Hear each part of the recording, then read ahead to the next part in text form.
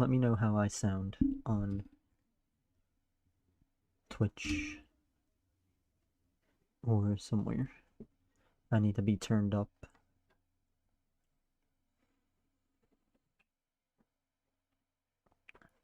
And also let me know if you want to be in on the, if you want your voice to be heard.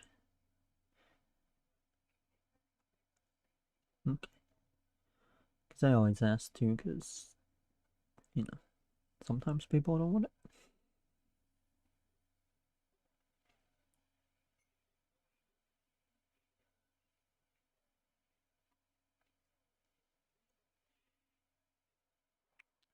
It might take a bit to load up. I'm not even sure how, like, I don't know, I feel like this is a weird, like, sometimes I feel like it doesn't even show that I'm on. But I don't know. Got me up.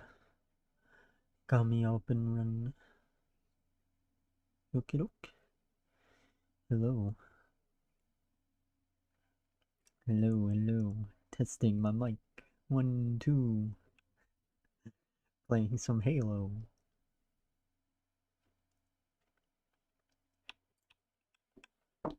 Playing some Halo.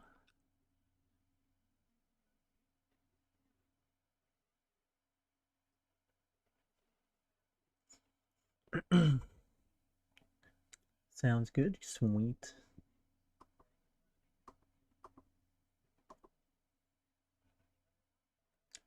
The only thing that's bad about Prism is it's like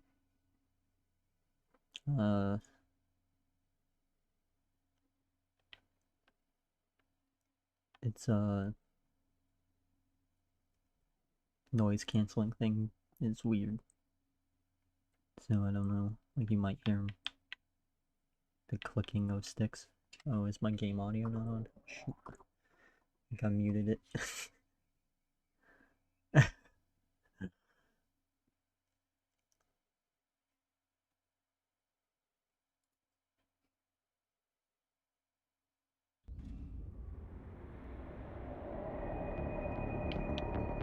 Slayer. Kill the enemy team to score. This isn't Slayer. I gotta switch back. Lost the lead.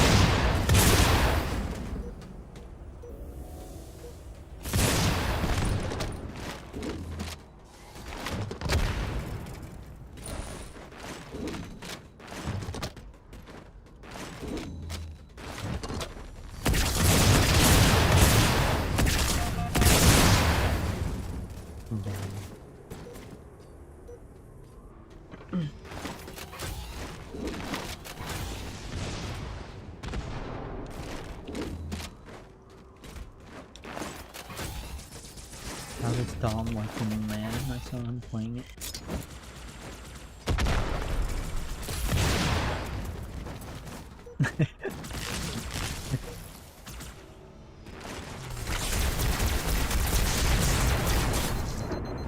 Yeah, that's true.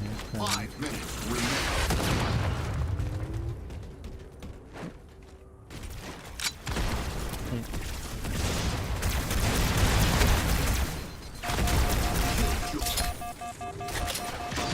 Double kill. Enemy team nearing victory.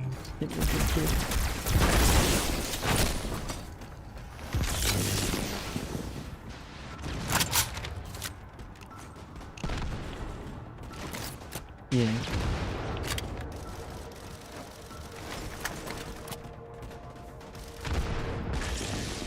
Game over.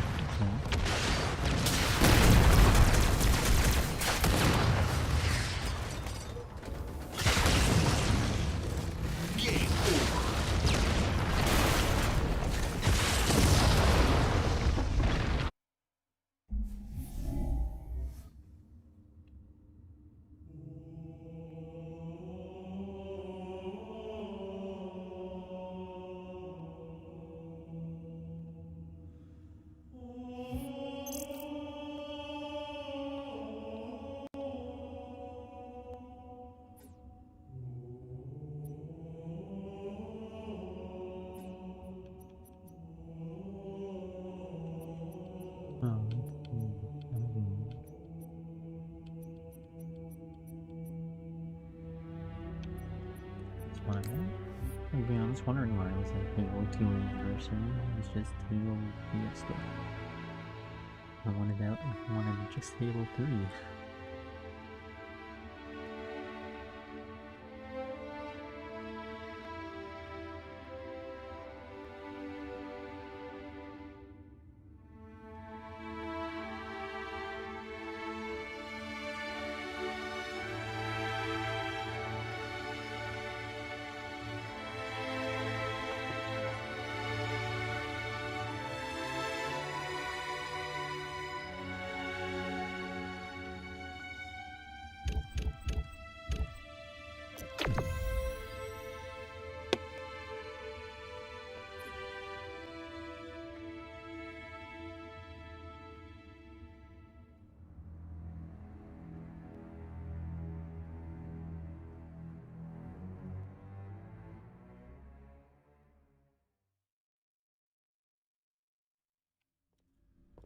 Slayer.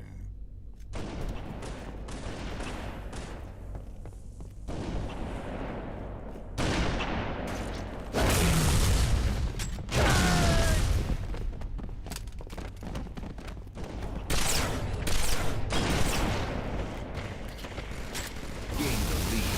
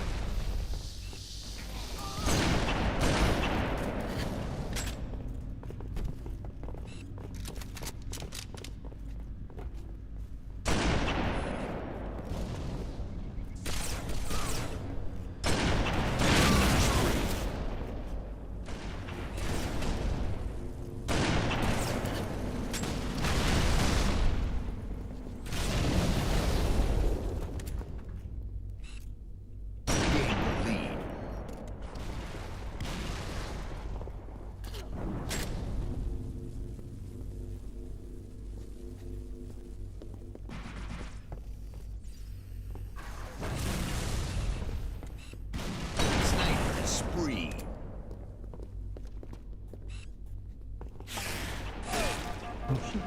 Gain the lead.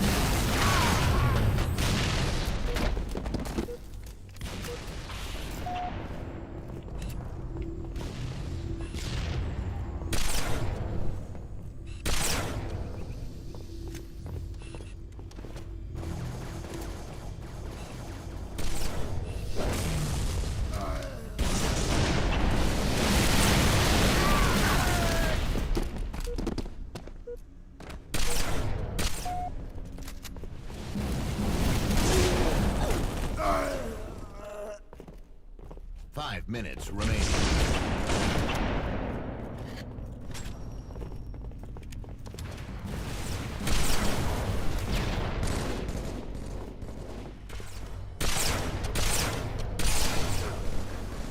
Game over.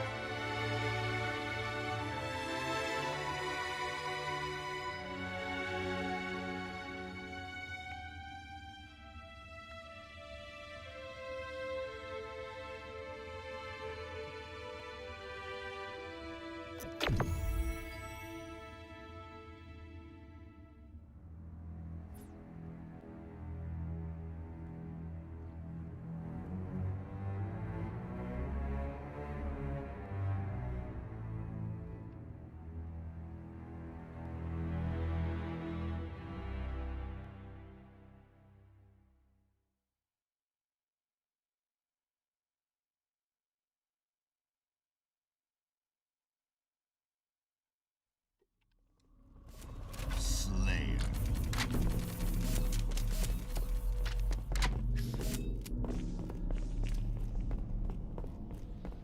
Gain the lead.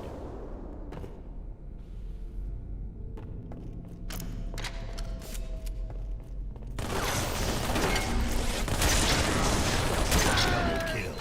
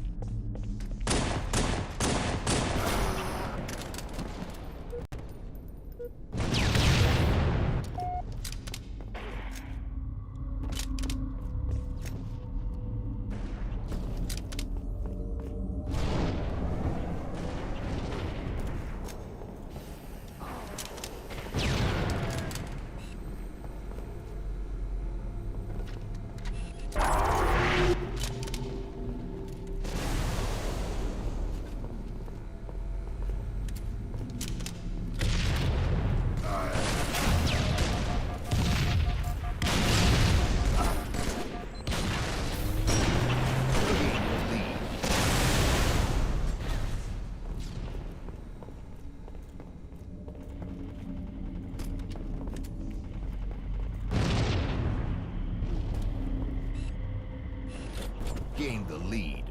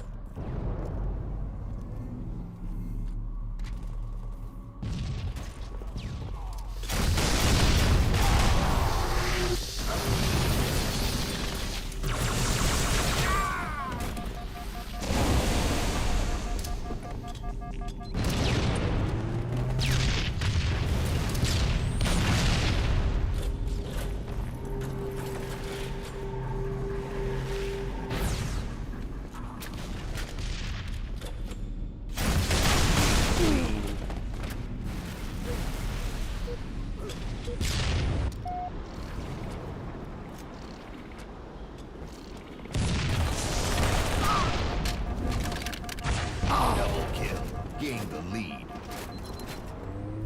Gained the lead.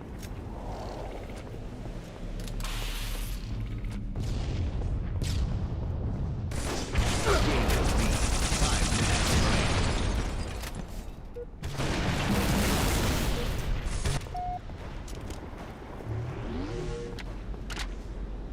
Gained the lead.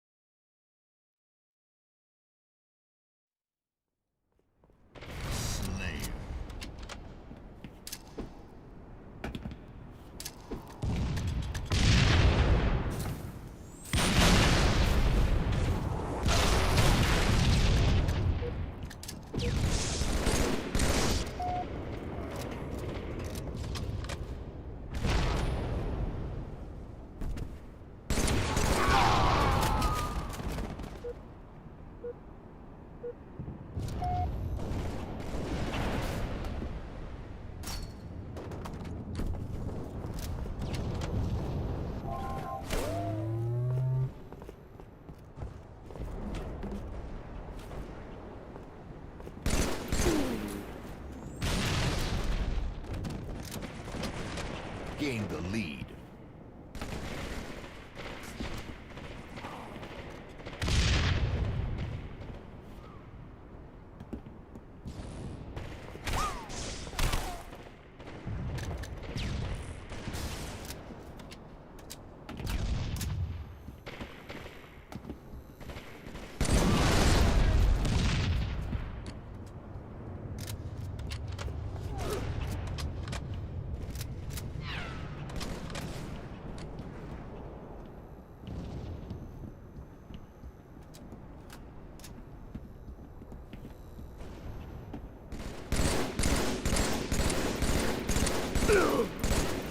Double kill.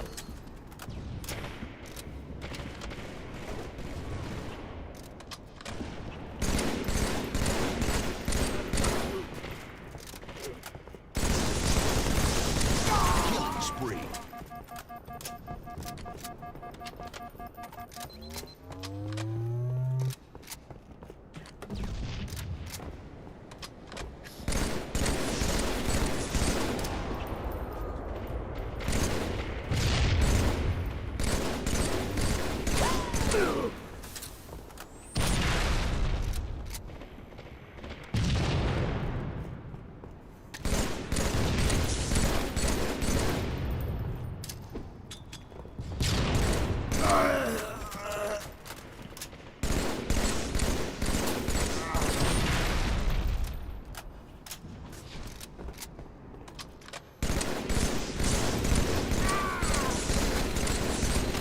Double kill.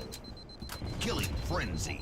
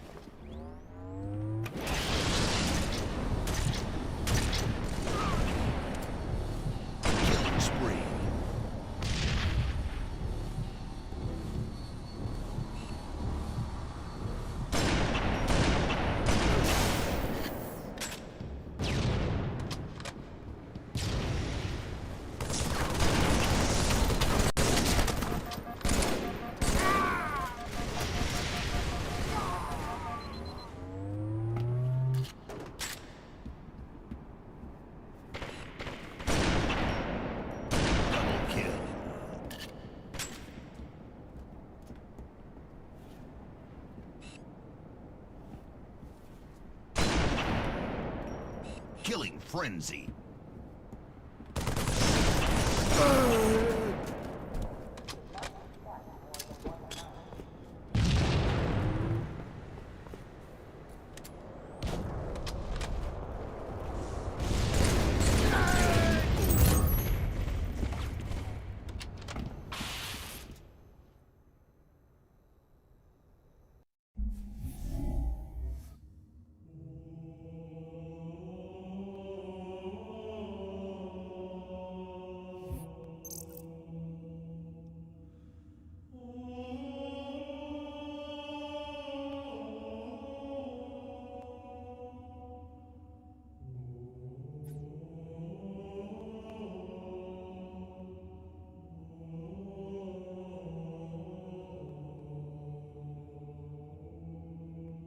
Chicken. It's my room.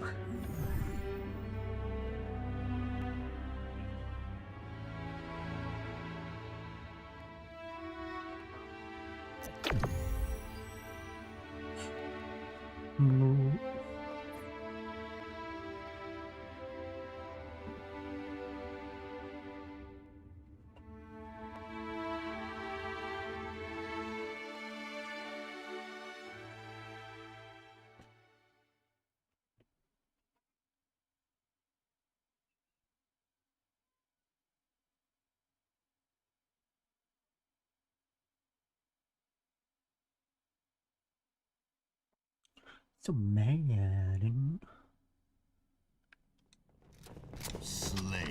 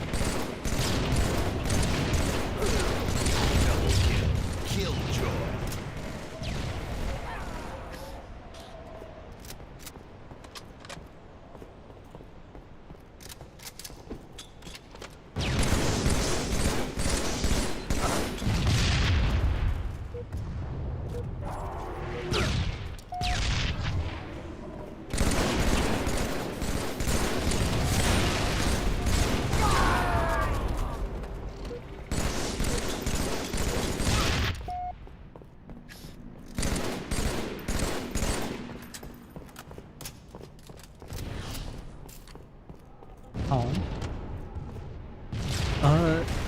It's not bad. It's so, like, it has a extremely fast time to kill. Yeah, so, it's honestly not, like, I actually had fun playing it, but it's, like, some matches, like, were fucking not fun. Because you couldn't, like, react fast enough to people. I actually had more fun playing their ground war, which is like pretty much like Battlefield. Yeah. This last MW in 2019, I had more fun playing like the main game. And the ground war was bad. But this year, it seems like it's kind of a little reversed.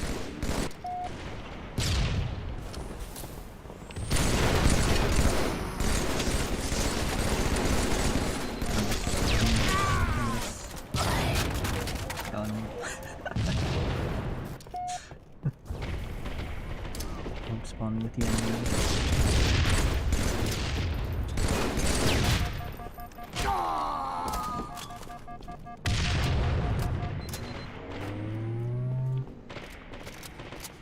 Like, I'm sure, like, I don't even know how old that, the beta is, like, the build for the beta. Pretty sure it had some things fixed that we don't know about.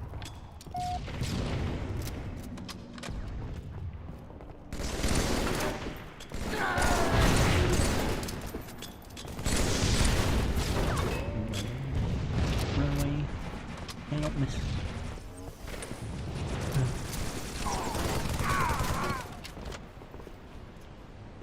What? Oh my god. Oh, I thought I fell off camera.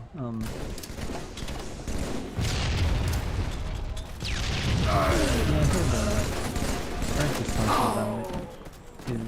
And he gets it like every year.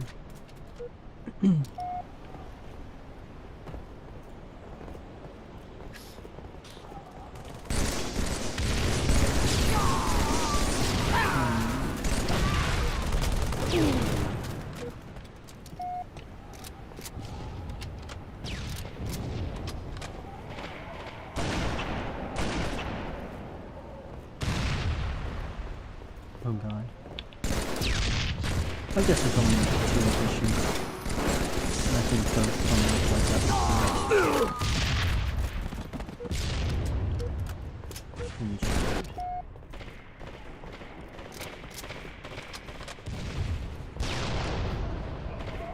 I think he's finally looking into it, because he said his Xbox is like fine. He's like just last until Black Friday.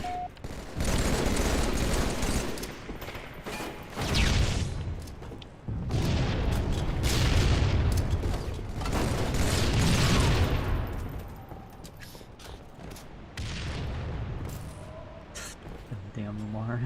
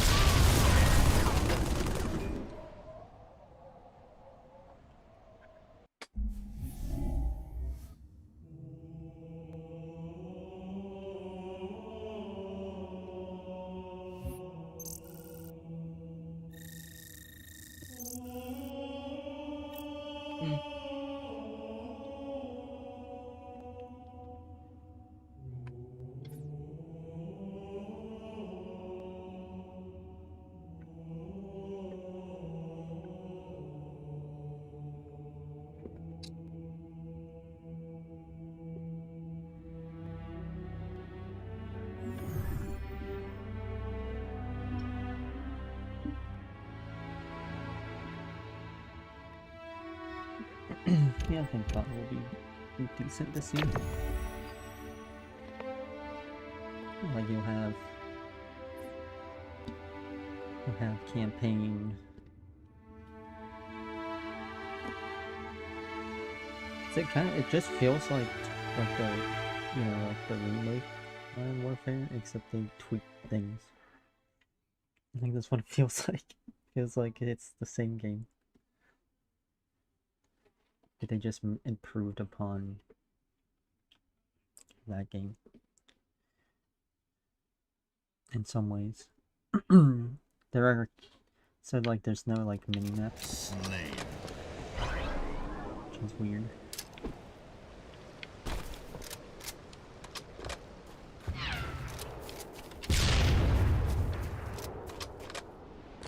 There's the 2 main things I see people complaining about. It's like the mini map and the time to kill. Pretty much about it.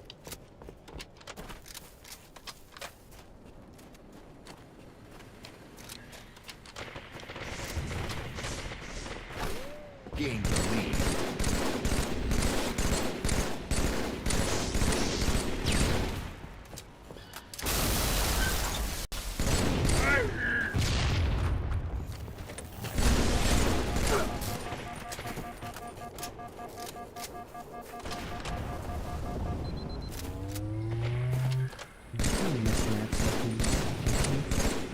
Where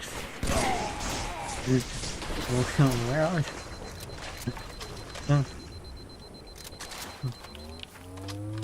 Like, this map's made for, like, everything. Like, this is a big-ass map that, like, it's fours. Plays well on fours. Plays well on big T.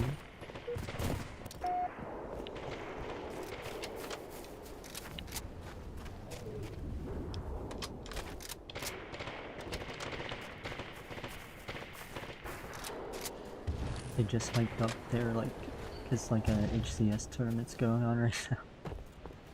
And, like, they're, like, tuning in tomorrow for a Halo Infinite World premiere. And then they showcased they're remaking the pit from Halo 3, which is cool. Yeah, like, it's actually, it looks cool. But then they're like, yeah, not coming out until October, even though, like, the people that they had up there were playing it, and it played fine. It looked like it played fine. It's like, why don't you just put it in now?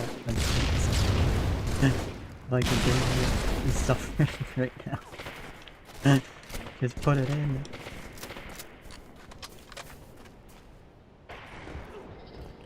They're like, we're gonna wait until we release Forge. It's like, cool.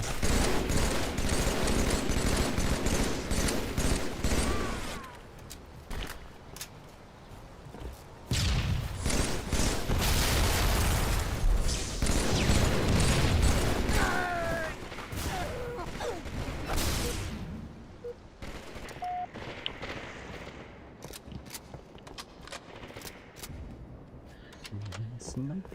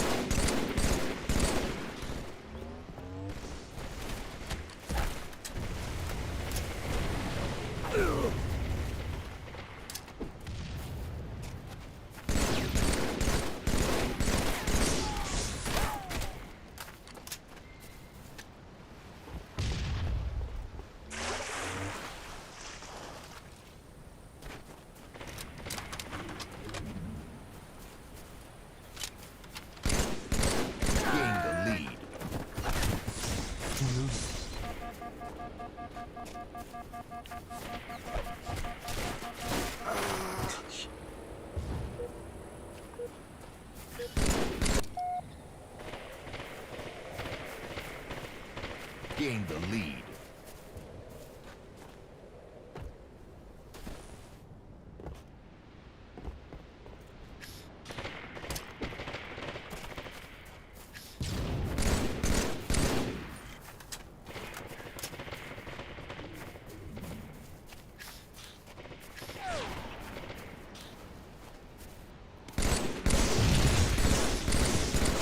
Gained the lead.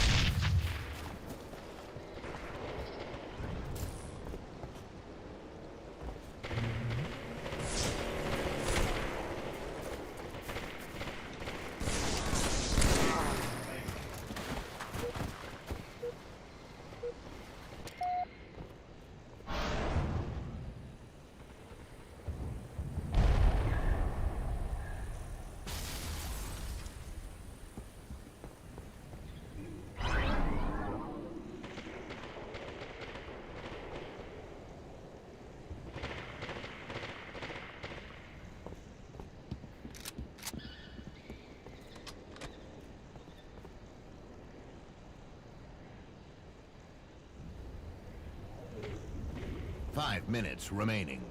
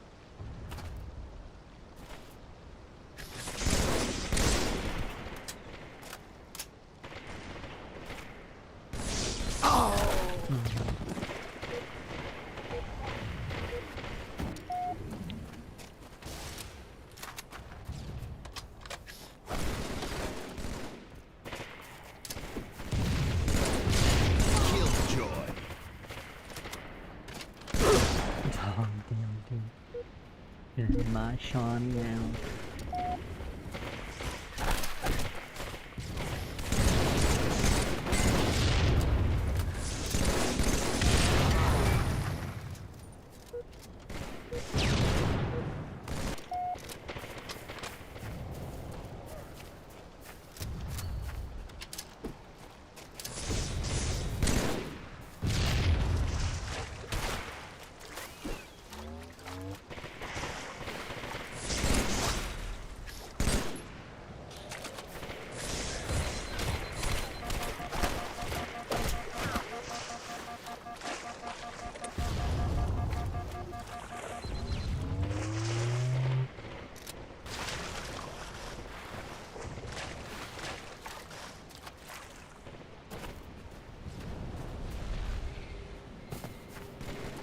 One minute remaining. No.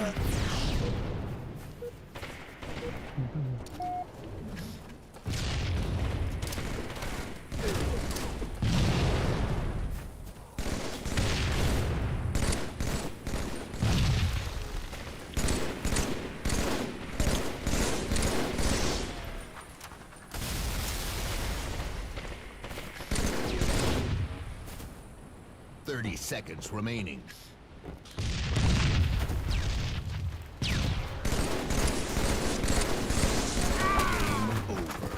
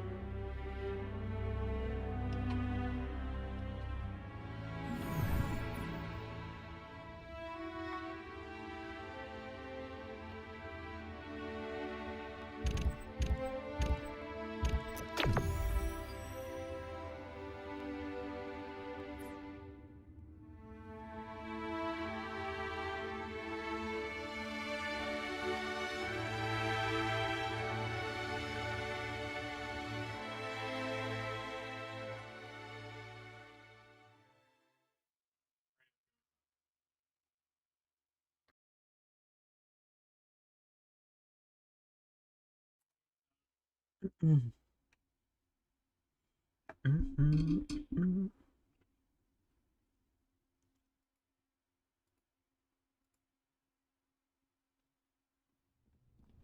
Slayer.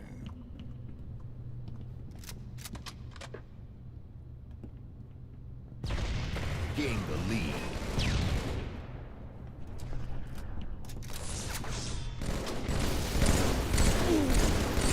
Gain the lead.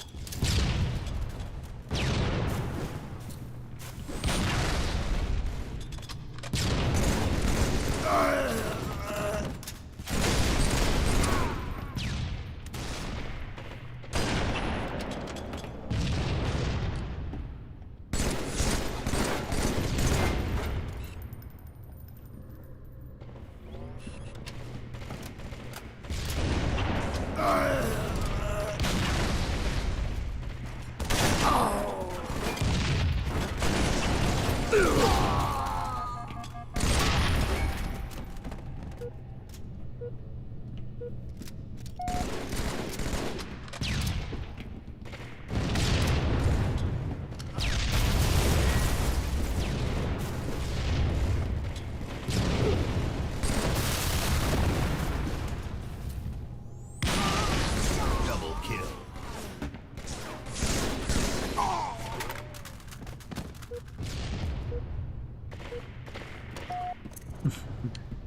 And fight for the behind.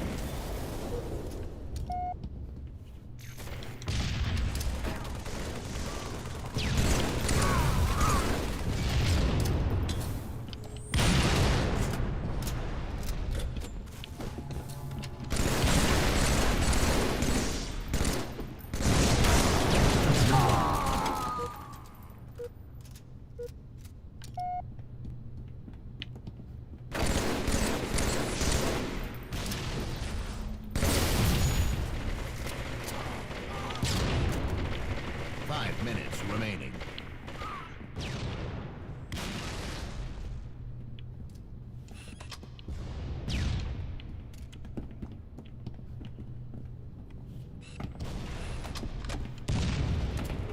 Game over.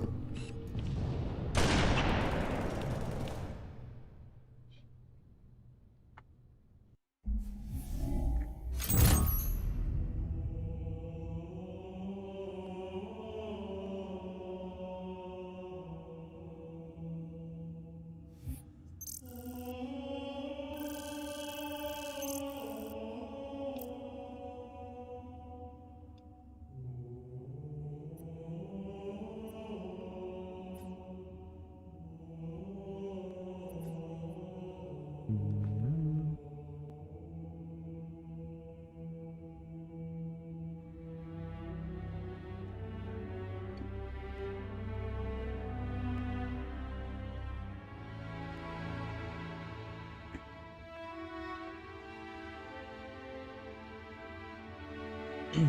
I will be right back.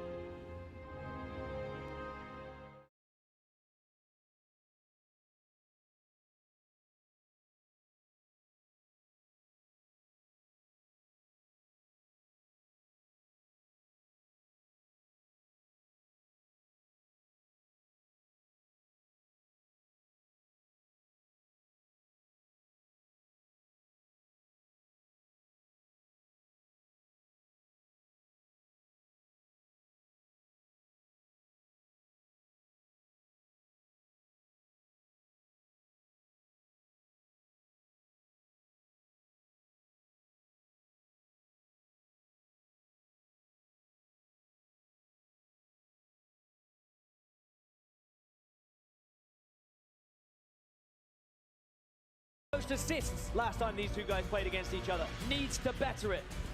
If you're going to beat Optic Gaming, you have to play at 110%. There's the difference between Formal and Renegade, two absolute gods when it comes to playing this game. Formal is the damage guy, whereas Renegade is that main slayer. He's the one who will be finishing off those kills. He'll be getting up close and personal to Optic Gaming here. Formal, the latest addition. It didn't go well for him at Kansas City. And look at the right that wrong. Trippy, that what can he do for his team in game 2? Will we be looking at a 2-0 lead? Or can FaZe Clan tie this thing up? I will say Trippy has just gone from strength to strength every single tournament, constantly impressing everyone around him and everyone that's watching as well. As Formal will clean that one up onto Spartan. Already there is a battle for car control at the moment, making sure those sizzle sticks are going to be in your hands every single time they spawn. The battle for control rages on, all tied up in the game. The Green Wall has found their voice again. Can they be the difference maker? Are there any FaZe members in the crowd that can spur their team to victory? Because the Green Wall right now, they're overshadowing you. And your team needs you now. 5 kills to 5, we're all tied up. Great grenades from APG. That's a lot of damage that Lucid can maybe pick up from, but he also falls. Formal now left in a 1 versus 2. Finally gets a teammate that will spawn up. And that's good survivability from Formal, something he's had great success with all tournament long. Now last time we did see them play Aquarius Slayer, it was a masterclass from Optic Gaming. The way they paced the game, the way they slowed it down. FaZe need to make sure they can speed it up in those areas. Don't allow Optic that comfort. Tempo has slowed down. There's trades back and forth.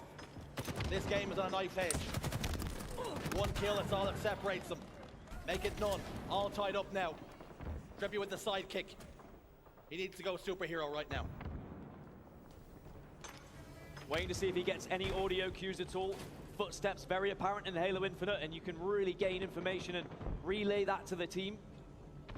But camouflage is up in just 1 second, so that's why everyone's kind of come to a halt here on Aquarius. But who's going to be brave enough to take that first step towards it? No one wants to make that first mistake. Camouflage, right for the picking. Falcated, goes down. That will help the cause of Optic Gaming to secure it. The cloak of invisibility can make such a massive difference maker. APG looked to have scooped it up, but did he manage to pop it into his chest? No, it's not. It's that man on your screen. It's Formal. And it's scary if Formal has the camouflage, because he's one of these players who likes to take kind of a distance fight, just add damage so the rest of the team can clean up those kills. And he knows full well there's a heat wave coming up soon as well. That information will also be relayed. Great acknowledgement, great recognizing it, and look at that collapse from Optic Gaming as well, sniffing up Spartan. The Annihilators go down. Camouflage dissipates. And after all of that, Optic Gaming have a 5-kill lead. The camouflage wasn't as instrumental as it needed to be, but it was effective. Cool, calm, calculated right now are the Green Wall. FaZe went down to just 1 surviving member for a moment, and they're starting to just pull away now. And Optic are trying the same thing they did in the previous series against FaZe. Holding P, not focusing too much on that car side, but instead making FaZe come to them. Taking that heat wave, getting up close and personal, and then pushing on their advantages when you see them spawn in that flag. Lucid will get caught out. This could be a really important push now for FaZe. Try and close that gap. Opportunity. Spartan knocking at the door, trying to close that gap. Heatwave will secure 1. Eyes on APG, trying to get away, trying to scamper, but the Heatwave will claim 2 souls of the Green Wall. Lucid, the only surviving member to be a factor, tickles the shields of Spartan over on this fridge side. They've got control of Carbine, and FaZe have got control of P. It's a little bit of a standoff for the moment, but we're trading all the live long day. Trading whilst the camo pops. Trippy somehow gets away, but surely should be taken down. Eventually will fall. Spartan has to use the heat wave. 23-22. FaZe have clawed their way back into this one. And what a difference this could make to the series if FaZe can get a win. On average, Optic Gaming have been winning their Slayers by around 11 kills. They have been dominating in Slayers.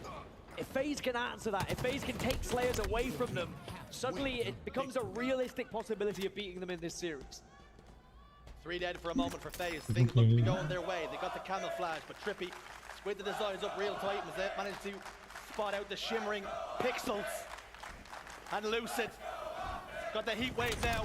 P1 King Nick is in a bit of a tussle, and he comes out worse for wear this time. But 3 go down for Optic, and FaZe are starting to rumble on. FaZe on top now. Optic have got to be careful because FaZe are going to quickly close this gap and could even take the lead if you allow these deaths to consistently going in favor of the blue team.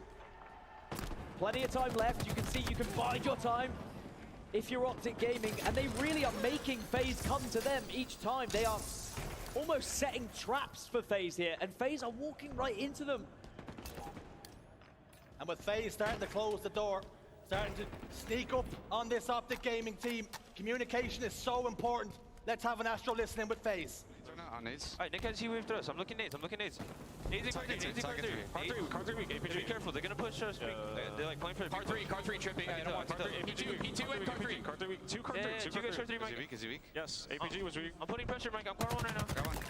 Car 3 weak. Formal. 1 shot in their connector. There's a guy P, I'm pretty sure goes. Dead. Where's this guy? Last guy was P Lucid. Last guy was P Ratting. Lucid. Okay. Let's get a nade. 2 on my P. I'm running car. Mike, you by yourself. Go to car. We don't need to be here. Blue pink. 2 guys blue pink hitting blue. I hear that. They might have backed up though. I don't know. Blue P. Formal. Weak. Formal. Alright, nades are almost up. Can we just get out of the jet, Nick. I know. We're flipping. Alright, I'm leaving this. Pink 2. Are we leaving blue down? Yes. We're going yellow. They're gonna be weak, guys. P2 weak. Trippy. I live it. Does anyone have my gen cross? Yeah, I'm here, John. Almost P2. 1 shot Trippy. Is he on the nades or what? Yes, on the nades, John. I can shot him. One shot. Trippy's 1 shot. Blue 1 shot blue pink. Blue window formal weak, John. 1 shot. I got him. Blue Ito. Where's he going? Blue shrooms. Getting camo off of this. I'm trying to look at you, Nick. I'm trying to keep your leg. Lucid weak. Blue window. P2 going pretty weak, Trippy. Alright, I'm looking. He has it. P2. Watch out P1, Trippy. There's 2 P side. 2 P side right now. The map here. I do what you talked about. This is what we talked about. Trippy, he went P towards P. Hold for dinos. Have 1 shot still. Okay, you have 1 shot? Blue P2. Blue card down.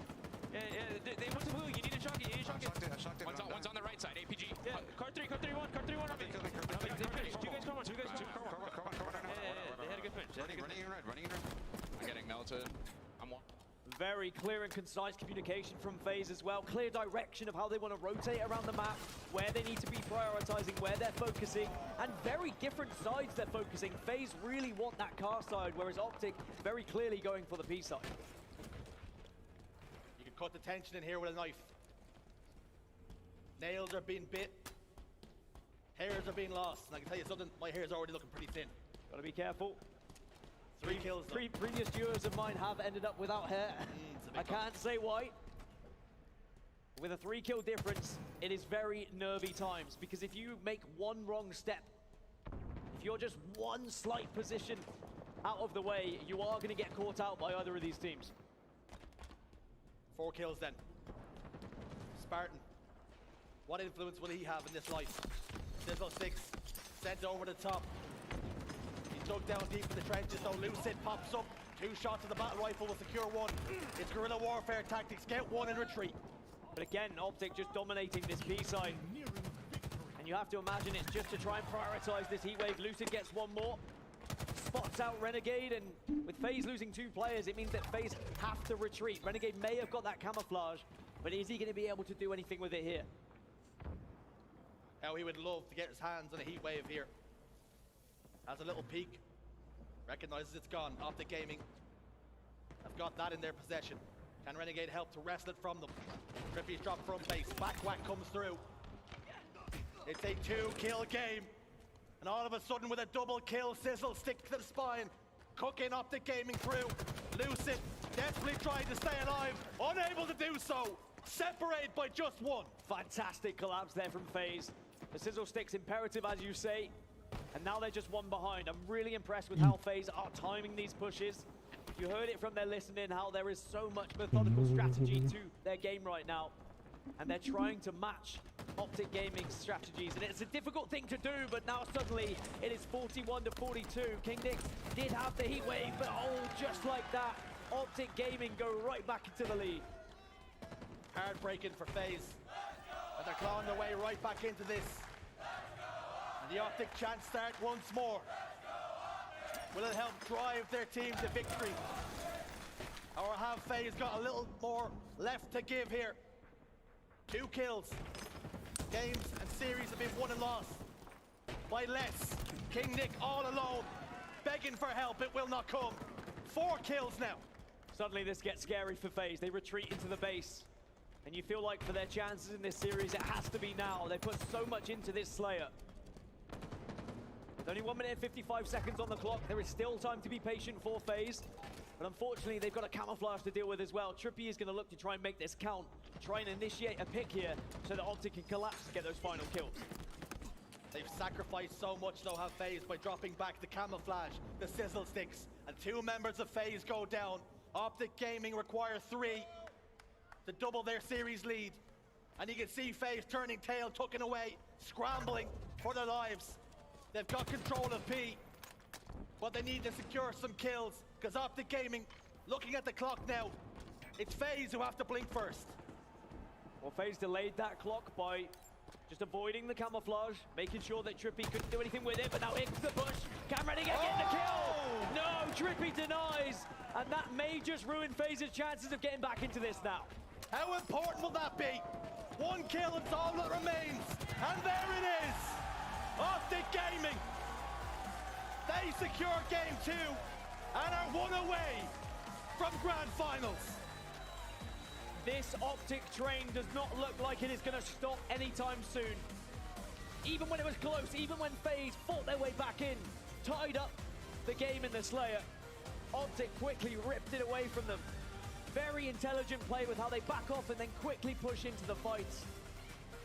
Lucid with 17 kills. Again, another player who has just gone from strength to strength every single time he gets on that main stage. But one of the biggest questions over this Optic team is, can they clutch up? Can they get that victory when it comes to championships? How good would a 3-0 feel for them here to get into that grand final, knowing that they have dominated so far and would only need 1 more series to win Orlando? Taking a look at the damage then, Falcate 4,500, but Lucid with as many kills as you want, 5k he's touched. Looking at the series layout, Streets King of the Hill was commanding. Aquarius Slayer, very much the same for large portions of the game. And Oddball Live Fires up next. Optic Gaming are 5-0 with all oddball game types so far this tournament. In fact, they haven't lost any of these game types in this series all tournament long. That's how impressive they've been. FaZe have also won their fair share of ball and have won live fire ball as well. So it's not like they're going to struggle with this game type. But Optic definitely have been the more successful when you look at those stats. They're 2-0 at the moment in this particular map. This is going to be a tough task for FaZe. Taking a look at APG then. He had his doggo in the crowd yesterday. A pure doggo. Let's take a look at a little bit of video to see what he was been talking about. My name is Bradley Laws, aka APG, and I play for Optic Gaming. I say definitely I'm coming into my own, and I think that I'm just understanding the game a lot more. I feel like as time goes on, I just understand a lot more, playing by myself, working on things I individually know I need to work on, and then I know that that will translate into our team playing better as a whole. First thing I think about when I get into the game or when I spawn in is, where do I need to go, or where are my teammates at, so I know where I need to go. So if my teammates are in B, C, and D, I know I need to go to spot A. Being on Optic is incredible. It's a dream come true. It's an experience that it's hard to put into words. The experience, you know, it's the support is overwhelming at times. Honestly, it doesn't ever get old. It's there's nothing like it. There's nothing like Optic Gaming or the Green Wall. Hearing from the man himself, APG, he was doubted at the start of the year, and he's just started to silence the critics as this game has rolled on, and he is now integral to everything that Optic Gaming do. I mean, criminally underrated at times, APG. I think a lot of what he does in Halo Infinite, look at him, is underrated, but he hears the crowd chanting in his name and he cannot help but smile, and what a smile he has as well. He just brings so much joy when you see him on your screen. But business is not done yet. And I think he knows that. That's why he was trying to fight that smile, because there is still one more game to win to ensure that they can win this series, go into that grand finals, and go into that grand finals with a great record as well. You've got to imagine, you know, the maps they've dropped was to FaZe in pool play, but it would be such a confidence builder if they could 3-0 a team like FaZe with how good FaZe have been this tournament. And with FaZe on the other side, down 2-0 in the series, bathroom breaks are becoming more and more regular as tournaments go on. They're becoming a little bit more tactical, some gamesmanship involved. You're trying to take some of the steam, take some of the wind out of the sails of Optic Gaming, and this is a tactic they're trying to employ. Yeah, break that momentum and maybe take something away from what we saw Sentinels do earlier on main stage. Get that reverse sweep started. I think Clutch said it, every reverse sweep starts from game 3. It's generic, but it's true. If you can reset right before that game 3, get your mentals in order, maybe talk strategy.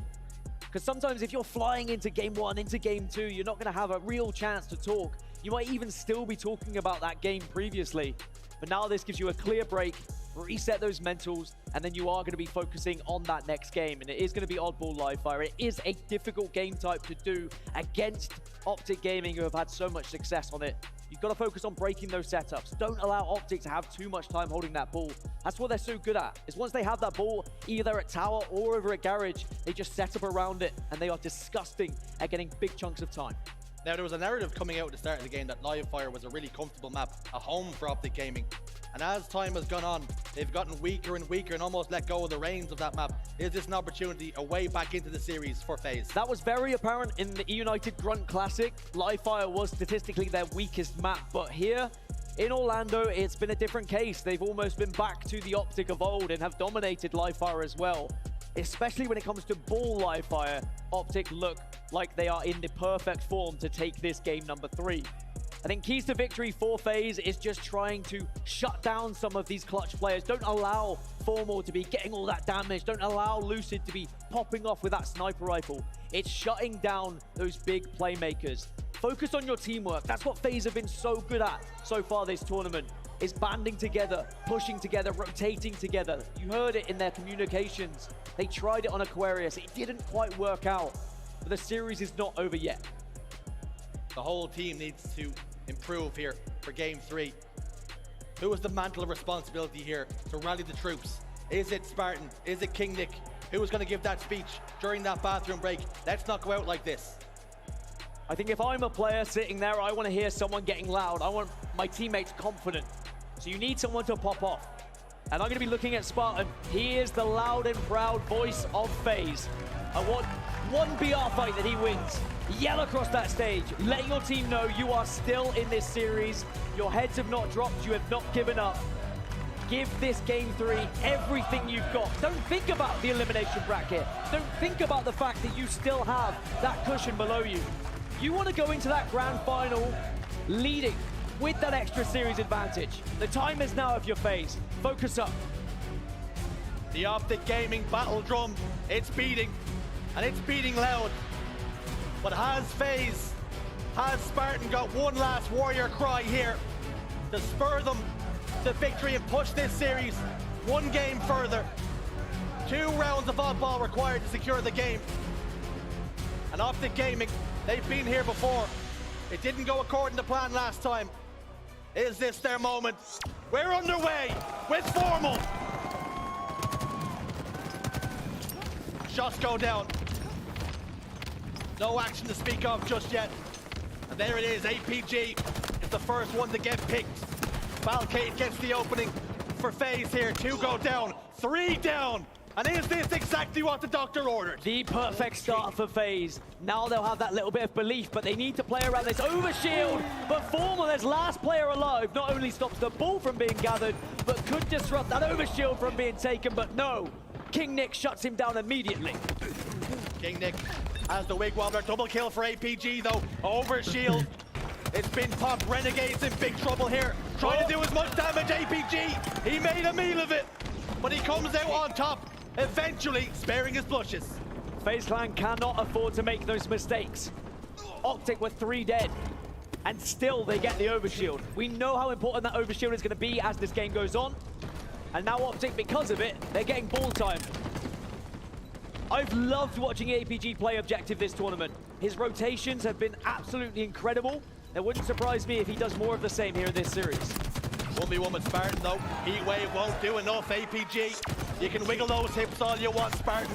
APG's in no mood to play games. At least FaZe kind of had success in breaking that setup and stopped a big chunk of time from being had, and now they have their opportunity to set up. 30 seconds till that overshield though, so that already has to be in your mind. You already need to be thinking, where are we positioning ourselves for it? Positioning for FaZe. Spartan, top middle. Looking to get eyes on the prize. King Nick over towards scoreboard. Throws that ball into no man's land. Spartan scampers away as he's down to half shields. He's lost 2 teammates in the process. And over shields up in 1. Who's going to be the one to make the play? Who's going to be the one to make the first mistake? It's been whisked away here, and Renegade's got it. Far better. FaZe, they knew exactly how they wanted to pinch that overshield, and they have success because Renegade attacked from one angle whilst he was covered from the other. The scoreboard was dominated there by FaZe. And this is a very close start here to map number 3. Exactly what you would want if you are a FaZe fan. And FaZe can now start to believe, have that confidence saying, okay, we're shutting down Optic in the right areas. 2 down though. King Nick's got ball. Trying desperately to rotate it. Get it out of harm's way for now. 3 dead for FaZe. King Nick goes down. Falcade all alone in garage. Screaming out. Calling for help. It's not going to come. As Formal's grenade spins up into the window and takes him out. FaZe tried their best at the start of the game to try and shut down the big players on Optic. Lucid was struggling initially. Maybe recognizing he's not getting those kills on the board, so instead focuses more on the objective. Often what you need to do as a good player is know your role, know when your other teammates are popping off, and when you should be the one focusing that ball time. Here comes Spartan then with a chance to do some damage with a sniper. Can he connect? Fires 1. Will not connect with APG. Just evades it for now. Score currently sitting at 31-29 in favor of Optic Gaming. 2 minutes and 40 left on the clock to play with. It couldn't be closer. There's not many teams that can match the raw slaying power of Optic Gaming in this tournament, but FaZe have definitely proved they can match it. But you need to turn that into objective time. You need to turn that into setups. Otherwise, this game could very quickly run away if you allow Optic to escape with that ball and get a proper structured setup. It could all begin here with this overshield as well. It's another scramble, another Royal Rumble then for the overshield. Optic Gaming, they're set up around it. 2 go down for FaZe. A body shot. He finishes them off with the battle rifle. Spartan trying to get something going, gets shut down. Denied. APG, overshield in chest. It's a good last-ditch effort from Spartan, but he was in a 1 versus 4 for the overshield there. Unfortunately, just the timing of the deaths that are coming through from FaZe is just at the wrong time. But as I say that, 3 go down for Optic. FaZe have depleted that overshield so quickly. And 4 are down. So now, FaZe, move that ball over to tower. Get your ideal setup, wherever that may be. Sure, if you want a guy on bridge, put him on bridge. Get them there as soon as possible and communicate where are those spawns. It's going to be garage. And as soon as you see one player pushing, let the rest of the team know. Vital. The first pick goes in FaZe's favor here. Keep that ball carrier safe, but they've snuck up. They've had nobody on dummies, and Optic Gaming walk in and break the setup wide open. This was my fear. Getting that perfect setup, getting a player in every single position so you can watch those angles. Far too free for Optic to be able to push up that successfully. A good amount of ball time though from FaZe, and if they can consistently get those setups, consistently get those 15 to 20 seconds, they can slowly but surely win this round. 1:32 on the game clock. And Optic Gaming retake the lead. The lead is slender, but it's significant. Heat wave for King Nick. Couple of shots will fire, but will not connect. Falcade picks up 2 in the feed. Formal tries to level the numbers, unable to do so. All 4 dead for Optic. And FaZe, they want to get this round done. You want to get these points scored as soon as possible because Lucid's still struggling in the kills department. Okay, he's had 7 assists, but if Lucid starts to heat up a little bit, that's when you've got to start quaking in your boots a little bit. As it's a double kill for Lucid just as I focus on it, and he wants to make it more. Falcade throws the ball out. Desperately tries to get a trade. Optic Gaming too clever for it on this occasion. 3 members in front of Lucid. He sends the grenade back to sender. Stuck a stamp on it. Here you go, fella. Send it first class, second class, does not matter. It did the damage. 3 are dead for FaZe, APG, Overshield, and Heatwave. And again, Optic have been able to wrestle back this ball and now have control of garage side. What a grenade that could be from APG. He's communicating, he's screaming at his teammates to try and finish these kills. Ball taken. They've got ball again. Renegade in the respawn screen. FaZe are going to have to fight on the back foot. And Falcated's gone down again. And that's just going to stagger their numbers once more. Ball is now being rotated over the green to have that play ball opportunity. Trippy gets 1. Spartan equalizes. It's 2 down for FaZe though. They have the option to play it. And they're going to keep it in their pockets. All 4 dead, triple kill for Lucid. And now he's heating up. And Optic Gaming take round 1 in map number 3. It was so close, so tightly contested. But much like the games previous, Optic are clutching up. Round 2 then. Will it be a similar story? Will Optic Gaming punch their ticket to grand finals here and now? One more round of oddball. That's all it's going to take. Your last chance for FaZe to try and make a difference. Lucid with a sniper rifle now. Starting to really feel his way into this game. And that does spell bad news for FaZe. The consistency of which Optic Gaming were finding ball time previously was a scary amount. King Nick the next in Lucid's warpath. Double kill then. Lucid shot in the back. Trades come through. Optic Gaming secure yet another overshield. How do they do this? They keep control. Sniper rifle in the back pocket. Trippy tries to get away, but FaZe shut him down. Optic just suffocating FaZe at the perfect times. What can Renegade do? 7 kills at the moment. Arguably one of the best players in Halo Infinite. Has to step up now to give FaZe a real chance of getting back into this series. Great shots. That's what you want to see. 3 dead. Ball in hands. What's the play call? Renegade's got control of front tower. And an overshield, Heatwave to boot. Tries to fire 1. APG into the drink, splish splash. He's gonna take a bath. The setups were poor from FaZe in round number 1, and again it seems like Optic have broken it quickly. Formal escapes with the ball whilst Nick goes for the sniper rifle. 2 very different ideas of what you want to do in a 1 versus 1. But is Formal just going to walk straight into the sightlines? No, Nick misses the shot. And now we're going to see Optic rotate this ball over towards green. Ball taken. They've got the play ball opportunity once more. The scoring points. The call comes. Formal throws it off. King Nick gets the kill. Commando in hands now. Will that be the tool he needs to get this kill? The answer's no. Lucid shuts it down once again. This game, this round is separated by a single solitary second right now. Lucid went from having 2 kills in the late stages of that first round to now having 18. FaZe have not been able to keep him at bay, keep him at arm's length. He has been allowed to heat up. And if he continues to fire and get the double kills that he has, FaZe are not going to be able to get that ball time. So you've got to shut him down just as you did in those early stages. Lucid takes the fight, has the commando, and that's good from Falcated. Try and take that momentum away from Lucid. Ball in hands then. Formal though, being a pest. Gets 1, APG, bait and switch. It's perfect, it's textbook from Optic Gaming. 3 dead once more for FaZe. The last remaining player is Nick again. Optic fans starting to realize that a 3-0 is becoming increasingly more likely here. As once more they hold the ball. Spartan flies in first, cannot though do any damage to really contest APG. Ball played. APG fires a warning shot. King Nick wants a bit more, but he's bit off more than he can chew. He gets bodied. Shields ripped away. He gets taken down on scoreboard, and the score currently reads 30-15. Excellent movement and recognizing where players are there from APG, not just enemies, but also his teammates. He escapes a fight, but then he joins a fight with his teammate, knowing full well that even at low shields, he can make a difference here. And Falcated, the Heatwave, does beat the sniper rifle in that game, but FaZe Clan, they have been able to take down a couple.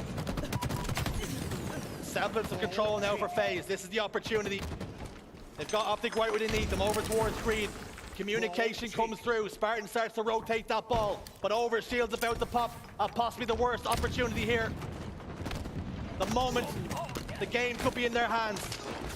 Are they about to fumble and let it go away though? Renegade clambers up. He scooped it up, and Optic Gaming all fall to the sword of FaZe Clan right now, and they're getting themselves right back into things. It's one of those situations where it could have been poor timing for the Overshield, but Renegade, he waits, he times it perfectly, and now he can use it in tandem here with the Heat Wave to really deal some damage in enemy lines against Optic Gaming.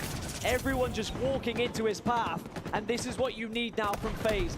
You need these kills to start rolling in whilst you're gathering ball time, but unfortunately, Renegade had the Overshield, but somehow Optic pushed around him, killed the rest of his team, and Optic regained control.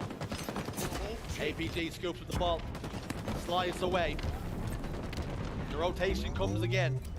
They really favor this green side.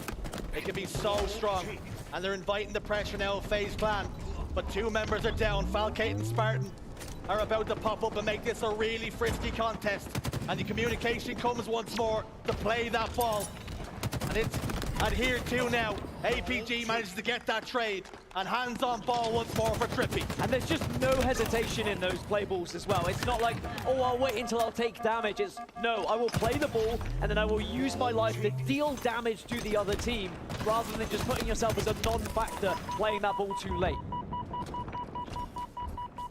3 down, 1 down apiece. King Nick and Knight APG. The 3v3 in the map for a moment. Kills go in favor, back and forth, 2v2 then. 4 perfect shots. 43 to 40, and the game clock's gonna start to play a factor very shortly, with only 50 seconds remaining and 2 members down for FaZe. 2 on spawn, and you have to wait now if you're FaZe. You need King Nick and Falcated for this next push, because the Overshield is going to be popping. Sniper Rifle also coming up at the same time. If it's gonna get back into it, the time is now for FaZe. Overshield for Formal at Kansas City. He was checked, chalked and faded, but they're knocking on the door now for a checkmate on FaZe Clan. Formal can do whatever he likes with this Overshield. He can get aggressive, but no, it's just going to be the damage from the grenades. And now he'll focus on just trying to find the attention of these FaZe Clan members. Delay them at this point. 30 seconds remaining, and Optic Gaming will be in that grand final. Bottom tower, head on a swivel, screaming, fight me now. He's been Formal, he's been final. 2 kills secured for his team. 3 down for FaZe Clan, and they're almost there. 15 more seconds, one last push for FaZe Clan to try and stay alive here in the winners final, but Formal connects again. 8 seconds remaining then. Desperation on the side of FaZe Clan. Formal fires a shot, but it does not even need to connect. And Optic Gaming, they're going to grand finals.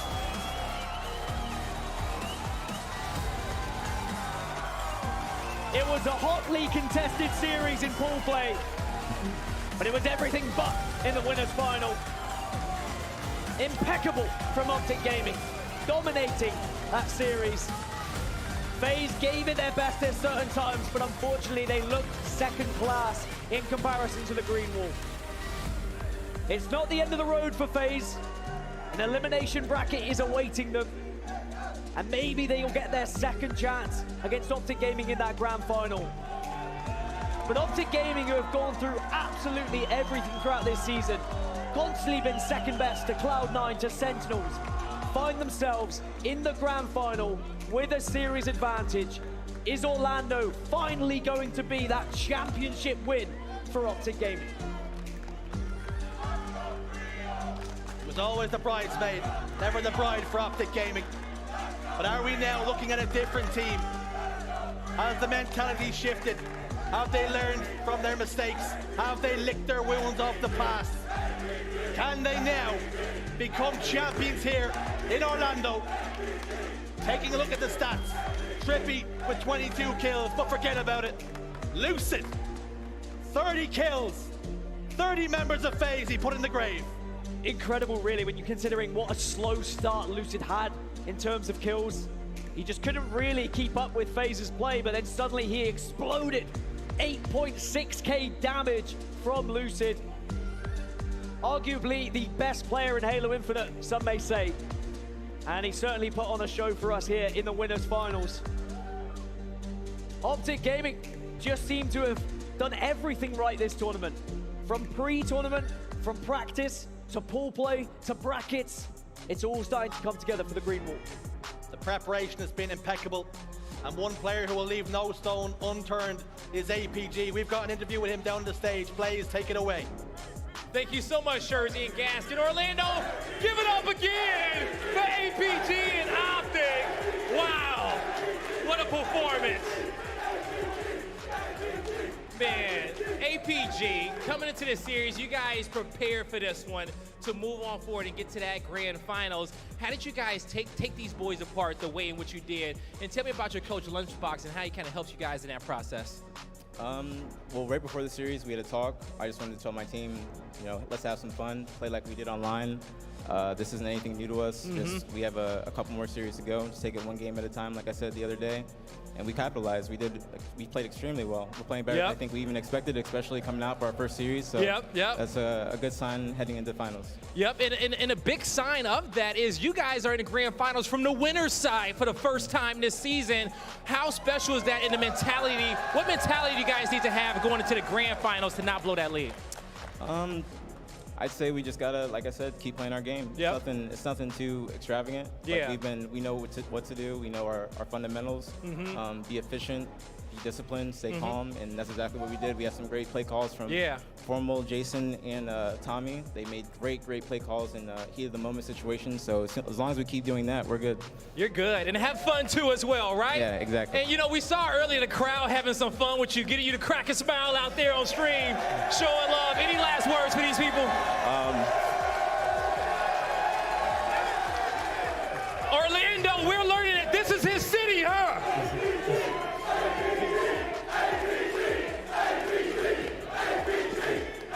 Dude, I don't even know what to say. You guys are absolutely unbelievable. Thank you guys so much.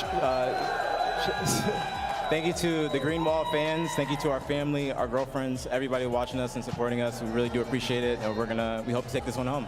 All right, that's gonna do it for me and APG on the stage. Lottie, take it away. Thank you so much, Blaze. What a dominant performance. And we see also APG's cute little puppy right there supporting what seems to be an absolutely unstoppable Green Wall team on set. What are your initial thoughts coming out of that 3-0 on the main stage there? That's just insane, especially against FaZe. It was completely and utterly dominant. It was the Optic we've been watching online all season long. It was the Optic that we watched in the NA Super where we just felt like maybe a switch has flicked all of a sudden. They just seem like such a cohesive unit. And you know, FaZe made up of incredible players. They've been playing lights out so far this event.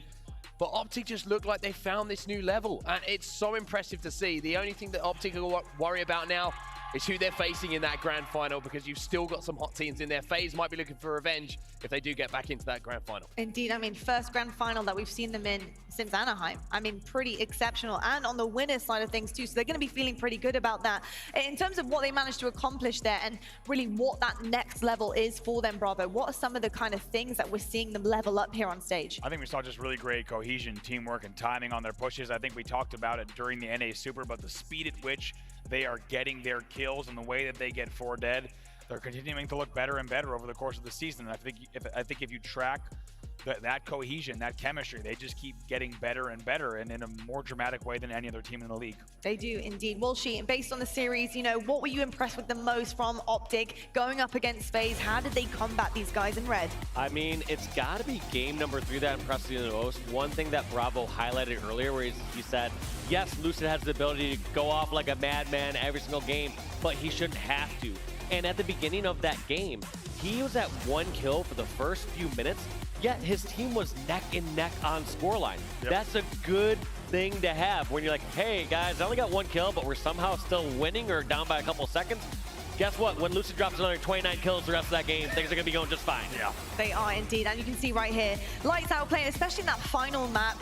The odd ball, it was getting tight, it was getting close, but I think that says a lot about Optic, that when the pressure is on and that FaZe are making that last moment play to try and keep themselves in this series, Optic managed to clutch up, and that's been a problem.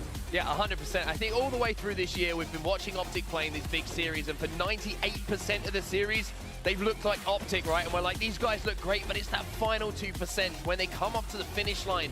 Game 5, whatever it might be, close game in a series, and Optic, for whatever reason, seem to have just fallen by the wayside, but it looks different here in Orlando. That final 2% looks like the first 98 all of a sudden. They are looking like a team who is playing at 100%. I mean, also like Dave said, how does Lucid start that game like 1-8 and end at 30-21? That is absolutely absurd. It is. Slow start maybe, but Lucid always finds a way to pull it out the bag.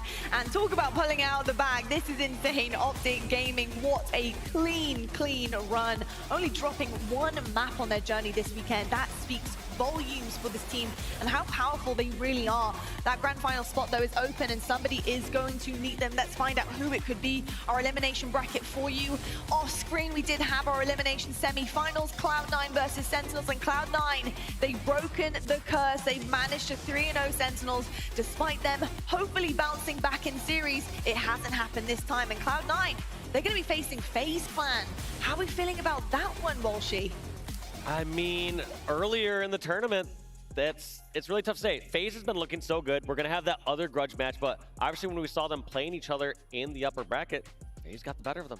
Yeah, they did indeed. I've got to say, though, it's going to be a pretty epic series. This is the thing. We're left with Titans in both sides of the brackets, and it becomes very, very exciting right now. But the big question is, which team is up for the challenge to take on Optic Gaming? They've been lights out. Yeah, I mean, the crazy thing is, for me, about Cloud9, it reminds me of the first event of the season, right? It's just We like weren't Raleigh, really talking about Cloud9. We didn't really see them on the main stage too many times. It kind of went about their business, and all of a sudden, we're watching Cloud9 lift their first championship of the year. So Cloud9 certainly looking extremely strong at the moment, and I think the FaZe, especially coming off the back of that loss in the way that they have, they've got to step their game up if they want to go through and they want to keep competing in this tournament. Well, you may see that up next, we do have Cloud9 versus FaZe. It's our elimination finals. One of these teams is going to be joining us on the main stage for a grand final, and one is going to be going home. This is going to be a big battle out there, and hopefully it's going to be a pretty decent series. We'll see on the other side of this break in just a few.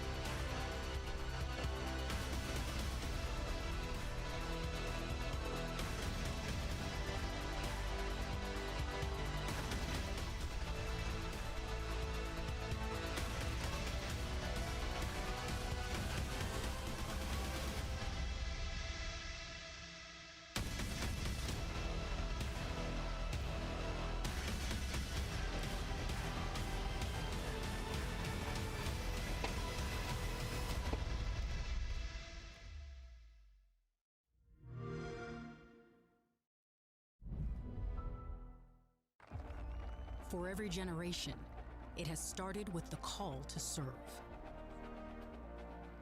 Discovering purpose and belonging well-earned. Fighting and winning for our nation and its people. But Marines are never really finished serving. Their commitment is visible in communities across our country. This is Semper Fidelis. Always faithful. Always Marine. At Lovesac, we design furniture for life. Real life. Messy life. Life that changes and brings us together for movie night. A life where batteries run down and get charged up again. Because now, Lovesac Sactionals can be upgraded with Stealth Tech. And immersive surround sound by Harman Kardon hidden inside.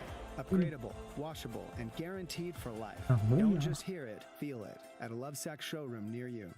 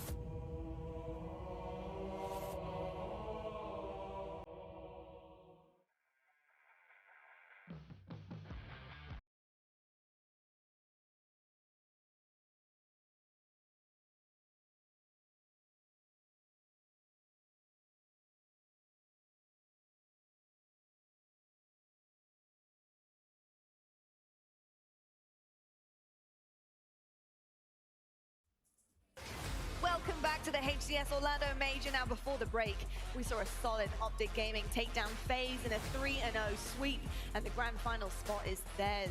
And they have that one series advantage, but the task we are left with now is working out who will be joining them. That match is coming up next, but joining us on the desk, I do have a special guest. I have Golden Boy, Walshy, and Snipedown. I'm the guest. You, yes, that is a surprise. You are the guest for sure. Golden Boy, Oh, hey, absolutely. what's up, Snipedown? Yeah, How's it going? just casually having Snipedown on the desk. I've got to say, you know, great to have you joining us up here, Eric, and it's lovely to have you. We want to know what it's been like for you joining E United. You guys have made a ridiculous run here in the Orlando Major in such a short period of time. So talk to me about that and joining. Yeah, I'd like to be up here under different circumstances, but yeah, we played really well. I'm proud of us how we played this weekend. A lot of us coming into this as underdogs, and it came good, or it felt good for us to come out here and prove a lot of people wrong. I think we proved to ourselves that we can hang with any team that we go up on that stage against, and I got a lot of time to prep. Well, not too much time to prep for Worlds, but I'm confident that we're going to get right back into it. Amazing. Jets, do you have any questions? Actually, yeah, I was curious. How was it, playing with Ryan Newman Rain, because they had such a system in E United, and you kind of coming into it, with your style of play. Was there friction, to try and figure out like how you wanted to make this work, or did you feel like you just wanted to drop in and do your thing? Yeah, I mean, in the first couple scrims, it was just kind of finding out how I fit into the system with them, and I think, this tournament kind of showcased that I really do work well with the squad, and I have a good idea of how they play the game. We show up to work, and it's very professional in how we get things done. We go over maps and how we want to play them, and talk very specifically of how we want these games to unfold, and I think we have a really strong base heading into Worlds, and we can continuously build off that, because I have total confidence in my teammates. That's awesome. That's awesome. Dave, anything to add? Oh, well, I got to bring up the pit challenge back down. Down, throw down, hoe down. Actually, how and why were you so scared of me when I was over on the training on top tower? You had the height advantage, you had snipe, again. This is just so forgettable to me that, the rest of the games I could pan out pretty well. But I remember one time training, listen, I was staying up there, I was waiting for the training repeak, and, I was giving you, I'm sure, nightmares from back in the Halo 3 days, huh? I also blocked those out. Luckily, one of the advantages of the age is I forget some of those things that happened back then, so we'll call it. Did you talk trash to Snipedown when you were? Yeah. No, I think back in the day, I wouldn't talk trash to Snipedown as much. I would more like talk trash to his teammates, and then Snipedown would like take it personal. I'm like, dude, I wasn't talking to you, man. Like, I was talking trash to him. Just want to say, by the way, Eric, this is your chance, because look at the stats on the screen. Wow. You are sat at 1.85, and like Walshy with a 0.77, bro. Ooh. Is that accurate? That is accurate, yeah. So but glad your I'm here shot for this. apparently isn't, so I don't know. Oh, I'm so glad I'm here. I got Looks very like a little 2.5 practice to 1. coming into this. I might have to leak some DMs later. I was not so practiced for this, and I felt like I still performed pretty good. And I don't feel like the stats tell the whole picture. Yeah, totally. The picture here was that you got body, but it's okay though. Oh, yeah, 25th kill if he didn't run away. Yeah. And also a 25th kill if he didn't just kill me on bridge at the very end. I thought he was weaker. Yeah. That was the most ego challenge I saw all day today, so it was good to get you for number 50. Oh, well, it was fun. At least we did it. We did the thing. Did you enjoy Pit? Yeah, absolutely. I always enjoy Pit Remake. There were a couple changes to the map. I really enjoyed the open back sword area where you could drop on top of Overshield. Yeah. It allows for some repulse plays up and some really cool plays. So if we do see that map, I think those are some good changes, and I think we'll have some awesome Forge maps in the future as well. Yeah, 100%. I also love the fact they took the fence away as well. So again, with the repulse, you could just pop people off the map. That's always great, especially as it's set on a skyscraper and stuff. But what did you make of the look of it? Because my goodness, what a change that has been too. Yeah, honestly, in terms of like the past 4 or so remakes of Pit, it was probably the most pretty of the changes, and I think it's about time that we saw some updates to it. So I'm happy to see that, and things look promising in terms of the Pit, and might have some other remakes in the future. Might see some Guardians or some community-made maps that are also just incredibly good, and could see some like amplified type style maps come in the game, because I would love to see a different style of Halo Infinite for the next season. Yeah, definitely, and it's very, very colorful. I hate it's changed a lot in terms of the aesthetic. Yeah, and I think it just goes to show how much you can do. Like, look, I didn't make the damn thing, but you could clearly tell that what we were able to do in H3 obviously to reach H4, even H5. This is visually speaking, it looks like it's an actual map that was made by 343. And I think if this is the level, and I did learn like a few things about the creation of this map. You know, they whipped it up within a few weeks. You know, it was some guys over at the studio were just like, yeah, we just want to whip this one up. And they did so in such a way that it looks so damn good. So if that's what we're getting from something that was whipped up within a few weeks, I can't even imagine what's going to happen when the community forgers get their hands on that tool, because it's nuts. It is pretty damn crazy, so I'm really excited about November and Forge obviously coming out as well. But we do have a matchup to talk about, folks, of course, and it's our elimination finals. One of these teams going forward into the grand finals, and one of these teams is going to be going out. Cloud9 versus FaZe Clan. Absolutely insane stuff. Talking about FaZe Clan first, though, I mean, Golden Boy, these guys obviously have had a rough ride against Optic Gaming, but this is the time to turn it on. Show up, or you're going home. Yeah, this is it, man. You know, and I think that this has been a spectacular tournament for FaZe. You know, a roster very similar, you know, to what you guys kind of went through, right? I know it's a bit of a different subject. Don't want to dive too much into it, but I think it is safe to say that it's like to see the progress that these teams have been able to make over the course of time, in a short amount of time, has been quite impressive to see so far, Lottie. Yeah, it has indeed. And these four players, they're nothing short of great, that's for sure. I mean, Walshy, when you're looking at these four, the caliber, the individual skill level, the teamwork, I mean, FaZe has really changed a lot. And I think, honestly, for the better, right? We've talked about it before, but bringing King Nick in the fold has really helped the teamwork here. But what else do they bring to the table for you?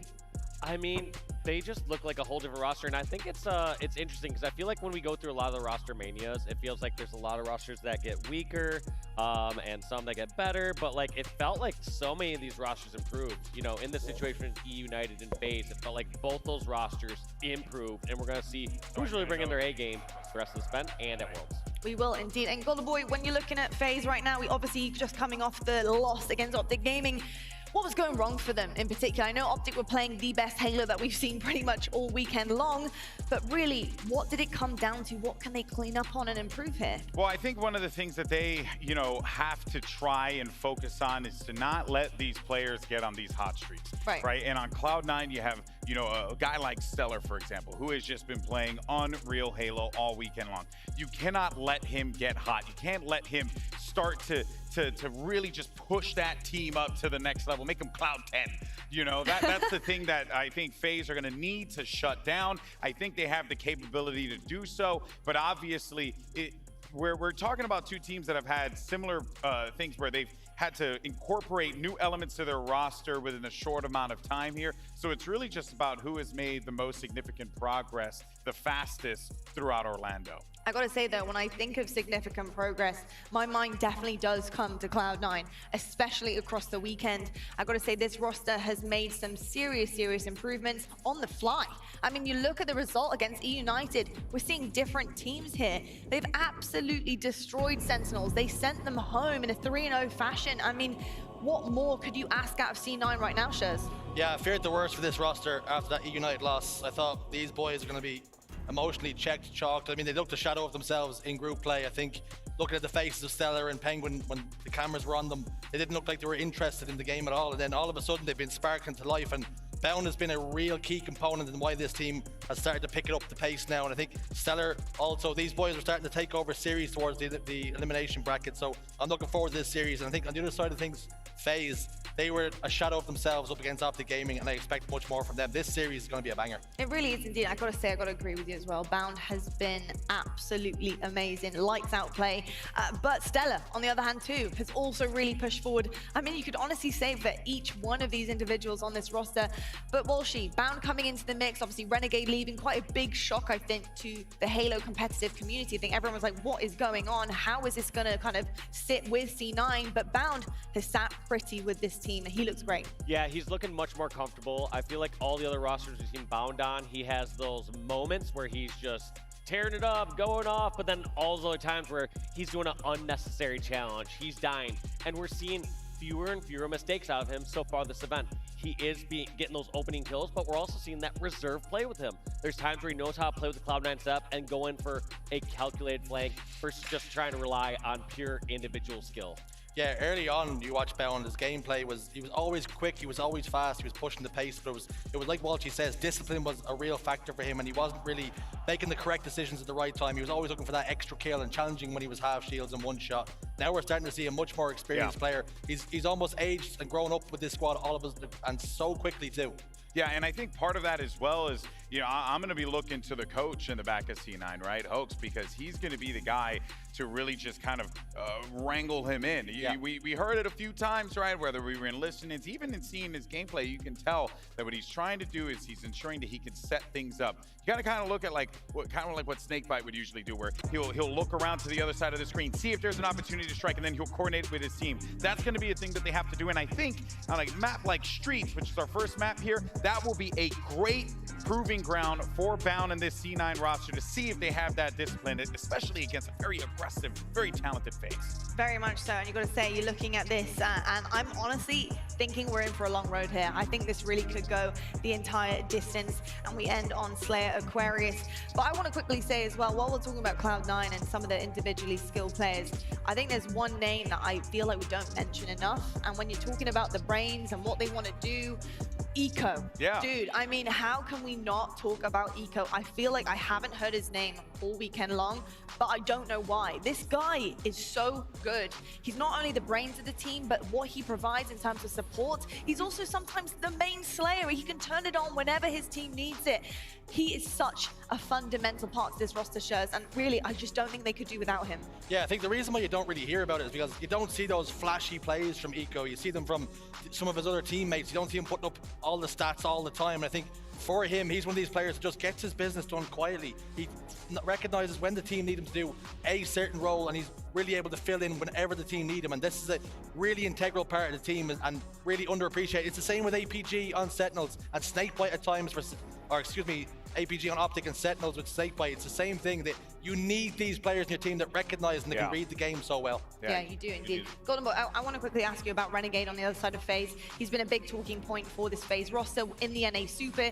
The kind of talk of the town was, hey, look, Renegade doesn't look comfortable. He doesn't look like he's kind of game ready with this roster yet. You know, is that down to under practice, the fact that they were thrown together pretty much last minute? No, I think it was down to the way that the team was structured. Now he looks more comfortable. What do you expect out of this guy? Do you expect Renegade on this main stage? Yeah, I most definitely do, and I think it's also going to be a little bit, bit of a sweeter berry here for Renegade because he's going up against his former teammates as well. But I think to that point, right? I was a little concerned about how he'll slot into this team with some very unique personalities on the squad, you know, himself included. But that being said, he is a prominent Slayer. This guy, when he is activated, it is very, very hard to stop him. And I think what has been fantastic is he's been getting the support from the other Slayers, just like Spartan. I think if they continue to click like this will be a very deadly team going into this match. Well, I think this series is going to be deadly, so it is over to our casters right now to get our elimination finals underway. We got Clutch and Goofy on the mics. Fellas, please take it from the desk. I want to see what happens at the end of this. Lottie, thank you so much. Goofy here, joined by my man Clutch, and I could not be more excited for this elimination bracket finals. We have a treat on our hands, and you can't make these storylines up. These are spicy. Renegade going up against his old squad in Cloud9. Bound going up against his old squad in FaZe and Clutch. Tell me about these two teams. Are you surprised to see these two teams here? Sentinels has been knocked out. Tell me about it. This is what we call fate. Because last night I was here till 11:30. There was a B3 match. It was FaZe versus Cloud9, and after it, Renegade let his old team know exactly what he thought about their potential without him. He said explicit language, but he basically said, "You are nothing without me." Ooh. And of course, Cloud9, they respond like the champions they are. They find themselves on an elimination bracket run. They find themselves with an opportunity to get back at Renegade. It's gonna be game one on the streets as we kick this series off. The winner, they go to the grand finals to see Optic Gaming. But you know the rivalry here, you know the bad blood, and I can't wait to get this one kicked off. Streets Oddball will be your game number one. You got the Rockets, you got the Bulldog, and you're gonna need to use a whole lot of teamwork to make series. We're gonna have a banger, as you would say, Clutch. Hey. Explicit language paired with Renegade, obviously. We're gonna kick this one off with Stellar. the main slayer for this Cloud9 roster ever since Renegade's departure, and he's picked it up here on the elimination bracket run. Eco with rockets in hand as well, so it does look like Cloud9 do a phenomenal job at the start to get the power in their hands.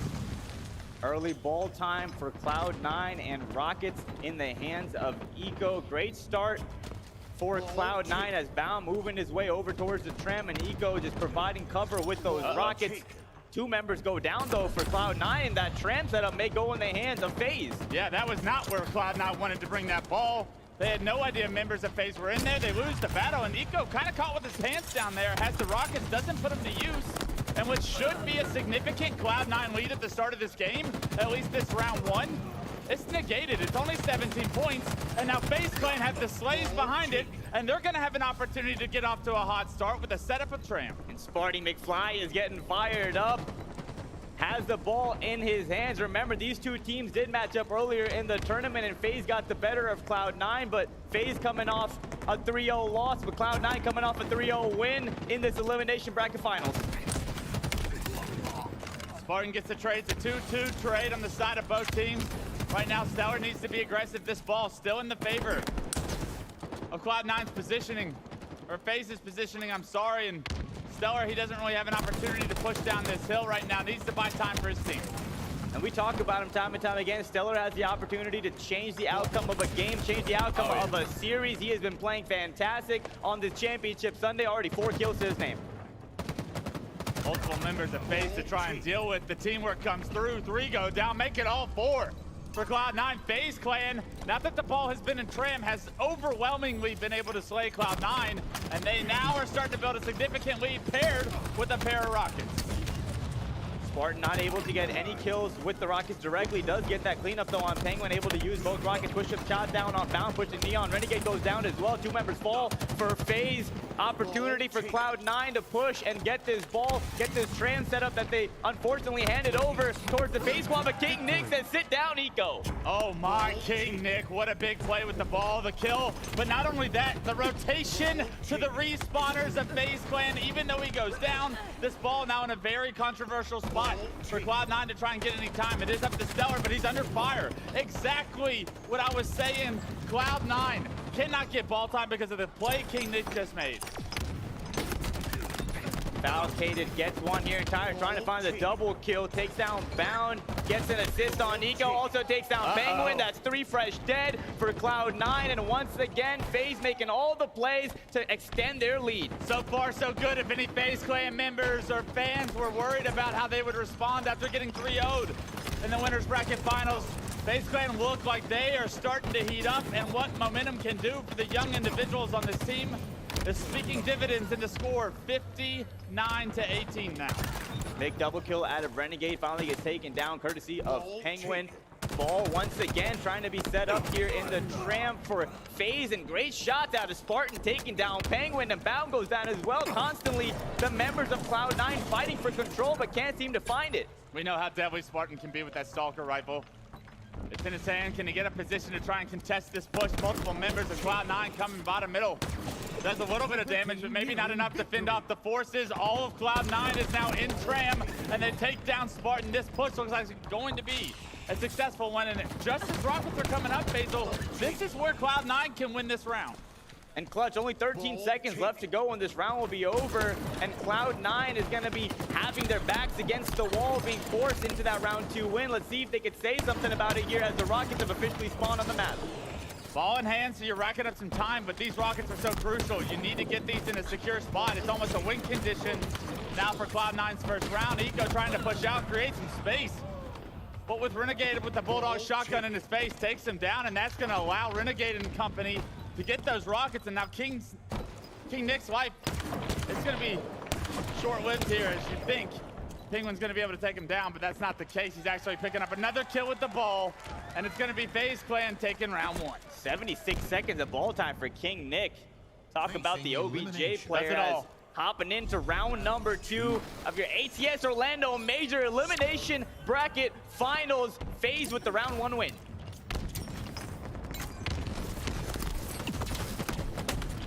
Renegade, Bulldog shotgun right back in his hand, right back to work. Hard hat on.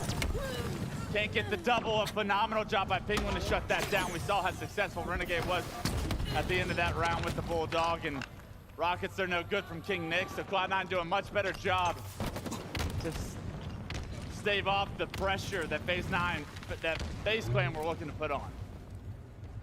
Rockets in the hands of Stellar.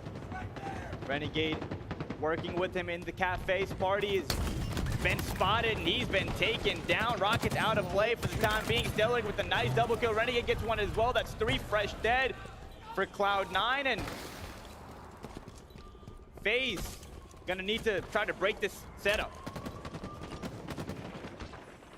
Cloud9 now has to set up an opportunity to gain a lead here, but as they lose Bound, this is going to make their setup so much weaker. Penguin goes down as well. Stellar under heavy fire. King Nick grabs the ball, gets out of dodge, and immediately they don't have to overslay. It's actually 3 down for Cloud9. Bound's coming off respawn, and it does look like FaZe are going to have a momentary control of setup near PD. I want to hop on board with an Astro Gaming listen in with FaZe Clan and see how they can hold this setup together. Hold the cross. One's going on B stairs. Yep, I'm over here. Hey, 2 guys purple. Ping. 3. I think 3. Literally 3. We're dead. Yeah, we got decent time. We're good. Jump back tower. You were gonna kill me on scans. The Caribbean. I lived. I'm absolute. I'm gonna die to probably top driveway. Yeah, I'm looking. I can drive away with the nade. He's red. I hear that. I'm here, John. I got him. One shot. I'm absolute. Purple Stellar. Get our health. We just got one. Yeah, we're good. Purple Stellar, guys. Yeah, we need these rockets. Yeah, rockets most important thing right now. That's hot tower, Stellar. Coming down.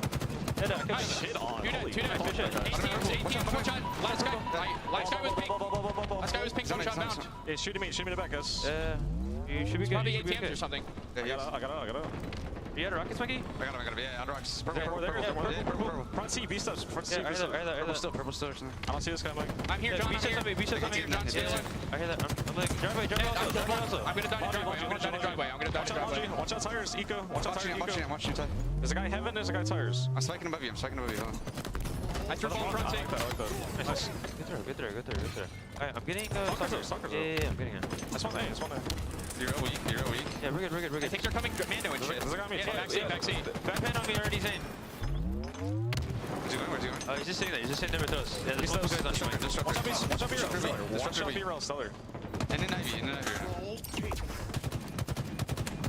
Ivy. Ivy top 3 one shots. Penguin, Stellar, and Bound. Plants. Let's kill plants. Disruptor.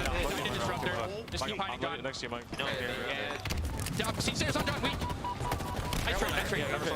Yeah, front C, Eco. Everybody stay alive. Right now. We're all dead. You can be flanking launcher or something? It definitely could be.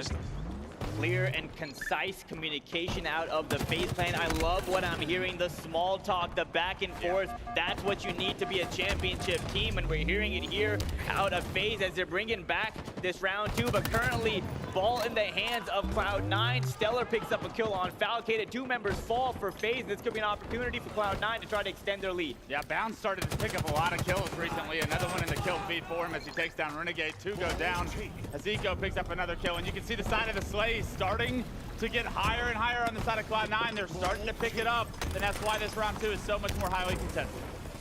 Expect this series to be very back and forth as Stellar runs into some trouble. 3 members go down for Cloud9, 2 on the other side for FaZe. Rockets are up. King Nick able to get them, picks up his BR for the cleanup, and now 2 fresh rockets in the hands of King Nick. Let's see what he can do. Forced to trade, and that's a big kill by Eco to be able to pressure King Nick there, take him down, force him to not have a large impact with those power weapons. That's massive by Eco, and here's the rest of the Cloud9 capitalizing now that the rocket player's taken down. Penguin's actually able to find that last rocket. Unfortunately, he also finds a grenade from Falcated. Falcated with a double in the feed. Makes this setup for Cloud9 dissolve as it's up to Bound to try and defend the rest of Trail. Bound with a big time double kill, takes down King Nick, but the teammate may have thrown the grenade to unfortunately take Bound down there, but 2 members fall, and now the ball is moving towards this so towards the arcade. Penguin opting to leave the ball for his teammate, trying to find some cover, but is getting shot from every direction. And unfortunately for him, he goes down. 3 members fall for Cloud9, and FaZe is in a perfect position to close this gap. Yeah, I actually love the rotation from Cloud9 there, but they didn't have any space to play around. FaZe Clan come from all angles, take them all down. They actually don't lose a single member, and now FaZe Clan are going to momentarily take the lead here, as there are respawners coming through Arcade, but Renegade's going to shut down that push, and this is where FaZe Clan take game 1. Still a ways to go in this round number 2. Clutch as Renegade picks up that kill on Stellar and Tires now. Opting to try to stay alive here.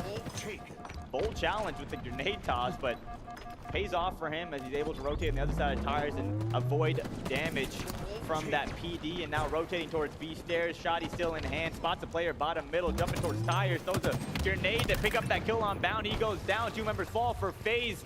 Renegade just looking like he's in his playground right now. Yeah, look at it, the route Renegade just took. He was no shield and Tires at the start of this life. And since then, he's gone all around. He's made his way back tower, and now behind enemy lines. Can't quite get the kill. Beautiful shots and teamwork out of Cloud9 to delete Renegade, and it's perfect timing because Rockets are up. Eco Smith, the in-game leader for this dynastic Cloud9 team. One of my all-time favorite players. This man does it all and just provides the confidence for his team. What a blessing to have him on your roster.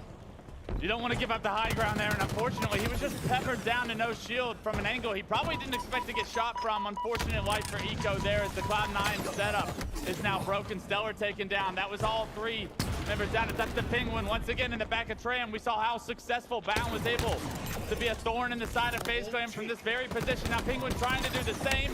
Great damage, but nobody home on the kills. And I'm not quite sure anyone from Cloud9 can capitalize and take down Falcated. Ooh, 27 kills for Falcated, looking at the scoreboard, making plays. He's known to be that player on this FaZe Clan team. That's why they're so happy to have him on the roster, as only 8 seconds left to go, and FaZe will win game number 1 of the Elimination Bracket Finals. 2 seconds, and there you have it, ladies and gentlemen. Game number 1 goes handedly to the boys on FaZe. What a game by Falcated. 28 kills to his name. Responds unbelievable to the 3-0 that they experienced in the Winners Bracket Finals. My questions coming into this series, Faisal, were, are FaZe going to be able to rebound mentally? Because this team, they thrive off emotions, I feel so much. But leave it to Stone Cold Killer Falcated to lead the way in game 1 to give his team some life here in the Elimination Bracket Finals. Led by the likes of Spartan the Dog, this team definitely wears their heart on their sleeve, and they play that to their advantage, right? Whenever you see them catching momentum, it's a scary sight because they're like a train that once it starts going, you can't stop them. Looking at the scoreboard, 28 and 16 for Falcated, the MVP of game number 1. When you're able to put up stats like that against a team like Cloud9, you become a household name real quick, so write this down, everybody. Falcated is one of the best slayers we have in Halo Infinite. And now that he's got the right team around him, look at the success that he can have. 7,000 damage in the game of oddball that only had 2 rounds. 7,200 damage from Falcated, making it look easy, but I can guarantee you it is not going up against the likes of Cloud9. You know how much this match means to both of these teams. Like I said at the top of the series, the storylines, you can't make them up. Falcated and the boys on FaZe really want to get this win for plenty of reasons. Renegade showing that he made the right decision so far. This FaZe team looking for a spot in the grand finals. And what does this do to Cloud9 on the other side, right? They've looked so good all day long. You think the ball's going downhill, everything's going right. Cloud9 destined for the finals, especially after the way Optic dissected this FaZe team. But we're seeing a different FaZe team, and Cloud9 is this Renegade hump they need to try and get over, and in order to stay in this series and at least force a game 4 where they are a very successful Catalyst CTF team, they have to win it on Recharge Slayer. The game 2 swing game, Recharge Slayer. This is a big moment in potentially the history of the Cloud9 story. We talk about Cloud9, both the HCS majors, they've made it to the grand finals. Clutch, will they continue their streak here and make their spot in the grand finals against Optic Gaming? as we hop into game number 2 of your elimination bracket finals. It's gonna be a good one. Kick it off with Falcated, why not? He's pretty good at getting kills. We're playing Team Slayer. Let's see if he can do what he does best. For now, he's forced to back up. Not gonna have much of an impact on the battle for Camo as he's positioned himself back blue, but all is fair in love and war, and FaZe Clan won the battle for bottom middle. Camo does get burned, but you love to see FaZe get off to an early start, even if Falcated wasn't able to impact. That bodes well for the future. Even start for both teams. Neither squad really showing the advantage right off the bat. Eco did pick up Camo to start the game, but since then it is no longer an issue on the map. Hopping on board now with Stellar, spots the player. That's Spartan. Throws some grenades and gets out of dodge way. Trying to stay alive, bottom middle. Not able to do so. Not able to stay alive. Poor positioning there. Couldn't get out of a pretty tough spot. Now bound in another tough spot. Cloud9, maybe not the best positioning so far, but someone that really has stepped up here in game 2 to respond well after a poor performance in game 1 has got to be Eco Smith. He had the least frags on his team last game, and yeah, they were playing a game of oddball, but you know Eco wants to make a statement here in the elimination bracket finals, already having 5 kills. Member from FaZe pushing from Turbine into Pipe, runs into Stellar, and he manages to win the engagement and stay alive here. Trying to find the shock rifle. We know what he can do with it. Got the grapple in hand. He got the shock rifle going at it, going top red. I'm excited to see what he can do. Let's see him rip some faces. Yeah, let's see a highlight reel, Stellar. What do you have for us here? Championship Sunday, time after time. Your point of view is what we often watch, and there's a reason for it. Ooh. Trying to get that quick scope onto Renegade, and Turbine not able to get it. Now rotating over towards blue. Once again, Renegade putting the pressure on Stellar, saying, I want that shock rifle. Barely dodges the grenades here. Renegade, unfortunately, played a little bit too aggressive there. Whoa. And Bound takes him down, but Stellar, once again, feeling the pressure from Cloud9 as they want to take that shock rifle out of his hands.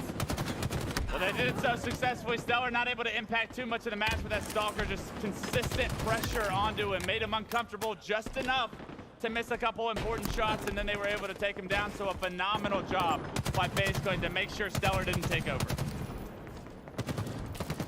16 to 15. Turbine control currently lies with FaZe. Player of Cloud9 in the pipes, right to the right of Renegade. He spots 2 players, and great team push there out of Cloud9. Stellar and Bound showing us what teamwork's all about, the importance of baiting and switching.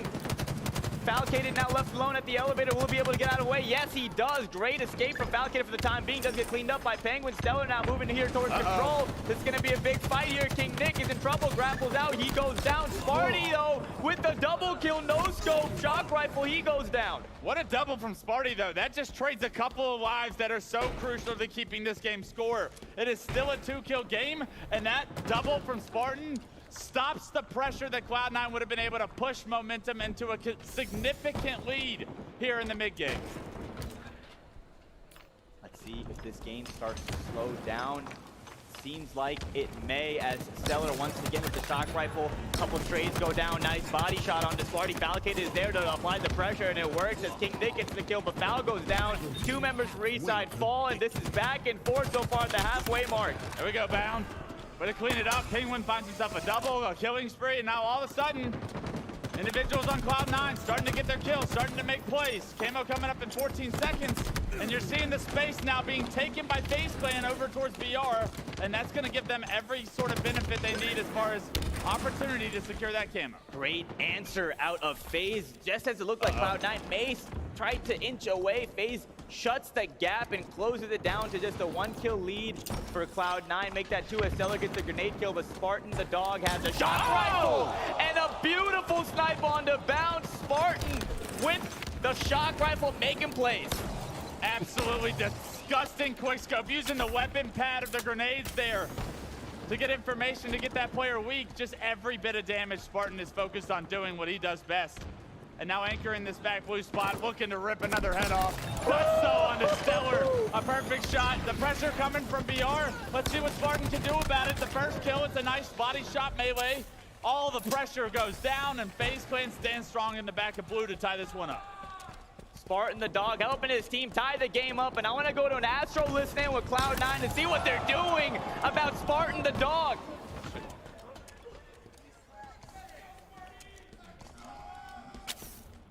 Run long back. Watch out, approach, Mike. I'm looking beer. I'm not in a good spot. On BR, one shot. Yeah, King Nick, King Nick. Nice. Okay, listen. There's a guy elevator still. Lives in live. Ledge weak. Yeah, someone go glass. Someone get the glass. Yeah.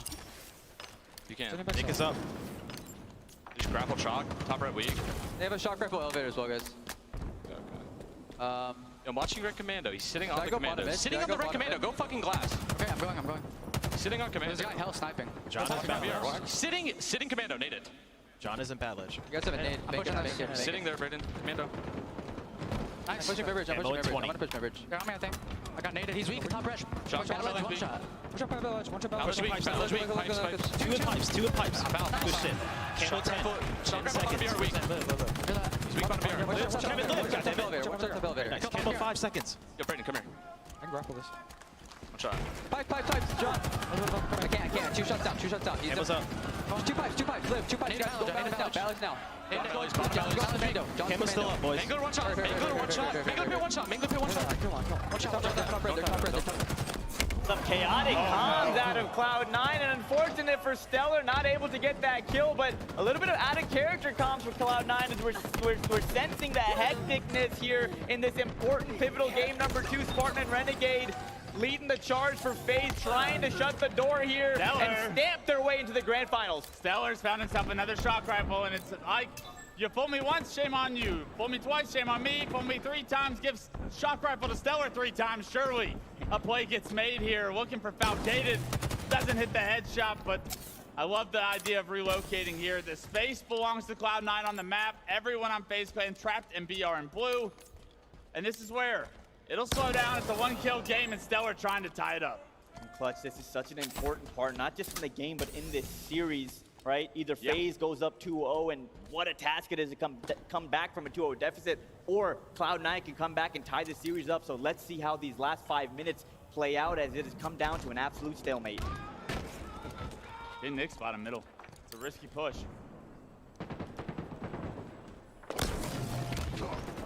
One goes down, Sparty makes the opening play, giving that a double kill for Spartan, but Stellar pays him back. Looking for a double of his own. Nice side, but Stellar for the triple. Knows where Renegade is too. They got all the information they need. They slow it down once again. All tied up here at 46. Stellar moving towards blue with the shock rifle scoped in. Spots 1, gets the body, spots 2. This could be it. The chain Players damage. pushing towards long ball. 1 goes down, make that 2. 48-46. 2 kills left to go. Stellar's in trouble. He falls 48-47. Eco gets camo. Bottom middle. Both teammates are weak of Cloud9. 49-47. 1 more kill to go, and Eco has a camo. Eco has camo. Goes for the repulsor as well, and now it's time for Eco to make the play of the game to tie this series up. Looks to be aggressive. Clears elevator out. Nobody home from FaZe Clan. They've rotated out. They're going to try and burn this camo, but they're rotating back. And he goes here. He goes behind enemy lines. He doesn't get a melee. And now his teammates trying to get the kill. Oh, Bound gets the kill. Cloud9. Cloud9 clutches it. Bound gets the kill and ties this series up 1-1. What a play out of Cloud9. Just when their backs were against the wall, Stellar, the man of the hour with that shock rifle, the triple kill, the plays were being made, and they needed that. I mean, let's talk about it. That triple kill was everything to keep Cloud9's chances of a grand finals appearance to tie this up. Stellar loses everyone on his team. He is the last player alive on the map. He cleans up the first. Hits 2 perfect headshots with the shock rifle to even out the kills. And it gives Cloud9 everything they need. And not only that, but the chain damage on multiple players pushing long haul were easy pickings for Cloud9 to gain the lead there towards the end. 50-49. Taking a look at the scoreboard, Penguin with a big game, 15-10. We didn't get a chance to check him out too much, but he was obviously a pivotal reason for their victory in game number 2. On the other side, I want to talk about Renegade and Spartan dropping 17 kills apiece. So that bodes well for the rest of the series. Now, the damage speaks for itself as well. 4,000 for Stellar, and it makes sense with that shock rifle. Yeah, that's what I was saying. The second we see Stellar with a shock rifle for the 3rd time in the game, nobody home on the first 2 attempts, but I mean, you give Stellar shock, eventually he's going to make a play right, and that's exactly what he does.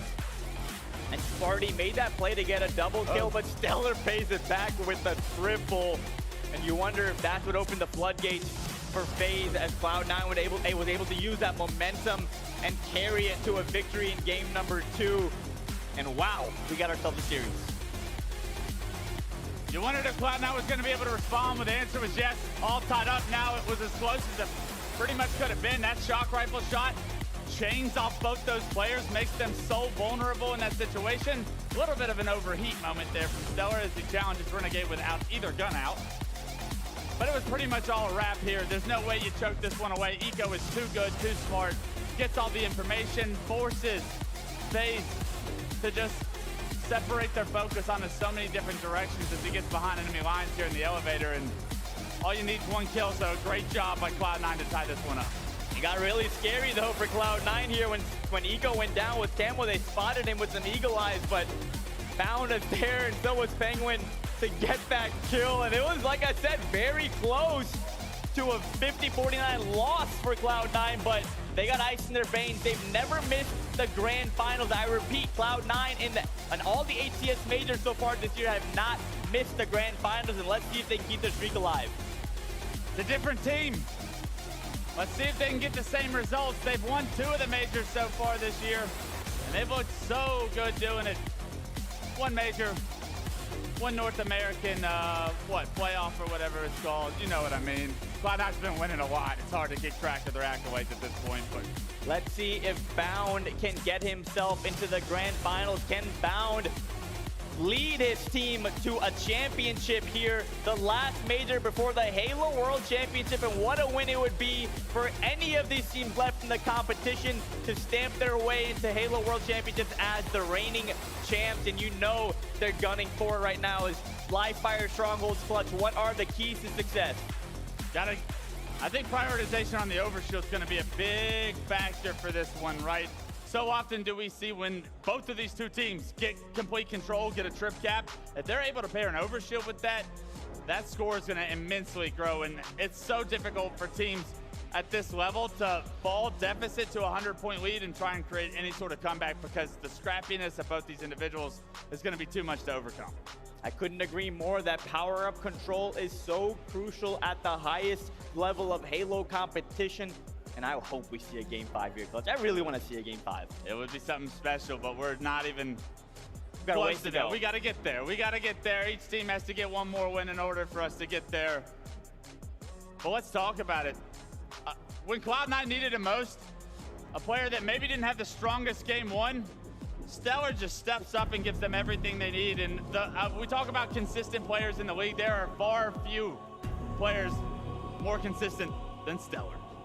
Couldn't agree more. Not talked about enough. A Halo World Champion. 3/4 of this team, 2/4 of this team of Penguin and Bound, both the newest additions. But Eco and Stellar are no strangers to big matches. And Penguin, of course, also a major champion. Bound, the rookie of the year. Some are calling him the rookie of the century. This guy came onto the scene out of nowhere and just got into the ranks with the top pros, and they respect him for a reason. Frosty's up there, but Bound's making a statement here, and this was the tournament I was looking at Bound to see, are you going to make the next step? Because at our LAN so far, FaZe Clan never really had too much success, and that was the team Bound was a part of for so long. So he joins Cloud9, and we know what Cloud9's capable of, and of course, right when that happens, he starts to have a little bit more success, a little bit more structure around him inside the game, and we're seeing the best of Bound yet.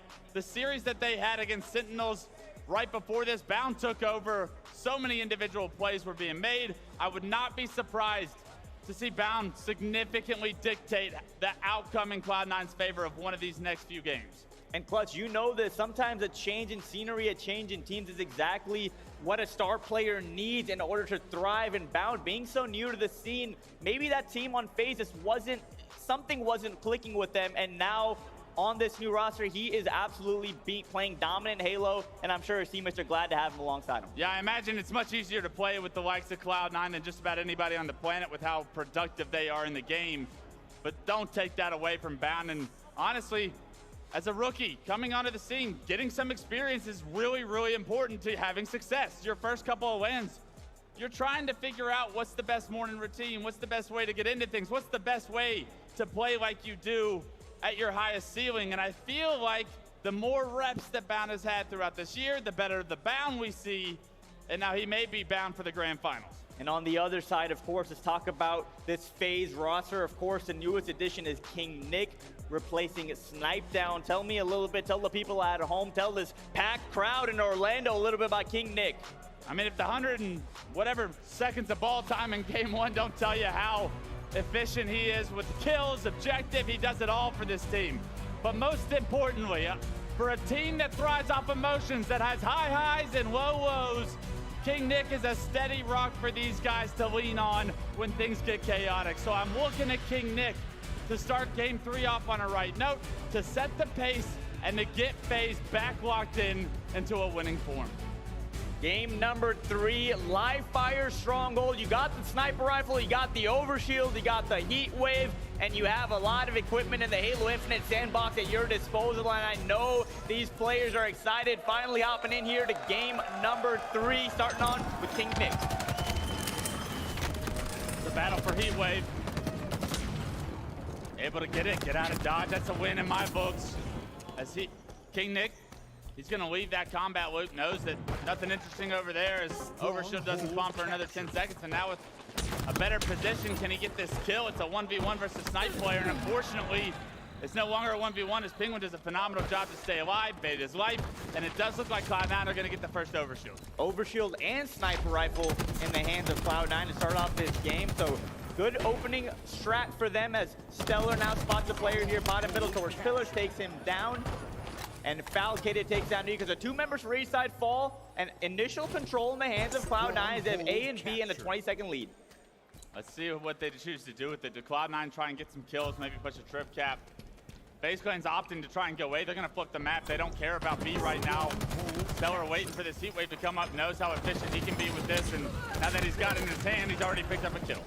Stronghold. That's the rotation we talked about, Clutch. They exchange A for C, and they will do that gladly as B is still in their control. And that is the stronghold that you want to make sure you have for the majority of the game. It's that central point B. A and C will be getting swapped a lot around throughout the game, but B is the one to watch out for.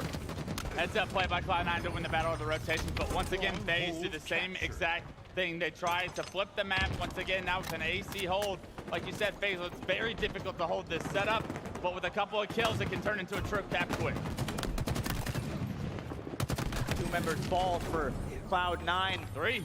Make that 3 down for Cloud9. Bound last one alive, able to capture C though. Trip cap for a small second, and no, the trip cap is still in full effect for FaZe Clan, and it's so dangerous to be under the spell of the trip cap. And this is what I was talking about. The second you see an AC hold, you're able to trap the enemy team over at B. You're able to push a trip cap. Now the big question here is how long does this trip cap go? Because the score now in FaZe's favor with an overshield in hand, the exact situation you don't want to find yourself in if you're Cloud9. Very careful here if you're Cloud9. Renegade has OV holding down the front tower at C, but B looks like it may be converted, and yes it does. Cloud9 able to stop some of the bleeding, but points still on the board for FaZe.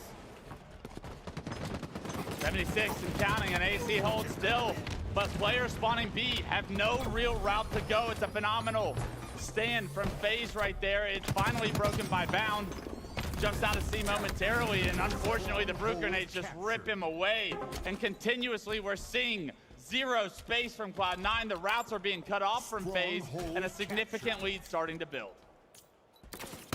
Once Renegade plops himself into a power position, he's really hard to move, and I don't imagine he's gonna miss many shots from top tower, and you gotta do something about him if you're on the side of Cloud9. Snipe, right? Yeah, and Renegade moving over to pick up the sniper rifle.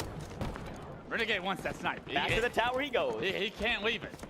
He's gonna hold down tower now with the S7 in the back pocket. B's gonna be under high contention from Cloud9. Let's see what Renegade chooses, because he's gonna have to try and stop this from happening. Unfortunately, Stellar not gonna give him the angle, and now Renegade, even though he has the snipe, not able to really impact what's going on here. He gets cut up from the jump. A massive jump from Penguin.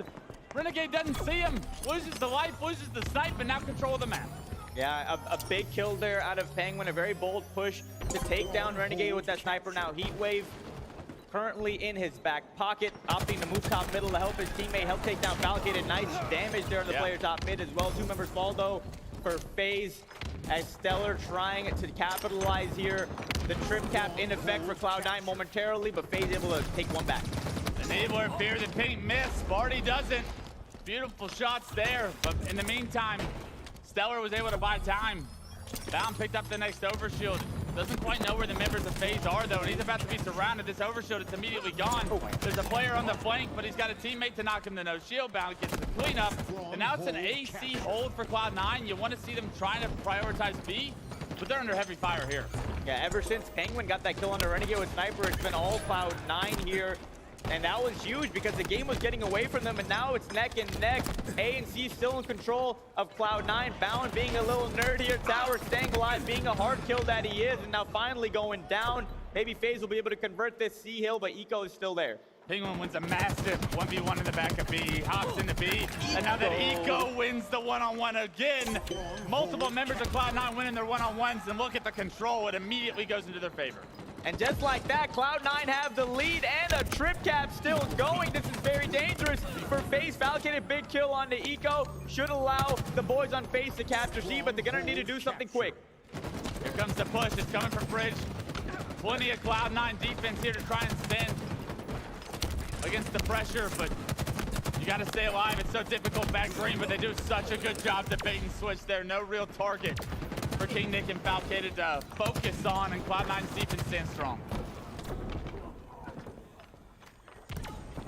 Eco looking over towards garage spot. Falcon not able to win that battle. Falcated hit him with a little 1-2. Buckle my shoe as Penguin goes down to King Nick. 3 members fall for Cloud9, all alive for FaZe. Finally able to change the control on the map. A and B currently in their possession. See if they can get back into this game and gain the lead. Back and forth these two teams go, A and B. FaZe is control for now, but the pressure from Cloud9, you know it's coming. It's been here all game long. Overshield is the focus right now, and Sparty can't really make a play. He's gonna try and save King Nick. They melt the overshield. Absolute. Penguin can't do anything with it. And the rest of FaZe are gonna have to spread out and try and take mass control from here. King Nick takes down Eco with that sniper rifle, but he goes down to Stellar. And this man was absolutely putting on a show in game number 2 with the shock rifle. Let's see what we can do in game number 3 with the sniper. Stronghold captured.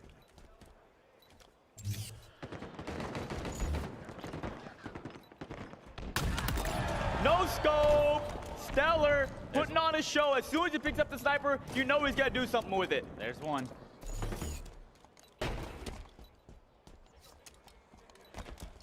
Control is comfortably with Cloud9, but nice headshot by Stellar. Now gonna rotate over to B. It looks like they're opting to give up A, but no, they get the reset on A, and this could be another trip cap as the members of FaZe are spawning towers, so they're gonna attempt to capture C, but I'd imagine the boys on Cloud9 have something to say about that as the pressure's been putting on from Stellar. 3 snipes in a row, gonna rotate back towards B, and once again, controlling the favor of Cloud9. Oh! No shield on the King Nick. We'll count it as a 4. Surely pressure from top middle is coming, but no, King Nick stays alive. Stellar gets taken down. His reign of terror is over, but it's directly impacted the score phase, so they're now up over 40. Another trip cap for Cloud9. We've seen the back and forth trip caps for both of these teams, but it seems like Cloud9 sets a slight edge, just one step ahead of FaZe in this game. Bound is such a snake in this game, man. He's such a difficult kill. Creating so much distraction for the rest of Cloud9 to have success, but in the meantime, it's an AC hold for FaZe Clan. They're going to start to lose C, however, as Stellar just wants to anchor this B position. Stellar going to run into Falcated here top middle, going towards the screens. Going to try to make sure he goes down, and great job out of Stellar as he was the last member alive for Cloud9. In a great position though, spots King Nick as well, trying to get some information, and King Nick goes down. Stellar staying alive here, backing up to garage, eats a grenade though from Spartan. King Nick tried to activate the overshield, but instead just does a drop wall in the middle of nowhere. Unfortunately, that overshield still does go to FaZe Clan, but King Nick would have wanted it for his life. And in the meantime, 3 go down, and a massive blunder pays off for Cloud9. They are able to delete the overshield, but somehow, someway, FaZe still in control of the map for now. going to be forced to be a green push here from Cloud9, and we'll see if they can get the kills. It's a good start from Penguin. 2 members fall, make that 3 for FaZe, as Penguin here going to try to capture B. His team currently has A, and they're going for C as well, so I'd imagine we see a BC flip over towards the side of Cloud9. Yeah, and they know exactly where they're coming from too. Penguin ADS right on the top middle, and right now Penguin needs to find a way to get his shield back, because very soon is he going to feel the wrath of a FaZe Clan push. Just like game 2 clutch, neck and neck, back and forth. But right now, as we're coming to the final moments of game number 3, Cloud9 is in a great position. Sniper in the hands of Eco top middle, misses 1, misses 2, but almost gets the 3rd and goes down, does some damage though. Only 20 seconds left to go, 20 points for Cloud9 to win this game 3. Dalkata creating havoc back in mud, but he's by himself. 3 go down. Renegade's coming off spawn actually, and a 235 and climbing. FaZe Clan are not gonna have time to formulate a push. They're gonna have to go immediately off spawn. And let's see which stronghold they opt to go for. Looks like Nick's going top middle to go towards the tower, go towards C. Now Stellar gonna rotate over to Ness, as here it comes, and there you have it. Game number 3 goes to Cloud9 after losing a game 1 and just dominating the last 2 games and getting the series lead. Unbelievable. Cloud9 continue the momentum so far. Take the series lead now, and FaZe find themselves for the first time here in the elimination bracket on their back feet, backs against the wall. No more room for mistakes from here on out if you're a FaZe Clan member. And it really was Stellar picking up the S7. That was a moment where FaZe Clan took advantage, or Cloud9 was able to take advantage of the kills he was able to provide, got a trip cap in a situation, got a 50-point lead, and basically traded out from there. A turn of events earlier in this tournament. We saw FaZe knock down Cloud9 into the lower bracket, but what matters most is here when your backs are against the wall and it's win or go home. Taking a look at the damage your clutch talked to me. Look at that, 5,593 damage taken. Every time we watch Bound, he's in the thick of it. He's always in the thick of it. Never has shield, always staying alive. Just such a difficult kill. But what that does, time after time after time, he's buying so many windows of opportunity for the rest of his team to impact the outcome of the game. Bound might not have had the most fantastic stats that game, but let me tell you, his impact on that game was felt on the side of FaZe Clan. That's got to be a frustrating player to play against here today. Yeah, and you got to be feeling good if you're Cloud9, 1 win away from taking on Optic Gaming in the grand finals. But for right now, they still have FaZe in front of them. And taking a look at the highlights here, this was a back and forth game clutch. At moments, FaZe had the trip cap, other times Cloud9, but ultimately Cloud9 was too much for FaZe that game. Yeah, this is the big difference, right? Stellar was able, with Snipe, to push on to B, to get a kill, to start to capture B. And when we saw Renegade have Snipe, he decided to sit back tower and let map control kind of get taken away. So difficult on a map like Livefire when you have the S7 top tower to impact some of the strategy or strategical pushes that the other team are going to do onto B. You have to subside yourself over towards the bridge, or you have to push top middle. Sitting back allowed Cloud9 the window of opportunity they needed, and then Penguin with the fantastic flank basically ruined any plan Renegade had. What a devastating loss this would be for Renegade, choosing from his own will to leave this historical Cloud9 team to try to do something on his own, and now he's facing elimination against the very same team that he chose to leave. And you know that Cloud9 wants to prove a point. They want to let him know that, hey, you made a mistake leaving this World Championship team as we're hopping into the newest map in the HCS circuit. Catalyst captures the flag. You got the overshield, you got the skewer, you got repulsors, grapples, and you're going to need a whole lot of teamwork to win this game. Renegade's got to do something special to keep his team in this one. And had a bad series by any means, but needs to pick it up, needs to make a statement, because he was very loud after FaZe Clan got the win last night against Cloud9. And a matchup that's so filled of passion and rivalry, that adds something to the story. Let me tell you, how many times have we seen players stand up after a series in winners bracket, say a word or two that they might regret later on. Yeah, the tournament's not over until it's over, and you match up against the same team later on, and it could be detrimental. As Spartan here starting the flag run, still has Overshield opting to go back and take down Eco. Good play out of him, letting his teammate run the flag. In the meantime, doing a lot of damage. I'm still sorry for the choke chain over too. It was really not the first one. Nope. Flag on the move still. As FaZe Clan need to get off to a hot start. This has been a strong game type for Cloud9 throughout this tournament. They have looked very, very good, but right now King Nick in a very difficult situation, doesn't know if he wants to try and slay at the enemy base or should he continue to progress this flag across the map. He's gonna opt to turn this into a flag stalemate.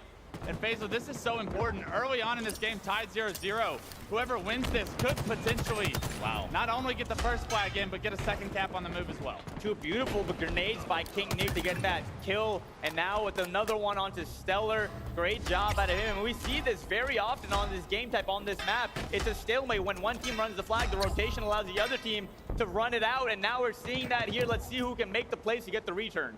Yeah, King Nick on the defensive stand here. He's going to have Bound to his left here in a second. Bound is going to have a one-on-one with King Nick, it appears, and that's a very dangerous place to leave your flag carrier in. Overshield's coming up, and nobody for Cloud9's really prioritizing it. In the meantime, Valkated swoops in. He says, okay, I'll pick it up. I'll take it. And this is a massive opportunity now with a little bit of Overshield left for FaZe Clan to try and get a significant push.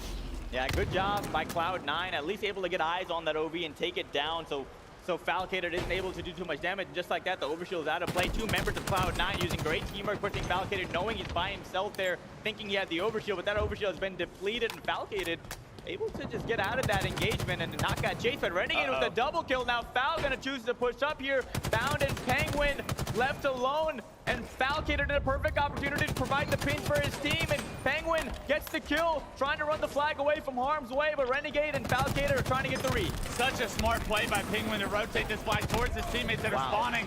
They're able to pick up a kill. Renegade's still alive, however. They need to flush out these next two players because FaZe Clan have reinforcements on the way. Big plays out of Penguin and good help there from Stellar. King Nick goes down as well. Make that 3 down for FaZe. Skewer and some more ammo for Penguin. What a heads-up play by Penguin and Bound. And he's still going. He picks up the new Skewer and puts it to work. And now he has his eyes set on a potential return. Penguin with the Skewer can make the play to get the return here. Nice shot out of Penguin as Renegade gets one as well. Nice double kill out of Penguin. No scope looking for the triple, looking for the return. The triple kill out of Penguin. Last player alive is Spartan. Back the flag. This should be an opportunity for Cloud9 to push up and get the return, but the way Catalyst is set up, it's so hard to get all the way back there and get in that fight. Spartan playing his life perfectly, killing Frenzy out of Penguin. What's it gonna take? They stand strong. The stalemate stands on. Penguin does so much, but can't quite take down Spartan. And Spartan does a phenomenal job to stay alive there. Yeah, but a Frenzy, and we still can't get the return. A frustrating moment for sure, but Penguin clearly on his A game. King Nick, a little too aggressive there. A little bit too. Overheated just a bit. Lion's Den. Now Bound takes down Falcated. Two members fall. It all started with that King Nick push. Bound left alone there. Now Spartan on the spikes as well. The domino effect. And fortunately for him, that repulsor makes him land on the map, but not off of it. Yeah. Bound's like, you know what? I'll take it. I wanted to rotate anyway. Yeah. Map progression is the name of the game. Bound getting some free map progression there. There's a player below him that just snuck by, and this could be a problem. He is going to double back, as the priority needs to be on the Renegade. And honestly, Faisal, we didn't get a chance to talk about it in the heat of the moment. When we went into a listen-in with Cloud9 in Game 1, did you notice how much they were prioritizing Renegade, saying John is here, John is there, John is here, John is there? They know the impact Renegade can have if he goes unaccounted for. We know they call him Renegade for a reason, and who better than his ex-teammates to know his tendencies, as Penguin once again been playing fantastic in this game number 4, trying to punch Cloud9's ticket into the grand final spot. Spartan puts down a couple of shots. Spartan able to weasel his way out of there. Now King Nick once again in the back of the bait. Big kill out of Penguin. This could be an opportunity for Penguin to get the return. Spartan on the tunnel right here. Let's see if Penguin can rotate around and get the return. Stellar's there as well. There you have it. The return comes in. But Cloud9, They're at the Renegade on the other side gets a return as well, so neither team will be on the board. Renegade makes the play as he loses teammates at his base. He loses the flag. He makes the play himself to get the kill, to get the return, keeping this game tied 0-0. And Clutch, I would love to go into an Astro listen in with FaZe to hear their comms. He ran behind you, P1, dude. One shot touch, Stellar. They're gonna be on it, probably. I killed one. I saw him. I'm below the flag, Okay, I hear you. I'm above it too. I killed. Our open hall above Nick our heaven. Obi's car one. Obi's car one. I'm trying to live, keep trying to Keep running, John. Our heaven, one shot, Stellar. Nice, Obi's there. Seven shots. Out of Obi. Yes, keep on re. I tried, bro. I couldn't, dude. Trying to get Run at it. He goes on touch, one shot. Nice, he choked it. No, he got it. One shot there. Mike, live. I'm on ring. Watch out, blue gun. I'm gonna die. I'll make it. I'm gonna die. Blue gun, car. Blue gun, Drop, car one. There's a guy car one, John. R2 also? Feller spikes. Our Spikes, yeah. car me? There's spikes as well. Bounce one try car 2. Yeah. P2? No, car 2 bound. Oh, there is a guy P2 though. Car 1 bound. P1, Penguin. P2's weak. Well, Penguin's one shot their combo, and there's a guy hitting me low P. There's a guy our high hall. He might be open hall, John. Yeah, he is. Yeah, two here. Sorry. Our combo, 2 shots, Stellar. Our combo, 2 shots, Stellar. Eco one. Alright, I'm with you. Eco one. Once again, we hear those clear and concise comms out of FaZe. You love to hear that if you're a FaZe Clan fan. A bunch of small talk, a bunch of trust, but Penguin, once again, man, he is disgusting with that skewer. Skewer King, crown him already. Skewer He's King. absolutely disgusting. 16 kills to his name. If you follow the kid on Twitter, he's always putting clips up with the skewer. No surprise he's doing it here on the main stage. But what an important time to do it. Elimination bracket finals here, 2-1 Cloud9, 0-0, 4 minutes left.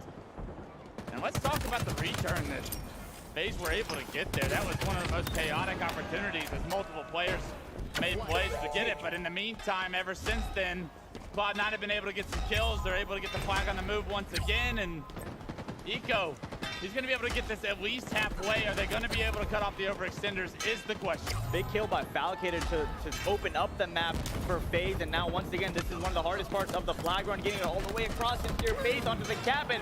Eco goes down, but there you have it. Bound puts it in, but be careful. Don't celebrate too early as 4 members go down for Cloud9, giving an opportunity to FaZe for the counter pull. And they know where Cloud9 is spawning, so they have an opportunity to cut off the push. Yeah, the overextension is getting cut off right now. Stellar going down, Eco going down. King Nick gets another kill as well.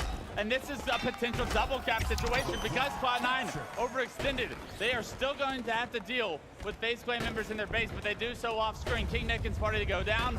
But what a response, what a counter cap we see from FaZe.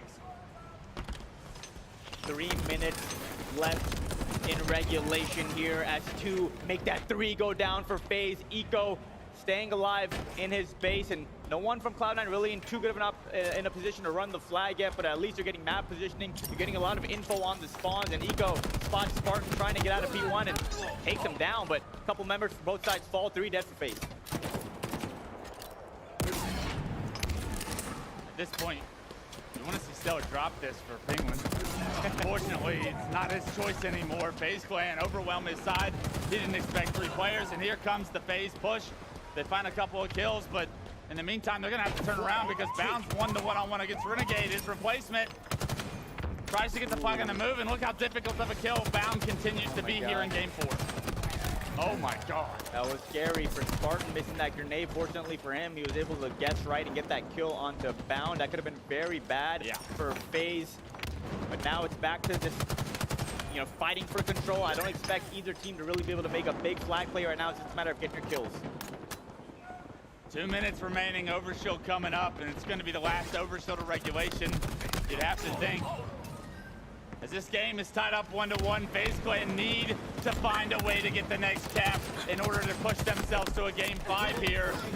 Or will Cloud9 find themselves in the grand finals with the next cap? So much stakes on the line, the pressure continuing to build in this moment. Overshield in the hands of Penguin, 20 kills to his name, moving straight into the the FaZe base. You're trying to get something going, trying to get this second flag on the board. Only a minute, 20 seconds left in regulation. King Nick gets a kill though onto Eco. Penguin gets that Renegade kill, trying to find Spartan on the main ramp, and he's going to go down as well. Double kill for Penguin. Staying alive once again, playing his life to a T, being a nuisance on the side of FaZe, and here we have the flag run. You give this guy a couple of dog tags, all of a sudden he turns into an absolute monster. Penguin's taking over here, 22, 10, and 12. Absolute phenomenal performance, but gets taken down as the flag does get stalled. And Stellar doesn't look like he's going to have much of a chance to get this one on the move again. Let's see if Stellar chooses to go for the kills, but King Nick is there to clean him up. Two members fall on that far side as they try to run the flag, and the return comes in. Valkated starts to run of their own. 3 down now for Cloud9. This could be an opportunity for FaZe to gain the lead and send this to a game 5. This is it. Flag on the move. Overextended's got to come through. King Nick's there to watch it. Valkated's gonna get this one. Doesn't have full shield. The brew grenade's taken down. He's got a player on his flag. The nades are coming through. They get the cap. 2-1. 15 seconds. The counter cap is what Cloud9 have to achieve in order to push overtime. Let's see if Cloud9 can hit the counter cap, same as FaZe did when they got capped on, and now we see Penguin with the flag very close to the cap. 1 second left. This is it. They're gonna need to cap this flag, or this is going to a game 5. And now Bound's gonna need to cap it. And yes, Bound puts it in and sends this game into overtime. Oh my God, that was close. The best player in Staying Alive does it again. Gets the touch, punches it in. And what a journey we've been through throughout this series. It's only right we see an overtime in game 4. Here we go. Let's get right into it with Eco going towards the car side here. Spots no players across. He's Renegade in that doorway. Sends him back. Penguin once again overkilled grapple. I expect him to make plays right now. 2 members down already for FaZe. Penguin's already in your base. Running the flag with overshield. This could be a quick one, Clutch. Overtime starts quick. Penguin taking advantage of every moment. Flag in hand. Gonna use the grapple to close the distance. Gets it across halfway, and he still has half an overshield phaser. Where is FaZe Clan? And this is it, Clutch. This could be it. Cloud9 could be going to the grand finals as Penguin puts in the flag, and Cloud9 take down FaZe. Renegade losing to his former team. You see the passion on the faces of FaZe. Unfortunate loss for them. They made it so far here in HCS Orlando Major, but Cloud9 continuing the legacy, continuing the history, and continuing their grand finals appearance here on the first Halo Infinite HCS season. Can you hear that already? What a series. What a moment. The MVP of the first year of Halo Infinite leaves your team. You're a championship roster. You're probably asking yourself why. Are we not good enough? Do we not have what it takes? They replace him with Bound. Bound steps up, the Rookie of the Year, makes a moment. With 1 second remaining, it was a damn pie chart, for God's sake. How good are you feeling right now if you're on Cloud9, taking down your former teammate who essentially left you high and dry, and Bound stepping in, some big shoes to fill, but boy, did he fill them. Everybody steps up in game 4 for me on the side of Cloud9. Bound does get the cap, 20-15-12. A hell of a performance, but being able to stay alive in those final moments of regulation to keep your team away from going to a game 5. Don't leave it up to the Slayer. Time after time, we see upsets, we see games dictated and series dictated on the Slayers, and no, you're too good for this. Let's end this here. Then take it to overtime, and in overtime, I mean, you blink and you miss it. We got to talk about Penguin, Clutch. We got to talk about the importance of his presence on the map in that game. Making all the plays, getting the overshields, getting the grapples, getting the flag runs, getting the skewer kills.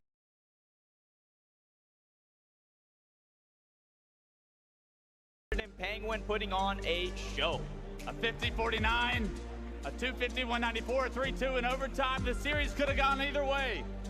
But Cloud9 take this one 3-1. They get revenge on Renegade. They make their way to the grand finals, and it's so ironic because, of course, my loudmouth, I run into Bound backstage on Friday, and I say something smart to him. I said, hey, are you going to make a play this event or something? He goes, he said something about my career, and I said, I need you to make a finals before you comment. So here we go. Grand finals for Bound. Well done, Bound. Grand Finals as Cloud9 are headed to this rematch against Optic Gaming, and I cannot wait for the Grand Finals. I'm still at a loss for words. We saw FaZe take down Cloud9, excuse me, earlier in the tournament, but once again, Clutch, like I said, when it matters most, when your backs are against the wall and you're playing for a spot in the Grand Finals, Cloud9 are legends for a reason. So one team you didn't want to see start to get hot, I think, outside of Sentinels, of course, Cloud9 is right there with them. The elimination bracket run that they've been on, it's been something special to watch. And now they make their way to the Grand Finals. They play Optic Gaming, and you know Optic Gaming, who had just 3-0'd FaZe, was really probably hoping they didn't see C9. Well, Clutch, that's going to do it for us, and I want to toss it back over to the desk. Lottie, take it away. Thank you so much, gentlemen. My goodness me. My heart can't take this anymore. Too These much. day threes, they're too much for me. I already lost all my hair. You know? Yeah, I mean, mine's what little falling I out have too. left, little flakes. Mine is falling out too. What an elimination final that was, and Cloud9 clutching up when it matters most. We got to talk about that final game. My goodness me, Catalyst, CTF. What an exceptional performance from Cloud9 to push through the final seconds. The counter cap opportunity coming through, and Bound to seal the deal, capping that flag golden boy. Did it send shivers down your spine? No, it was a massive, massive moment, obviously, for Bound. You know, look, the job's not done yet. There's a long road to go, especially when you're facing off against Optic Gaming in the Grand Finals coming up next. But the thing that you got to keep in mind was that it was not just one individual's performance there. It was the sum of all the parts that made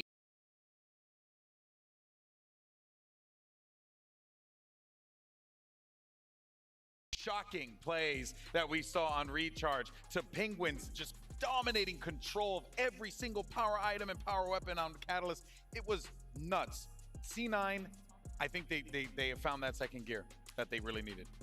I think game 2, you see Stellar taking over. I think you're right to say it was simmering on the boil for a little while, and then he picks up that shock rifle in long haul, and an individual piece of brilliance reads him, manages to take down 2 kills, and Penguin managing to get himself a killing frenzy on Catalyst flag when Eco, his teammate, only had 1 kill. So both players on opposite ends of the spectrum. Eco finally picks up the pace, and they managed to clutch out in the end. I think what a moment that was. How close FaZe Clan were 1 kill away from doubling their series lead.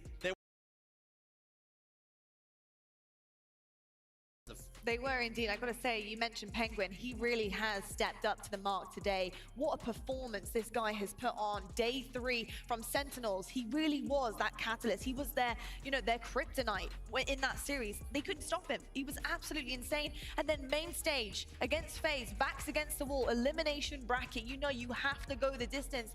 Walshy, how impactful was Penguin for you today? Oh my God, this is the best I think we've seen Penguin play in his entire career, possibly.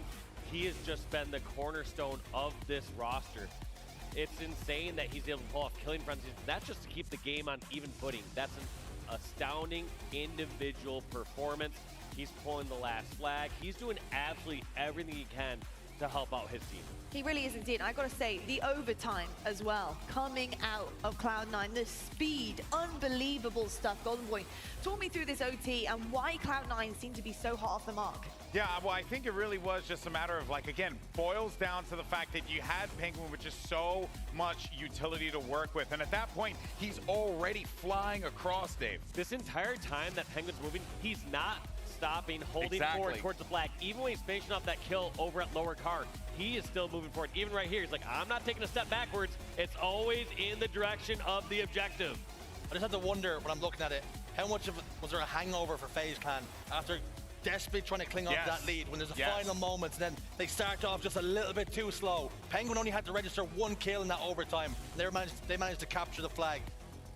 It's heartbreaking for FaZe. They were so close, but C9, they clutched up when they needed to most. Penguin, Stellar, they all popped off when they needed to, and super impressive. I can't wait for this grand final. And I just want to say, as a send-off to FaZe here, you know, I think that this team came into the event with obviously, you know, mixed expectations. I think some of the fans weren't too sure what they were going to get out of them. Without a doubt, they can go back, look at that game against Optic that they had, the first one, not the second, the first one, and be like, oh my God, like we're right there. We're on the precipice of greatness. So FaZe going in the Worlds, if you don't have them in your top 3, you are kidding yourself, because this team looks deadly. But honestly, given how things have shaken out, this is really anyone's World Championship coming up in a few weeks. It really is indeed. I gotta say, it's just been Hopefully you can hear it. competitive action, time and time again. Every single series, you really.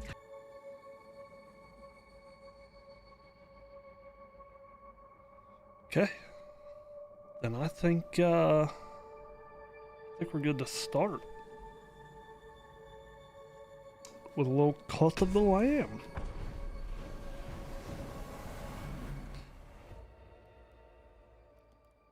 Yeah. But when you read that in the record, when you look back maybe in years to come, it'll say it was how comfortable it was. But I tell you something, FaZe Clan were just knocking on the door, and Cloud9 now, they turn their attentions to Optic Gaming. This next one's going to be huge, and they're hitting a vein of form at the perfect time. They really are indeed, but you got to also tip your hat to Optic Gaming and the run that they've had, only dropping 1 map so far this weekend. You know, Walshy, you're looking at Optic up there against Cloud9. C9, feeling pretty warm, pretty happy, pretty comfortable after that series against FaZe. Going up against Optic Gaming, they know that honestly, it's been nothing but perfection from this green wall. How are you feeling if you're Cloud9? I mean, you're feeling good that you made it this far, and obviously they're going in with the expectation that they're going to win this. However, during that last match, I saw some moments that they faltered. On Catalyst flag, the 2 flags that FaZe were able to capture was off the mistakes of Cloud9. That's right. It was a counter capture, it was an overextension towards a flag. If they try that against Optic, they're going to be punished severely. Amazing stuff. Well, I'll tell you what, I'm ready for the punishment. I am. I'm ready for this main stage action. I really am. Okay. I'll tell you what though, folks, we're going to head to a quick break right now. When we come back, we do indeed have your grand finals here. Day 3 of the Orlando Major. It's happening, folks. Baby. We're going to be crowning a champion right after this quick break.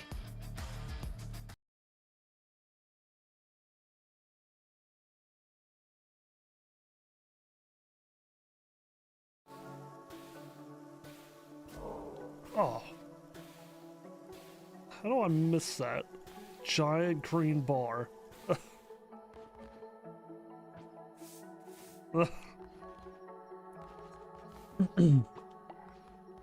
Clean these out. Okay.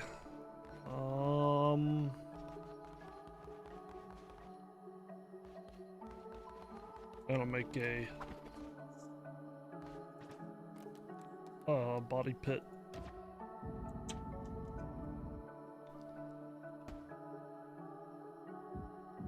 Might as well make a couple because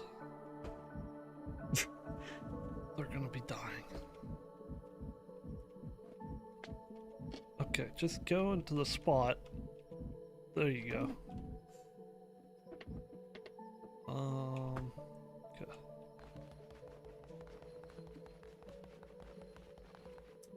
Build.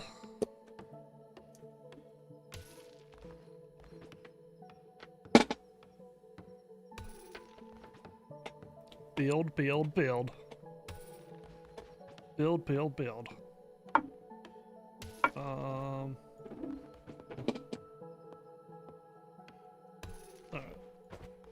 You go here. Day 36. Oh my god, they are so angry with me. Oh my. Okay, okay. Let's do a sermon. Everyone needs to calm down. God, they're so mad. They are all so mad.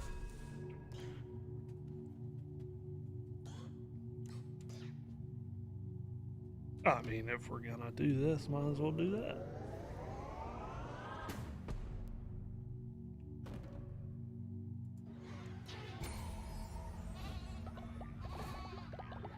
Please be happy.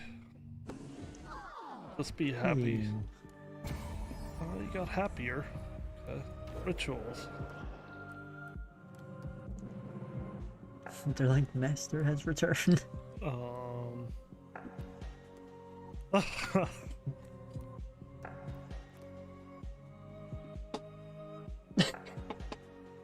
Who's dead? Probably not.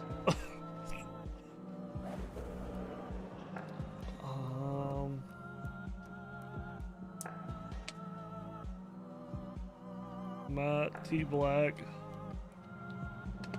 We'll bring T-Black back. Bring back. We'll bring him in. Oh, God. There you are. Okay.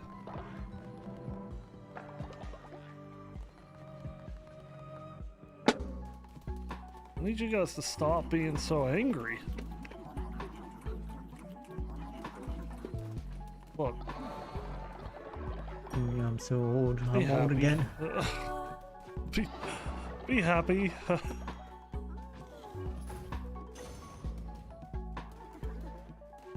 Who is this? Hey.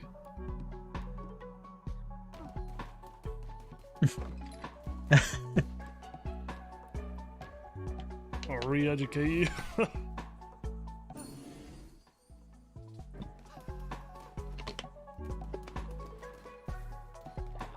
Everybody is so upset. Inspire.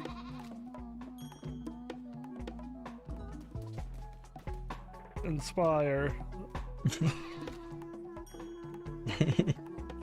Inspire. Food. Food.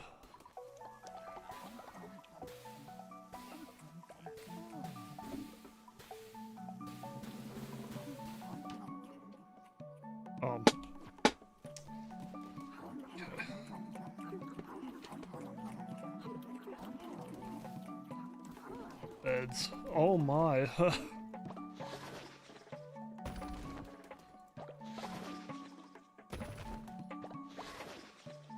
I don't remember all these beds being destroyed.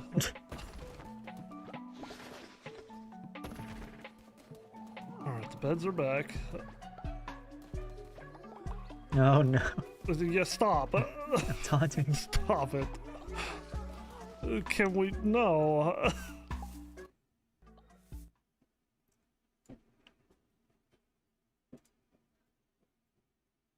Championship Sunday, and it is grand finals time. We have an absolutely stacked audience. The stage is shining, the players are ready to go, we're getting set up, and guess what? We've got an Optic final versus Cloud9.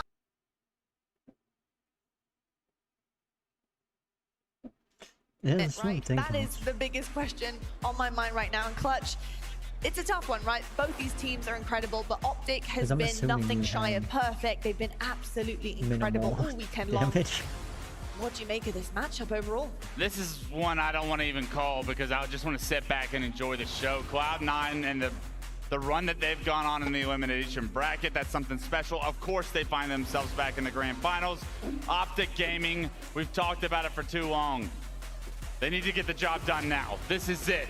This is your grand finals. You have the advantage from the winner's bracket. You have looked dominant all week long. Let's see you close it out. You really have indeed, and we've got players who have been looking dominant. Just a reminder, of course, we had our USMC event commendations happening earlier on. APG was one of those, best objective. I mean, that guy is just absolutely insane, Goofy, and I'm not surprised at all he did pick up that award earlier. APG, like Maniac tweeted, he's been doing this since 2006, put some respect on his name, and I love the crowd chants we're getting for him, and he deserves it. He deserves to be here in the grand finals, and fun fact, I was saying it a little bit on the broadcast, this is actually the first HCS major that Optic has made it to the grand finals. Cloud9 on the other side has never missed a grand finals, right? So this should be a battle of the juggernauts, and I cannot wait to watch. Me too. I tell you what, with the other commendations as well, we had Best Slayer Royal 2, but Penguin was up there. Best support player, and Gaskin. Penguin has been nothing but support, but he's been a pillar of Cloud9. The only thing he's been supporting is the skewer, it would seem. He looked unreal on Catalyst. He looks, the way he finished that game, headbutts out, earbuds out, making sure he makes a statement saying, job done, this is business, get me to that grand final. Cloud9 look hungry. They look like they are pissed off from what happened earlier on in this tournament. And I tell you what, I'd be scared if I was Optic Gaming. And I tell you what, folks, as well, just to remind you, we're actually going to have a lot of different awards coming through at the World Championships. Our AMD Power Plays of the Year, but also, Clutch, our USMC Event Commendations of the Year, and it's going to be our Most Valuable Player. Do you find yourself thinking about that often? I mean, looking at about grand my finals like opportunity this. to win the award? That's come and gone. I think about it all the time, actually. That's come and gone. How I was never an MVP. No. Yeah, absolutely. I think there's still several members that can win this whole thing. You're seeing the Renegade statement. You're seeing every member of Cloud9 should be warranted for that award with the success they've had throughout the year, especially if they come out on top here. Lucid has a statement to make for it. Royal 2, Frosty, there's so many great players. Only one gets to take the thing, and I don't even think that the winner has been decided up until all of the success is yet to be had. Yeah, indeed, and there's a lot of success to be had yet today. We have a grand finals to get to. Let's set this match up. Obviously, Optic versus Cloud9, two absolute titans. And my goodness, it's good to see that stage lighting up green and blue, fantastic colors. And also our fans also supporting their favorite teams in this. But Optic Gaming, you gotta say the fans have been very loud and proud. Optic, the 7-0 to start the series on map 1. So a big start is needed for them to push forward on that perfect, as they haven't actually played maps 2 and 4 of the series we'll be seeing this weekend. How important is it, Goofy, to get that hot start that we want to see from Optic? It's going to be very important, especially going up against the Cloud9 team that's coming off. Think about who they've beaten so far today, Lottie. They 3-0'd Sentinels, then they 3-1 FaZe, and now they're here in the grand finals against Optic Gaming. So if they start off strong and continue their momentum, we could see a second best of 7. We certainly can indeed. I'll tell you what, we mentioned Lucid earlier on, and Lucid has only got better with bracket play, by the way. He's gone now from a 1.31 KD. He's currently sat there. That is absolutely insane stuff. I mean, Gaskin, when you look at this guy, what is he capable of? What isn't he capable of, I guess, would be a better question. Unreal, especially when he goes from, you know, maybe struggling at the start of a game and suddenly everyone's like, oh, okay, maybe he's going to have a quiet game, and then just explodes out of nowhere. You've got to keep him quiet. Otherwise, it is just going to turn into another one of those games where he is just farming over and over again with the kills he gets. Yeah, indeed. I've got to say, Optic, they're looking absolutely amazing. How hard is it going to be, you know, sorry, how hard is it going to be to take down the green wall? Because so far, I've seen barely any weakness from them. So far, I don't have an answer for you because nobody's had the password to that. It's going to be tough, especially with Trippy playing as well as he has for the past couple weeks. Leading into the event, Trippy really picked it up in online scrims. Ever since then, Optic really reached their final form, we'll call it. He's played phenomenal this event. If Trippy has a big finals, this could be a short one. Indeed. Well, let's look at the other side of the stage right now, the icy blue for a reason. We've got Cloud9, and I've got to say, I think Cloud9 have to rely quite heavily on their teamwork here. We know Optic are very, very tight on their teamwork, but it's been a big factor for C9 in the series. They got a 1.014 KD, actually ranked 7th in the HCS. Oh, really? So Goofy, this is going to be big, right? Tighten things up as a team. Let's get the communication out there. How much are they going to have to rely on this? You know what's scary about Cloud9 is I feel like they haven't even really played to their full potential yet this weekend, right? And they find themselves in their grand finals. Optic on the other side, you can't knock them for playing amazing and getting here. Obviously, that's what you want to do. But the thing about Cloud9 is the players on this team are just so, they're all X factors in my mind. Like Penguin, we saw what he did. Bound, we know what he can do. Stellar has been popping off all day. Eco, that leader for this team. So this team has so many variables to it, and I feel like they haven't even hit their highest mark yet, and we may see that here in the grand finals. Now Gaskin from support star to just outright star. Penguin, you mentioned him before, but he's got the highest bracket KD on his team right now. That speaks volumes. Is at a 1.16.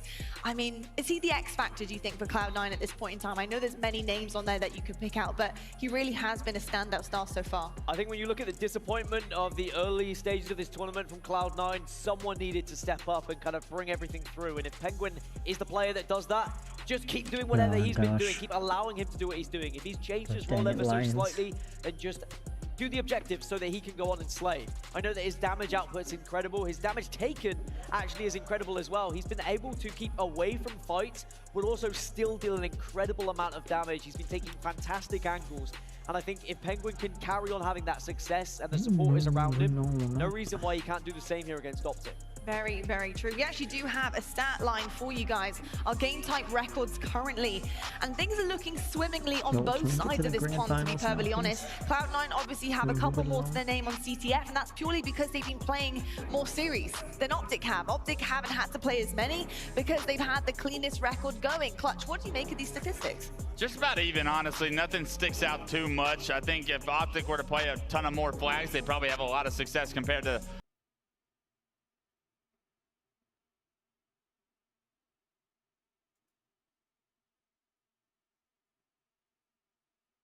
off with the flag, and Optic's going to show us how to play Aquarius CTF, I have a feeling. A really interesting series layout because it's a brilliant one for both teams. They've got such impressive records across the board. C9 have only lost Catalyst Slayer out of all 7 of those game maps and modes. On the other side for Optic, they've lost Recharge, King of the Hill, and they've lost Catalyst Slayer. So you could argue it's a little bit better for C9, but as that series layout goes further and further, you've got Livefire, Oddball, and Aquarius Slayer. Those have been Optic's best game types throughout this tournament. So if you're Cloud9, you've got to get it done early. Yeah, you do indeed. And like you said, in terms of that series layout, yeah, C9 4-0 in the first 3 maps of this series, which is actually a little bit nerve-wracking, I think, on the side of Optic, because we could see a bracket reset here. If it does favor them and Cloud9 push through and they can do what they do best, then Optic might find themselves in that last series of the night. And Goofy, is that where you want to be in terms of momentum? Cloud9 coming in off the back of a really pretty, exceptional win, and Optic kind of sitting, waiting. How much does momentum play into this? It plays a big part, right? We've all Clutch, and you and I have been there, just feeling the effects of a hot team coming into a Sunday matchup. I see you smiling over there. I don't want to hear what you have to say about that, but I know that the momentum is going to play a big factor here when you're coming off a 3-0 win against Sentinels, and then you're coming off a 3-1 win against FaZe. You got to feel good when you're going up against Optic. I know they're coming from the winner's bracket, and there's a reason that they're the favorites this weekend, but Cloud9 are a historic team, and I can't count them out. For me, it's a matter of how much cash they have left in the tank, Cloud9, because this could be a long night. I went to the back, catch my breath after the cast, and I see all Cloud9 standing there at Stellar. It's bound, and I said, "What's up, guys? How we feeling?" And Stellar's like, "What time is it?" I'm like, "It's like 5 o'clock, Stellar. What's up?" And Bound goes, streaming myself today, watching. I got time. He said, "You can the bet. Halo. We're gonna reset this bracket today. I got time for 2 best-of-7s, and I'm looking forward to seeing if Cloud9 can back up those words." You mentioned Bound there, and Clutch, I just want to quickly, rebound, excuse the pun, sorry. I know you off the back of what you're saying and ask you something further there. Bound, this is going to be his first time in a situation like this, right? This is a lot of pressure on his shoulders. It's his rookie year. How do you think he's going to handle it up there? Because this is very different from bracket play. This now is the be-all and end-all. It is in his lap. He just has to take it. I mean, he does not lack confidence, and I think that that's the best quality he can have from a player that was probably ignorantly confident like myself. I would have to say that these kind of moments do feel like other series, right? You try not to blow up the moment. The money, it's great after the fact, but you just want to win a tournament, right? You're so hungry. Bound has put in so much work to get to this point, to find himself climbing the ranks in his rookie year. All the hard work what they call it. for a moment like this. Great. To hold up a trophy at the end of the day, Bound cannot afford to let the moment be too big, and I don't think it's that difficult. But really well, just right now focus is the on grand prioritizing finals one in spawn at a Optic. time. You'd have to imagine Is so far the getting past favorite. Renegade They was a massive have not weight lost. off of Bound's shoulders as well, because he was always going to be compared to Renegade. If Cloud9 had lost The that, then they HCS would creeper, have been like, do you with see him? Renegade on the team, maybe they would have got further. I don't know, maybe Goofy's. But it is going to be a question now. Has the pressure been lifted? Can he relax going into Right this in the grand middle. final? It's going to be tough because, as you say, rookie year, first time he's been in this situation, but I do think that will They help. call him the I gotta agree HCS with you creeper. there as well. I think the Renegade Bound conversation is But, totally been Optic obliterated. has not just lost. in terms of Bound's performance. I think And this is the grand going into the NA finals. Super as well. So if Optic were to lose a series, they would have to do overcome they that would with reset. the boots to fill of Renegade, which was always going to be a hard task. The fact he's done that, that's They would testament play to him another as an individual series. player. But if On the other Optic side of just things, straight though, up Goofy, I wins wanna talk this about Optic real series, quick they will because, be look, yes, they have been your perfect with a clean Orlando record they've had so far, but champs. let's not deny the fact that there is pressure on that stage right now. They have an audience packed with fans who want to see this dream become a And then reality. the next event is like that going to the affect them Super mentally? Bowl. How are you feeling about this team who yet managed to clutch up? Something And this will- right now, again, it's on their laps for the taking. Next big We've been event saying is it all called weekend, Lottie. Something is Worlds. in the air, and it's the green wall. They've been here all all It's kinda weekend like the long, end showing event support, of the and you year. can hear them now in the crowd, hyping up their team going into this grand finals. I'm looking for Optic to come out strong and get game one under their belt and show us why they came here from the winner's bracket. Yeah, I want to touch on what actually having that kind of a fan base does for a team and does against a team that doesn't have the same quality of fan base. Being a member of Believe the Hype, There's we a had about creeper 3 again. fans, and I believe they were all family members at the time. And me. And you weren't in the crowd to help us out because we played the likes of like Straight Rip In, Triggers Down, like the Juggernauts, the guys that have like an absolute monster crowd similar to what Optic Gaming now have.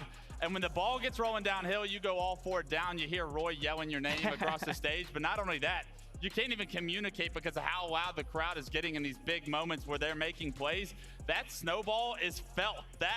The emotions that you feel when you're like the oh no moments where it's like the crowd now in it, it's now pure chaos for me coming off spawn. It's so difficult to try and respond to that. So the crowd could definitely be a factor here in this series. What I will say is if you're an Optic fan and you want to go into the World Championships believing that Optic can win it, they have to win Orlando. They cannot afford another slip up. They cannot afford another game 7 that doesn't go their way. They need to be winning it to show they can actually take a championship. It's got to happen here in Orlando for them to genuinely believe that. It really does indeed. I gotta say, it's really up in the air right now because it's so different in terms of the storylines for both of these teams and the way their bracket, the way their tournament has looked all weekend long. You couldn't have picked 2 different teams to go and match up against one another. But with that being said, it is about time. The stage has been set, folks. It is time for our grand final. We're going to be seeing Optic versus Cloud9 happening very shortly, and someone is going home with a trophy. And as our Orlando Majors, this grand final starts right now. Hello and welcome to the HCS Orlando Major. It is day 3, and folks, you know what that means. It's Championship Sunday.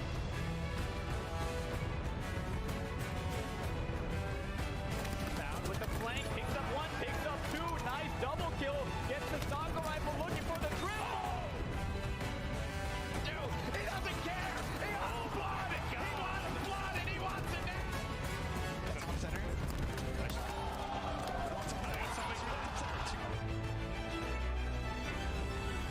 It's not for long. A killing frenzy for Dripping. What's the kill? Oh my god, Stellar with the no-scope on the snake bite. This kid is on fire right now. 40 kills for Stellar.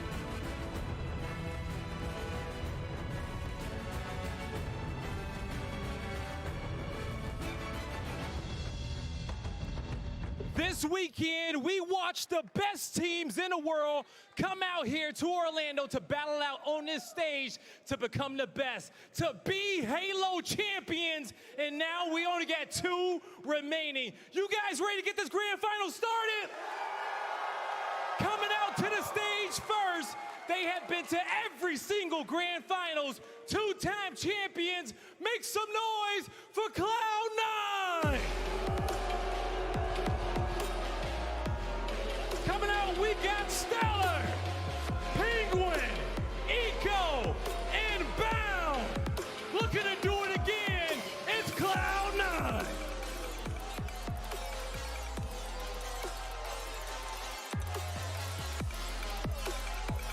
All right. Cloud9 ready to go, but we gotta bring out their opponent, the finalists. Coming from the winner's side of the bracket, looking to get their first chip this season. Let your voices be heard. Here comes Optic Gaming. He's like, why do I have to do this? Can I just play? Make some noise. Trippy, Formal, Lucid, APG. I give to you Optic Gaming. Okay.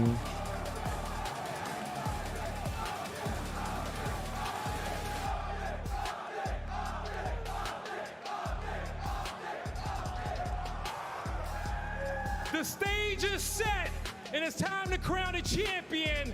Let's toss it to our casters. On set, Rob, take it away. It's Sunday night here in Orlando, and you know what that means, people. It's time for a grand final, Andy, and what a grand I forget what the final payout we is. have in store for Because us. On no one matter side what, of the stage, we have the someone, green wall. We have Optic Gaming. What a story it's been for them so one of far the, this you know, year. But the both of them will question for be, me, as it there has will be a been for number many, one, can they there will write be a the number final two. chapter and finally close that book with a And they'll championship? get Right, their whole season has led up to this a point. We've been payout or asking, something. can they get a LAN championship? Can Trippy and Lucid Yeah. secure their first LAN win? I think it's like the And how fitting. They're going to have to take down I think Cloud9, a top team that 10 has never teams get placed outside money. the top 2 on LAN in Halo Infinite. Yeah, Cloud9, what a run they have been on today as well. Like And I we've think seen, the taking down the top likes 4 of Sentinels, taking down the likes of FaZe in the like previous get round, and now they guaranteed get the like flights opportunity and shit to maybe slay Optic or something Gaming like that. I as don't well. know. They have been the Like the top 4 guardians will of get the like LAN paid flights to championships the in the next Halo event and Championship stuff. Series so far this year. Never have they placed Can you outside get of the them top labels, 2 in the live event buddy? environment. And how about the way they do it? As we saw this event leading up, it's really similar to Raleigh, right? Because you got some green wall chants going on here, and they're creating a physical green wall in front of the stage. But Cloud9, they love to be those silent assassins, quietly making their way through the bracket. They don't care if there's a bunch of screaming Oscar fans here in the front row.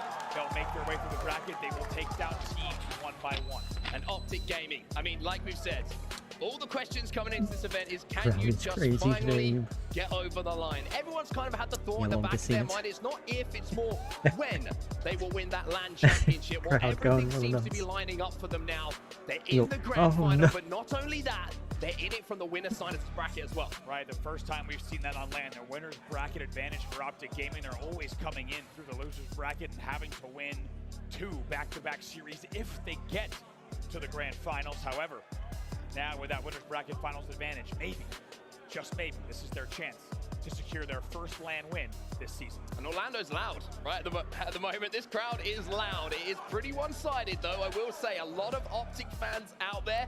There's some C9 faithful within that crowd as well. And like you said, I think C9 almost kind of enjoy that environment, right? Always kind of understated, quietly going about their business. And you saw the reaction of Penguin when he came out. A few boos in the crowd for C9 from the Optic fans. He was lapping it up. It was almost like that was fuel to the fire. Yeah, he's not too worried about their Penguin on your screen, as you heard. Highest KD on the team right now, and an incredible Penguin the performance all main. season long as he's purged his way onto the C9 roster. The main, Early the on, main. you also talk about another player that's bound. Not only is this his LAN debut with C9, but it is now also officially his grand finals LAN debut as well. Yeah, very, very true. And we can take that story even further, right? Because whatever happens in this grand final, there will be a first ever event victory for one of the players that's on the stage. If it's C9 who take home that win, like you mentioned, grand final debut for Bound in the LAN environment, it will be his first ever event win as well. On the other side, we know all about it. They like Trippy and stress Lucid balls or something? in search of that elusive first chip. What's incredible is just how winning this team has been all year long online. I mean, They've not secured plenty of sphere online thing, wins, but you maybe hand know warmers. to Lucid and Trippy, it's going to mean something different to secure this LAN win. And of course, let's not forget, whoever wins this series will be the favorite for the Halo World Championship in just 3 weeks. 3 weeks time, like you say, the Halo World Championship finals are going to be here before we even realize it, but it's enough talk about the Halo World Championships because we've got a LAN championship to decide. Orlando, you're sounding pretty loud right now. Let's talk about our first game type though. It's looking like Aquarius CTF is where we're going to be starting, Andy. That's right, Aquarius CTF. What a game type to start between these two teams. We talk about an off-the-rip game type. It's Aquarius CTF. Guns are going to be blazing immediately right off of the opening start. And one thing that I love about this game type being first up in this series, if you say, what's one of C9's best game types? If you say, what's one of Optic's best game types? Aquarius Flag's probably going to be in the conversation for both of them. Yeah. They are both so strong. When it comes to this flag-based game type, it's almost as if we're going to see two of the best just butting heads that mid-map. Honestly, it's a great game to start with. It reminds me of a mid-ship CTF, a Heretic CTF, a Countdown CTF. You're going to spawn, and your gun is going to be firing immediately, and it's honestly a great way to start our grand finals here at HCS Orlando. So final adjustments for the players, the hand warmers, getting those fingers nice and warm, ready to go, making sure that when it comes down to those clutch 1v1 fights, that BR is not missing your opponent. It's time for the final to get going here in Orlando. Make some noise for Cloud9 versus Optic Gaming. Let's take a look at the stats so far of the Lucid and Penguin. Look at these numbers here from Penguin. 22.3 kills per game from Penguin with a great KD as well. The man is ready to play. What a weekend it's been for Penguin. What a weekend it's been for Penguin, and what a game type this is for him as well. We've looked at the statistics across the year for Penguin. Objectively, he is the man who is running that flag home for Cloud9. We're live, everybody, Orlando! It's time for us to crown a champion. C9, let's start off by watching some Penguin. What a story for both these teams so far this weekend. Optic for the first time coming in through the winner's bracket. Cloud9 ready to upset that Cinderella story yet again. Well, early on hit, a little bit of a gunfight going down on the bonfire, but it seems like Optic got the better at this start. Cloud9 lost a few players in the early scuffle, which means that APG, who has had a permanent smile on his face, not only because of results, but also because of the backing of the crowd, is now going to be moving in this space with that camo in his hands too. It's a nice drop side run as well. APG gets it past the halfway mark right away. One dead for each side. Dead for each side, but these kills vital, and they go in the favor of Cloud9. So Trippy now last player alive for Optic. This will be a dead flag. Optic can go lose map control as well, so C9 now making that push through the closet. Early indication there from Optic though, right? They are here to be the aggressors. They want to force the action. They want to get the flag pulled, but it's back-to-back advantages here for Cloud9. You're going to see these games just being decided by tiny, small moments, whether it's a 1v1 fight, whether it's a back smack, or whether it's Lucid busting Optic out of their base and pushing them forward with a triple kill. Wow, just nades into the connector from Lucid, gets the call out and just cleans up the kills. That'll be 4 dead with 3 players respawning right now. Trippy and APG pick up a couple as well. The first time we're going to see Optic inside of that base with an element of control as well. Lucid picks up the kill. That's 3 dead for Cloud9. Penguins last alive here, and that Dynamo nade is going to be frying those 2 players off respawn. Tick, tick, tick goes the Dynamo. The flag runs a little late though. It's just a second late. Lucid will continue. 2 dead here. Optic cannot get that flag moving the way they wanted to, and a couple of clutch kills and clutch grenades coming in from Cloud9 somehow off of that respawn means they can refight for this flag. However, the defensive work not done yet. You can see respawns are coming in for Optic, so Eco's got a huge amount of work to do, and he does it superbly well. They take an extra second there to run that flag. It cost them in the end. You saw Camo was up top middle with 3 dead for Cloud9. That will be a formal grab for Optic Gaming. Formal trying to be sneaky, trying to be as silent as possible, moving through the back of this base. That's a kind of a grenade which might actually kind of hinder him momentarily, but instead he's going to take this 1v1 with Bound. Bound being a nuisance, there's the help coming in. Bound still being a nuisance, finally going to get taken down. The help is arriving now for Formal as he picks up 1. That's a killing spree for him, but he's last player alive here, but still going to try and force this flag. Stella being such a nuisance on the bonfire. Oh my gosh, I'll leave it to Formal there to almost get the flag run going. He will get taken down. But here, with about 3 minutes play into the game, let's get into a listen-in with Optic Gaming. Brad is already in the fridge. Going Jet. Fire, we go Red. Left car, weak Stellar, half health. Top car, how weak either way go. In the fridge. You want to. Their high hull's gonna be weak. That's 3. Somewhere. That's last guy. Watch out. Nice. Let him know. 2 dead. They're fridge. Just live Joey through. Absolute on the commando. They're gen. Trap gen. Just keep going. Go fridge. Okay, they're gonna be dead. Absolute. L3 closet, 2 L3. Multiple Brad. It's You're just gonna you, hunt Brad. Brad. 2 on me, weak also. Yeah, we're split, guys. We're split. I'm gonna go with Matt. Front base, very weak. Base. They're break. Absolute eco. I'd have to throw. Put him in. And our flag. You're dead, guys. Our shrooms. Absolute going flank. That's 3. Let's go, who's our flag? I'll stay like that. Very weak, our gen.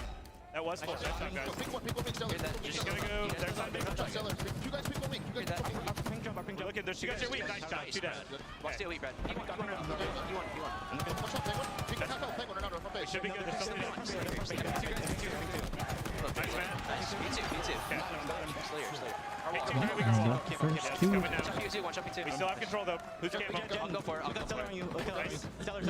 got back into the game from that Astro listening. It's Optic who take the lead. The first flag in our grand final goes to the green wall. Really starting to pop off as well. They've had a man advantage several times back to back, and it pays off with a flag cap. One player that you and I have been talking about as Lucid deals the damage into the back of the base. That's Formal. He's been on fire this weekend, but I think there's even more room for him to pop off. He's 11-4. He's 11-4, and all of Cloud9 are currently in the black screen. They are all dead. They're all coming off respawn, and with Lucid with camouflage set up top pink and the flag moving. It was 1-0 just a few seconds ago, but a few steps away, it's going to be 2. They double their lead here, Optic Gaming. As Formal, the man you were talking about, puts the objective home. Picks up another one comfortably and brings that flag in. Will avoid these grenades as well, and it looks like it's a different Optic Gaming here, coming from the winner's bracket in the grand finals. They are here to play and looking better than ever. Scary thing here for Cloud9 is whenever you're watching a POV, whoever it is at the moment, it always seems to be in the Cloud9 half of the map on Aquarius. They're struggling to get out of their base. They're being pinned in by the pressure and the angles that are being taken by Optic Gaming. For now, they've got at least a little bit of map presence. You can see that Lucid is just making sure he's putting up the defensive perimeter. We talked about Lucid's interview after the most recent tournament, what they needed to work on. It was these little moments, these little adjustments. And so far this weekend, it has paid off and indicated that each of the situations they've worked on, he's dialed in and they are ready to play. Still leading by 2 flags here, 6 minutes and 25 seconds left on the clock. 20 seconds till that next camouflage is coming up as well. That's why he's seeing Lucid go top middle, but not overextend too much. His job is just to try and lock down this position, lay down a little bit of cover fire as Cloud9 are finally inside of the Optic Gaming base. Stella's going to try and want this one through the closet. Gets just about there, but look at the damage that's being done by Lucid. He gets a killing spree, and through all of that, takes one to the grave. Look at that play as one of the last 2 players alive. Are you kidding me? You do all that damage to a player bottom middle, you stop the flag run, and then you finish the kill as well, and you keep going. Look at Lucid right now. Lucid's doing everything on the map. He is shooting everyone. They get the flag return as well, and he gets the camo. We say perfect Halo sometimes. The last 30 seconds from Lucid been pretty much that. There is no player that has made sequences like that more and more often than Lucid. That was once again a clinic in how to run the map, especially from a man disadvantage. Cloud9 at the moment are getting outslayed pretty heavily. You're looking across the stats from Optic, and every single member at the moment is in the positive ratio, and you're looking at APG, huge amount of assists, and you look at the assists in general from Optic Gaming, everybody is shooting for each other at the moment. And how about Trippy? Does this man want an event winner? What? He's 16-9 in game number 1. 16-9 for the man who's been searching for excellence. Formal with some nice shots once again, and you can kind of take your pick from Optic Gaming of who's been playing well so far this tournament. I mean, the stats, as you say, back it up. But once again, it's Cloud9 here who are having to do work on their side of the map. Optic continually pressurizing as Penguin finally works with Bound to clear out Lucid and Trippy, and Cloud9 might be able to get up to that 50-yard line. APG was last alive. He actually will be taken down. Formal is their first spawner here in the utility, but doing very well to guard the connection. C9 finally trying to flood forward. Optic now inside of their base. Can they take advantage of this situation? No, APG shuts the door on Bound. Trippy last player alive for just a second as well. That 2-flag cushion going to come in handy here. Trippy now takes the heat wave out to the Dynamo side of the map, and he'll grab those as a reward. One player who's having a little bit of a rough start to this series is someone who's looked pretty impressive in the last series. That's Stella. Currently sat 9-17, maybe just struggling to find a little bit of rhythm. Maybe he's just running into players like Trippy. It's a 1v1 at the moment, which Stella will come out on top of. The heat wave not going to be quite the weapon needed in that situation to try and bend some bullets around walls, but Stella now moving forward. C9 on the offensive once more. Lucid taken down, Stella now being a little bit of a nuisance on those straight stairs, but look how quickly Optic Gaming just collapsed on those kills. C9 once again find themselves 3 dead. Eco, he's the last player alive, and he might go down soon as well. Last player alive, and he was a spawner, so that's another rotation yet again. This is a continuation. How often have we talked about how Optic is so precise on the timing in between their kills? They're doing it again here in game number 1. 3:30 left in the game. Trying to chase down a couple of kills bottom middle. Eco's going to be there. APG with the help as well. 2 down on either side at the moment. And keep in mind, the game clock is starting to become somewhat of a factor here as well as we approach 3 minutes left in this game. Now, keep in mind as well, even though Cloud9 have been on the back foot for the majority of this game, on Aquarius, we have seen the opportunities to double cap even within 30 seconds. So that clock, even though it's dwindling down, do not count Cloud9 out this situation, especially as we saw what happened in that previous series on Catalyst. That's right. Never count them out here. Still 3 minutes to play and only 2 flags needed to send this game into overtime, but plays like that for the Formal are going to make things difficult. Another thing that you and I were talking about here, nice job double for Stellar. But we take it down though by Formal yet again. The man has started the base. Eco will still start the run. Eco putting a lot of trust in Bound here. You can see trying to force that one out of the front of the base. Bound was sat up top mid, trying to give him that cover fire.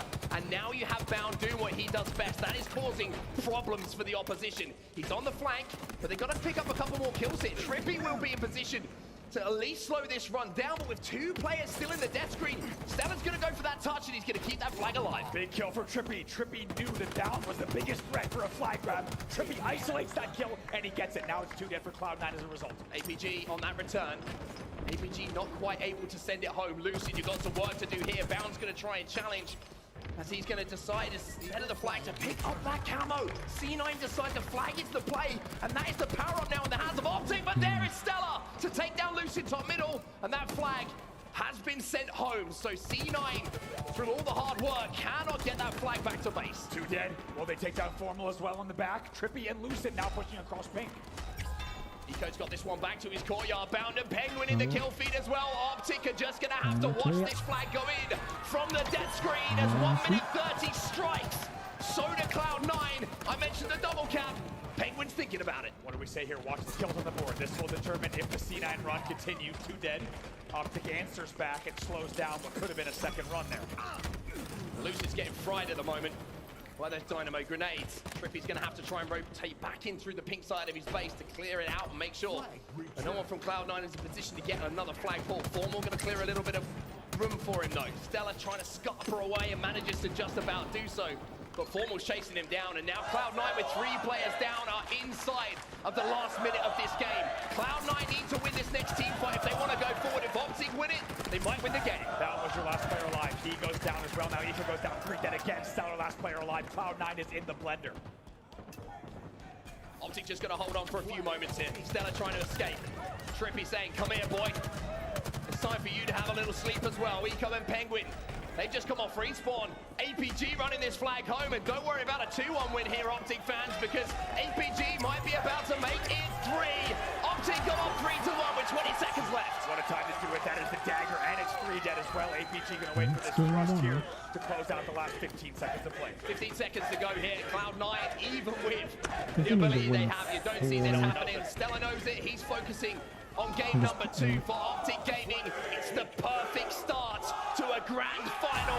They go up 1-0 over Cloud9. You heard the desk talk about just how big game number 1 would be. Oh boy, here's the green wall. They'll take game number 1 in a dominant fashion. 3-1 business as usual for Optic Gaming. Strange that we see that in front of the main stage. The only time we normally see that, Golden Boy did that earlier in the back in the green room. Which we know is hard to believe, but you'll have to take our word for it.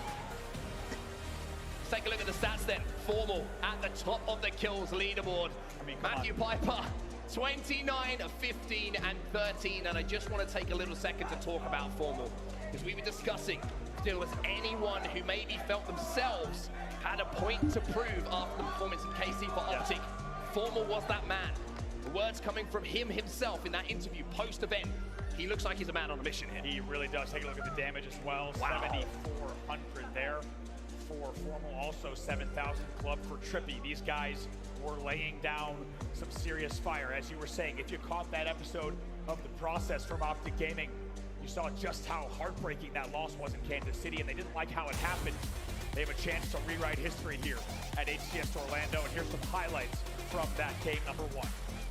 Little triple kill coming in from Lucid just to clear out the base was always going to put him on the right track, in the right mind to take the fight to Cloud9. That first cap that went in was Trippy stepping up. The second one was Formal, and the final one was APG. If you needed an indication of how the team is working so well together when you've got 3 different players capping 3 different flags, Optic are rolling. That sequence from Lucid might really sum it up. Does damage on one player, stops the flag run, kills the second player, then goes and gets camo and continues to run the map. Optic Gaming creating so much space for themselves, and it felt like they truly had 1 to 2 dead on Cloud9 the entire game. It was really great map management from the side of Optic so Gaming. happy We've learned anything when he though, got there out. is still a Now long, he's long angry. way to go. Of course, this is a best of 7. Moving over from the best of 5s that we've had so far in the tournament. So Cloud9 will know that, and they'll know with 1 win here on Live Fire Slayer, the series will be tied up on 1-1. Plus, I think Optic will know this as well. They've been watching the series today, right? They've seen some game 5s, reverse sweeps, 50-49s in those Slayers. They'll be as focused as anyone, but this is the next battleground here. Live Fire Slayer. Question is, are we going to have a tied series? Or Optic going to take one more step forward? And let's not forget, there was a moment there where Cloud9 could have back-to-back counts, right? But Optic Gaming, they step up in that situation. Here's a Slayer comparison for Trippy and Penguin. So, again, the Optic crowd, by the way, is so loud. I've got my headphones turned up to 1 billion, which is a technical term. And I can still hear them at the moment. They are just screaming in here. Don't worry about what you're seeing on the too many players on the left side of the screen. Don't worry about it. I mean, potential transfer, we start a vicious rumor that Bound's going to transfer to Optic because of that lobby. Let's not do that. But I mean, what an opportunity this is to talk about traditional stats, right? Because it feels like we're taking. You could just pick a player from this tournament, anyone on Optic, and you can say, okay, they did this big play, they've done that big play. Chippy with the shock rifle, we saw him earlier hitting everything, and it's difficult to stop any player on Optic at the moment. It's kind of the continuation of what we saw in the NA Super, right? It was the first time that we watched them when we were like, this is different, because they're not just winning, they are beating people. And they are beating them with teamwork, with precision, and by considerable margins as well. And as we said, their season truly has led up to this point. I mean, think back to Kansas City. The story was they're winning online, can they win on land? They fell short there, and you saw just how much it meant to the team. You heard the words from Formal saying that he was checked out after that game against Sentinels. Instead, they now find themselves in such a different position here with a 1-0 lead in the grand finals and only 3 games away from a championship. And trust me, people who are watching in the arena, people who are watching at home, all these things we're talking about, Optic players that are on that stage, they know it better than anyone. Oh, do they ever. So if C9 come out firing in this map number 2 and tie up the series, all those thoughts will start to come back in. We're live here in game number 2. Trippy, the POV we're watching, he's going straight for that sniper. See what Optic could do off the opening. Trippy maybe gets away with the sniper he does, and the assist. It's nice work to escape with the power weapon and a 3-1 lead. Yeah, what an opening strategy that is from Optic Gaming. Like you say, a 3-1 trade, make it 4-1, plus the S7, everything you would have wanted. Almost a perfect opening strategy. Trippy's gonna go window here, look for those garage routes. Playing really sneaky here, not getting too aggressive, wants to just tuck in the corner and deal some damage, but he will see 2 teammates fall. Not quite. Unfortunately for Trippy, didn't quite find the back of the head with that shot. It was the left cheek he found from Eco, as Optic do lose a couple of players here. Forward's going to collect that sniper rifle. Bound is going to keep him under pressure. The remote detonation not good enough to take him down, but the help from APG will. Now we see ourselves at just a 1-kill game, but the pace of this game is very interesting off the rip. Even Formal to have the patience there. Shoot those nades, but now Eco with an overshield push. Here he comes on green and Nest. And Eco now is going to be the focal point for the Cloud9 death ball, but it's going to be slowed down a little bit. But you can see Lucid managed to pick one up. APG has no idea of this positioning coming in from Eco. Lucid manages to trade out that kill, and it will be C9 who go 3 down here, and Optic into a 2-kill lead, even though they didn't have that overshield. Yeah, very well done there. It's a great response from Optic, and oh my god, imagine spawning in the dummies with Lucid looking at you with a plasma pistol. That is a death wish, and it will result in still a 2-kill Optic Gaming lead, but Cloud9 has done well to keep this one close. Bound picks up 1. Lucid picks up 2. It's a killing spree for him. There's another player above him as well. He covers him in a little bit of plasma pistol. And his teammate comes in to finish it off as well. So at 15-11, now a 4-kill difference between the 2 teams. Next point of focus for both these teams is going to be that overshield.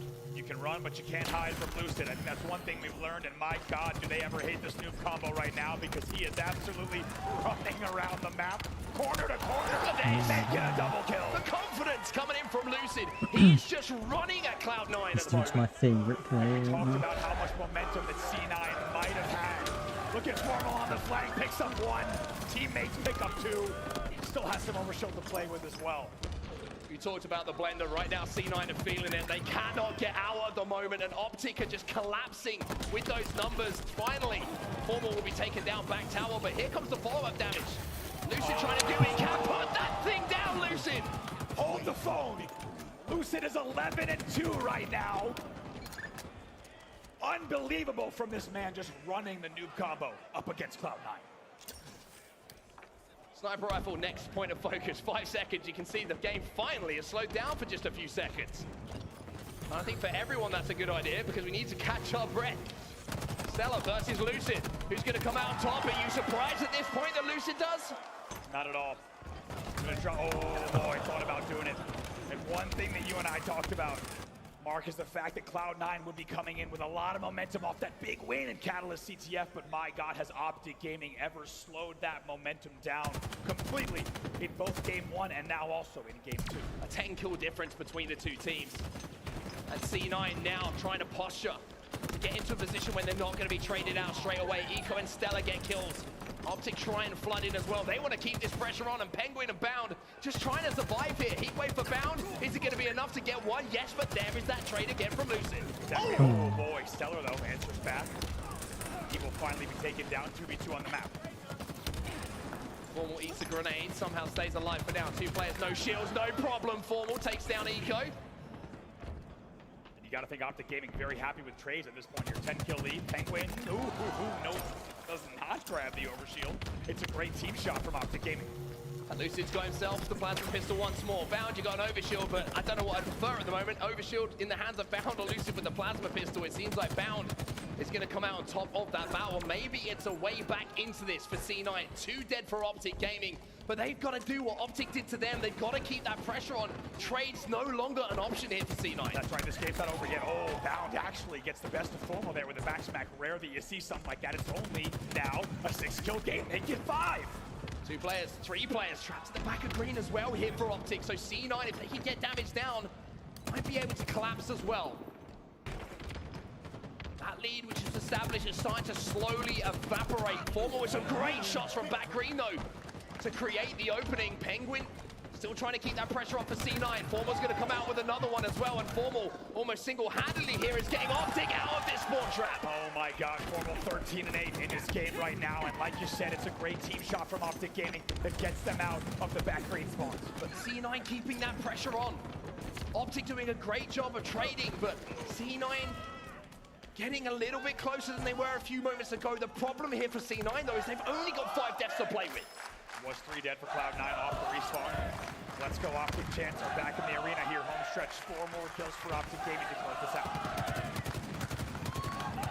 C9 flood top middle. Be trying to isolate a player that they found, but Stella, he's going to be isolated himself. Another couple of trades come in. Optic just need 1. They're 1-0 up in the series. It's just about where that 50th kill is. Green spawns, nest spawns. It doesn't look good. Spawns for the side of Cloud9. Damage out of APG, as you say. Only 1 more kill to close it out. Bound picks up 1, but the overshield coming up, and this side of the map completely controlled by Optic surely means it's just a matter of time. But here comes the push from Cloud9. Lucian with the 50th. Optic Gaming up by 2. And at this point in the tournament, they have never looked better. Never looked better is right. Look at the damage out of this team. How many times do we see them just traveling in packs? Every single time you see shots on a player, it's cleaned up by another player from Optic Gaming, and they are so efficient with those assists right now. They will now lead the series 2-0. So now the pressure very much on the shoulders of Cloud9. Coming into this final, Optic knew what they had to do. You could say the pressure was all on them coming into this tournament, but now with a 2-game advantage, having won that winner's bracket final, all they have to think about now is winning 2 more games of Halo to call themselves a champion. 16-8 there from Lucid, 15-11 from Formal. Taking a look at the damage as well.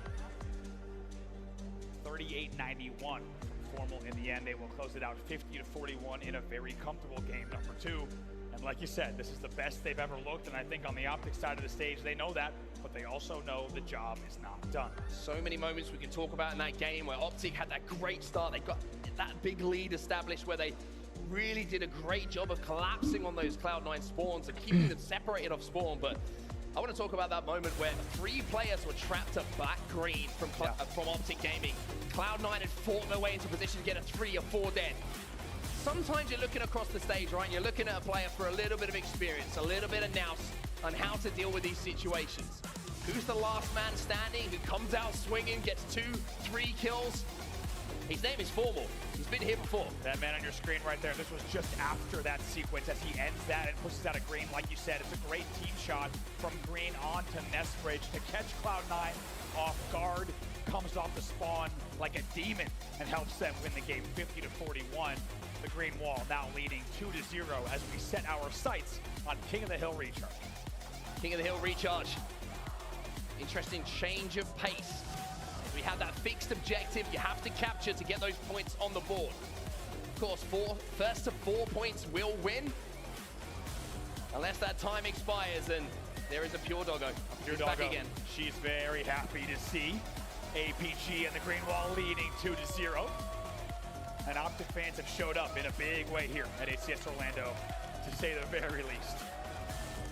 There's still some work to do for Optic, but trust me, when your energy gets a little bit low, as a team, you've been on that main stage for quite some time, there is nothing better than looking out onto that crowd and have that energy thrown back at you. It gives you that lift that you're definitely looking for. Yeah, I was going to say, this is not just like an Optic Gaming section. It feels like half of the venue is dedicated to the Optic Gaming Green Wall here, as they have showed up, as we said, in a huge way. It's been an unbelievable crowd here in Orlando all weekend long, and they've never been louder. And Optic Gaming themselves have never looked better. It's true. Every single time we have an event at the moment, it seems like wherever the last event was, the next event tries to beat them, right? Yeah. We were back in KC, we had that crazy home crowd, and now we have this Optic-based crowd who are getting even louder. Worlds is just around the corner. 3 weeks away. 3 weeks away. I wonder if the noise is going to be there because people have been waiting for that all year long. It's going to be absolutely all year long. Pandemic. We had 3-4 years, whatever it was. We've been waiting for this moment for many years, and I think that the Green Wall, as you now hear behind us, starting to erupt again. They've been waiting for this moment for a very long time as well. And my God, you have to think, the players on stage here, they know what this means for the momentum that they would take going into the World Championship. Not to mention, by the way, about $140,000 in cash prize for first place. The prize pool for this tournament, thanks to crowdfunding, we bumped it up to 350K, which is absolutely ridiculous going into Worlds as well, the biggest money event of the year. And for now, as the players get ready to head into our game number 3, I mean, Cloud9, it's been a long day for them. It's been a very grueling road for them, but this is a game type where I feel like maybe if they're going to turn it around, there's an opportunity to do so. Certainly, and one thing we know about Cloud9, and we don't say this about every single team in the HCS, but Cloud9 is a team, and Optic Gaming will know this better than anyone. You cannot give them any room. You cannot allow them to come back into the series because guess what? These guys are fierce. They will run this series. They will gladly send you to a bracket reset. In fact, I think nothing would make them happier. They are ready to go. So Optic Gaming knows that they need to close out this series quickly and not give any room for the idea of a Cloud9 comeback. Bound back on the stage, C9. Look like they're ready to lock back in to the games that we have ahead of us. Maybe just a little mental reset that is required. Sometimes you just need to step away from the intensity of the situation and remind yourself this is just a game of Halo. Right? That's what we heard so many times, time and time again from Optic Gaming in these interviews.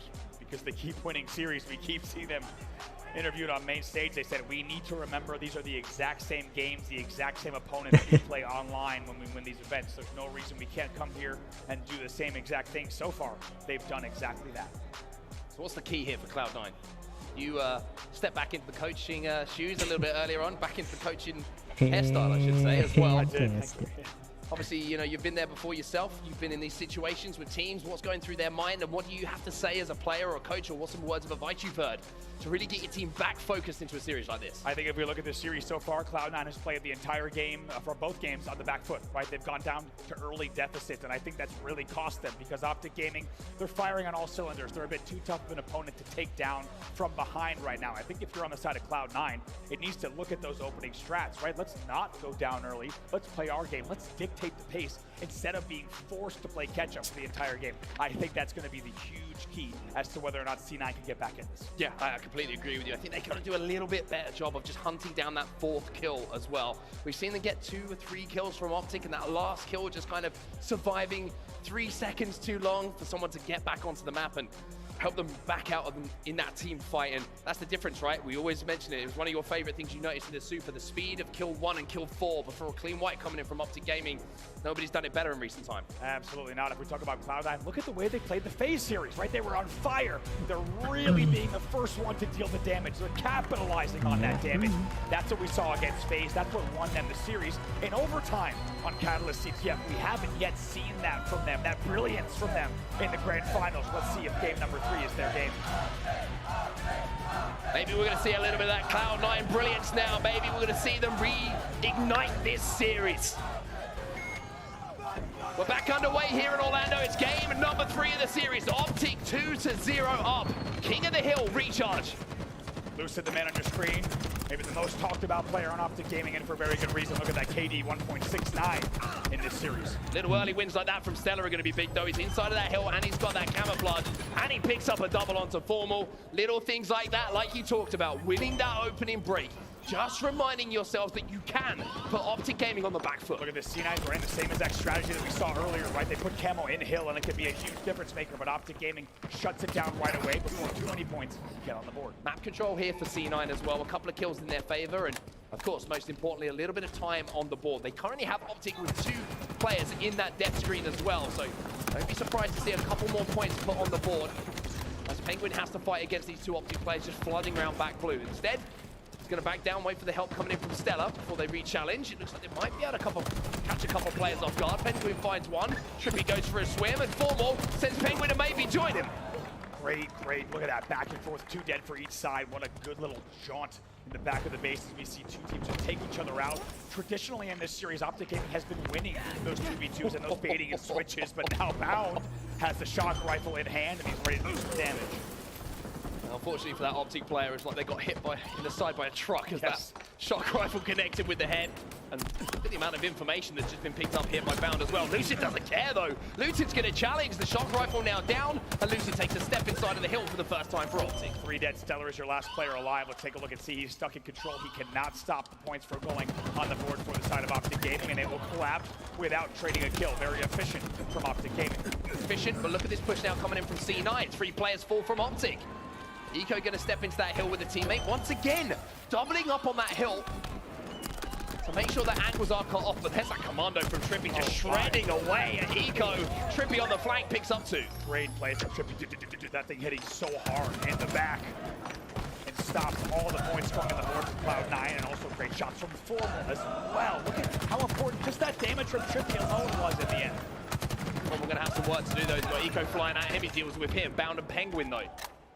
They're in the kill feed, lighting out for Cloud9, but Stellar finds himself now as last alive for C9. It's going to be a 1v1 around the back of this box, but Stellar decides it's best to just survive for now. The cover fire comes in from Eco. Nobody's stepping foot in that hill at the moment because they don't have the kills to do so, but look how close this is at the moment. A slender lead here for Cloud9, but Stellar with those 2 kills allows Eco to step back in. Great play from Stellar. He takes his time around bottom repulsor tunnel, stays alive. Eco does the damage from Bad Ledge, and Stellar flanks around. That will keep 2 dead. This should be a C9 point here. Optic Gaming trapped inside Elevator as well, so the worrying thing for them as C9 get that first point on the board is that C9 are in position to maybe start locking down this long haul as well. 2 players from Optic flooding. Eco trying to survive. He's dipping, he's diving, he's grappling. He's swinging his way out of trouble. And now he's going to have the flank too. This is a big battle going down. Formal versus Eco on this long-range C-Plats Needles. EPG is there to help him out in the long haul as well, but he's currently trapped. It looks like C9 might have control along. They do, and they're starting to find form here. Let's get ready for an Astro. Listen in with Cloud9 as they've taken the lead in the game. Oh, we just get hill. There's 2 going silo, 2 going silo. C-flat. Yeah, we're here. They're both weak. One shot, C-stairs. Okay, I can get that. Two here. Both weak in hill. I got one. One shot in hill. Watch after that hill. He's on the box. On the box. Nice One shot in hill. One shot in hill, the box. One shot. Two there. Multiple. Two there. Needles, one shot. Nice. Last 2, sneaky in hill. He has a repulse in hill. He's challenging. Sneaky's weak. Sneaky weak. Be weak in hill. I'm coming. Sneaky. Research is long. Sneaky. He's in hill. I know. I'm chasing you, Braden. He's on me. Sneaky. One shot, sneaky. No, I don't think so. Absolutely sneaky. Live C-bound. Live forever. Spawn long. I'm bottom here, guys. Look at C flat, look at bottom here. Watch that glass on me. Silo and like bottom right, silo and bottom right, I think. One is silo for sure. We can go glass here, we can go glass. One of us go glass. Got glass. We can help. Glass, silo. Dropping on you. Melee. Nice. Go hill. Back C and hill, back C and Siki, one shot. C flat, guys. One shot Siki, dead. C flat. And So jump out of the Astro listening. Optic Gaming currently scrapping, fighting desperately for this hill, but C9 giving as good as they got. And listen to the intensity of C9 in this listening. And Cloud9 undoubtedly looking like a different team in this game number 3. Despite heroic efforts from Formal there to stay alive for so long, they've started to shut them down. They have a 2-man advantage yet again, and they're very close to closing out point number 2. Eco as well has that shock rifle in the hill, so anyone is going to be challenging. It's going to be a little bit of a risky play because Eco has the ability to rip your head off, but he doesn't need to for now because they're going to be 2-0 up Cloud9. Optic finally being tested here. Cloud9 are back alive in the series. This is the signs of life that we said we needed to see from Cloud9. We wondered if we'd see that C9 brilliance, and it has now shown up in a big way. Eco finds the last one bottom mid as well. And if you've just joined in, this looks like a totally different C9 team. It does as well, and the worrying thing here for Optic as well is even though they lost that hill, the next one is the elevator hill. You would argue this is the easiest one to lock down, the most secure to lock down as a team, and C9 almost managed to break them on that rotation, but for good reasons here, Optic are going to be happy as well, because Optic now have held off that push. It looks like they're scoring, and look how quickly that hill is going up. 2 dead. C9 should be able to break here on paper. Let's see if they can get through. Yes, last player alive is up top elevator. If they get this kill, they will be a full break. This will now be points on the board, but not a lot of room for error for C9. Take a look at that point. Full break, like you say. Optic will only have to break once, but Penguin not only is part of the Cloud9 gang that have got this elevator area on lockdown, they have camo, and Stella has that shot rifle too. If they're gonna get back into this game, this is the opportunity to do so. 2 dead on the cross for Optic Gaming. Optic Gaming, they take their time. They do a triple push across glass, and it doesn't work. C9 will continue scoring, and he hits the remote detonation on Formal as well. This will be a guaranteed point for C9. Formal steps on a landmine and gets blown to smithereens. C9 3 up. One more hill to go, and the series will be 2-1. Running an absolute masterclass here on King of the Hill recharge. Finally, 2 members of C9 will be taken down, make it 3, and it's an opening for Optic Gaming. Can you imagine if they brought this game back? Look at Bound. Got those Astros cranked up to 1,000, but Lucid's got his commando locked onto him instead. Wins that important fight. C9 now 2 dead. It looks like Optic is set up around this repulsor tunnel hill. Lucid turns on him, and after the back of that kill, that will be 3 dead. Eco was last player alive. Bound your next spawner. It's great damage from Lucid yet again. Hello. Finally, he'll be taken down, though. It's another 2-man advantage for C9. C9 looking to break this hill once more. Trippy takes some damage. Stella gets the trade. Penguin there to help out Eco stay alive. Last player alive within the vicinity is going to be APG. And look at this sneaky decision from Eco. He knows the repulsor is an opportunity. Lines that jump up with the sword platform. So even if he gets hit by it, he's not going to sink. You called it perfectly. That's brilliant from Eco. He knew that someone would be expecting the repulse. That APG wanted Eco to drop down. Instead, he takes a perfect angle when the repulsor would not even be a factor. And it's moments like that, plays like that, that have given a 3-0 lead to Cloud9. Now, with less than 2 minutes left, game number 3. On Eco! Oh, Trippy! Trippy, the trapeze artist.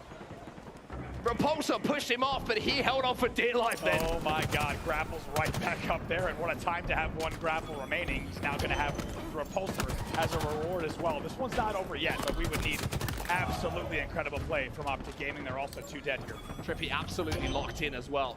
Penguin now going to be challenging him back silo. Trippy can hear him, but Trippy can't find him. It's a sneaky, sneaky Penguin. And Bound is the camo as well. So even though, much like we saw on this previous hill, Optic out to a great start. Lots of time on the board. Securing that camo and securing a little bit of map positioning might be Cloud9's opportunity back in. Bound eventually taken down with the camo. Does well to make sure he gets the 1 kill on Formal.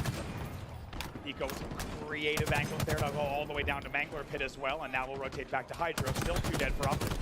1 minute 15 left in the game as well. Optic 3 dead, but Formal still inside of that hill. but Bound deals with him. Bound gets him out with that back smack, and now you can see C9 with a full setup for the first time around this repulsor hill. They'll have the information of where the Optic push is coming in. That's why you're seeing C9 turn their attention to tower. C9 loves it. Oh, nice little angle there to take down APG in the control corner as well. They'll also take down Formal. Another 2-man advantage. This has been slaying dominance for Cloud9. They're just waiting and they're baiting on this last hill. Trippy says, I'll take the 1v1. He's got the repulsor, but there's Penguin. Position just quick enough to make sure it wasn't a straight 1v1. Penguin picks up 2 as well, and now he's looking for more. A couple of players trying to burst through the tower. Formal stays alive. Lucid, you won't though. Yes, he will somehow. Penguin on the hunt for Formal, finishes off what he started. And now Trippy, dare you challenge?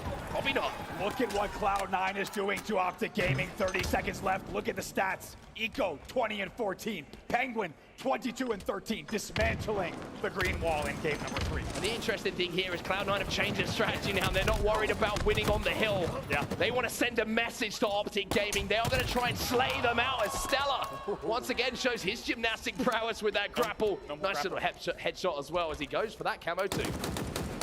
No more grapples to snag the camo, but with 7 seconds left, he's not going to worry about it. Here we go. The time ticks down.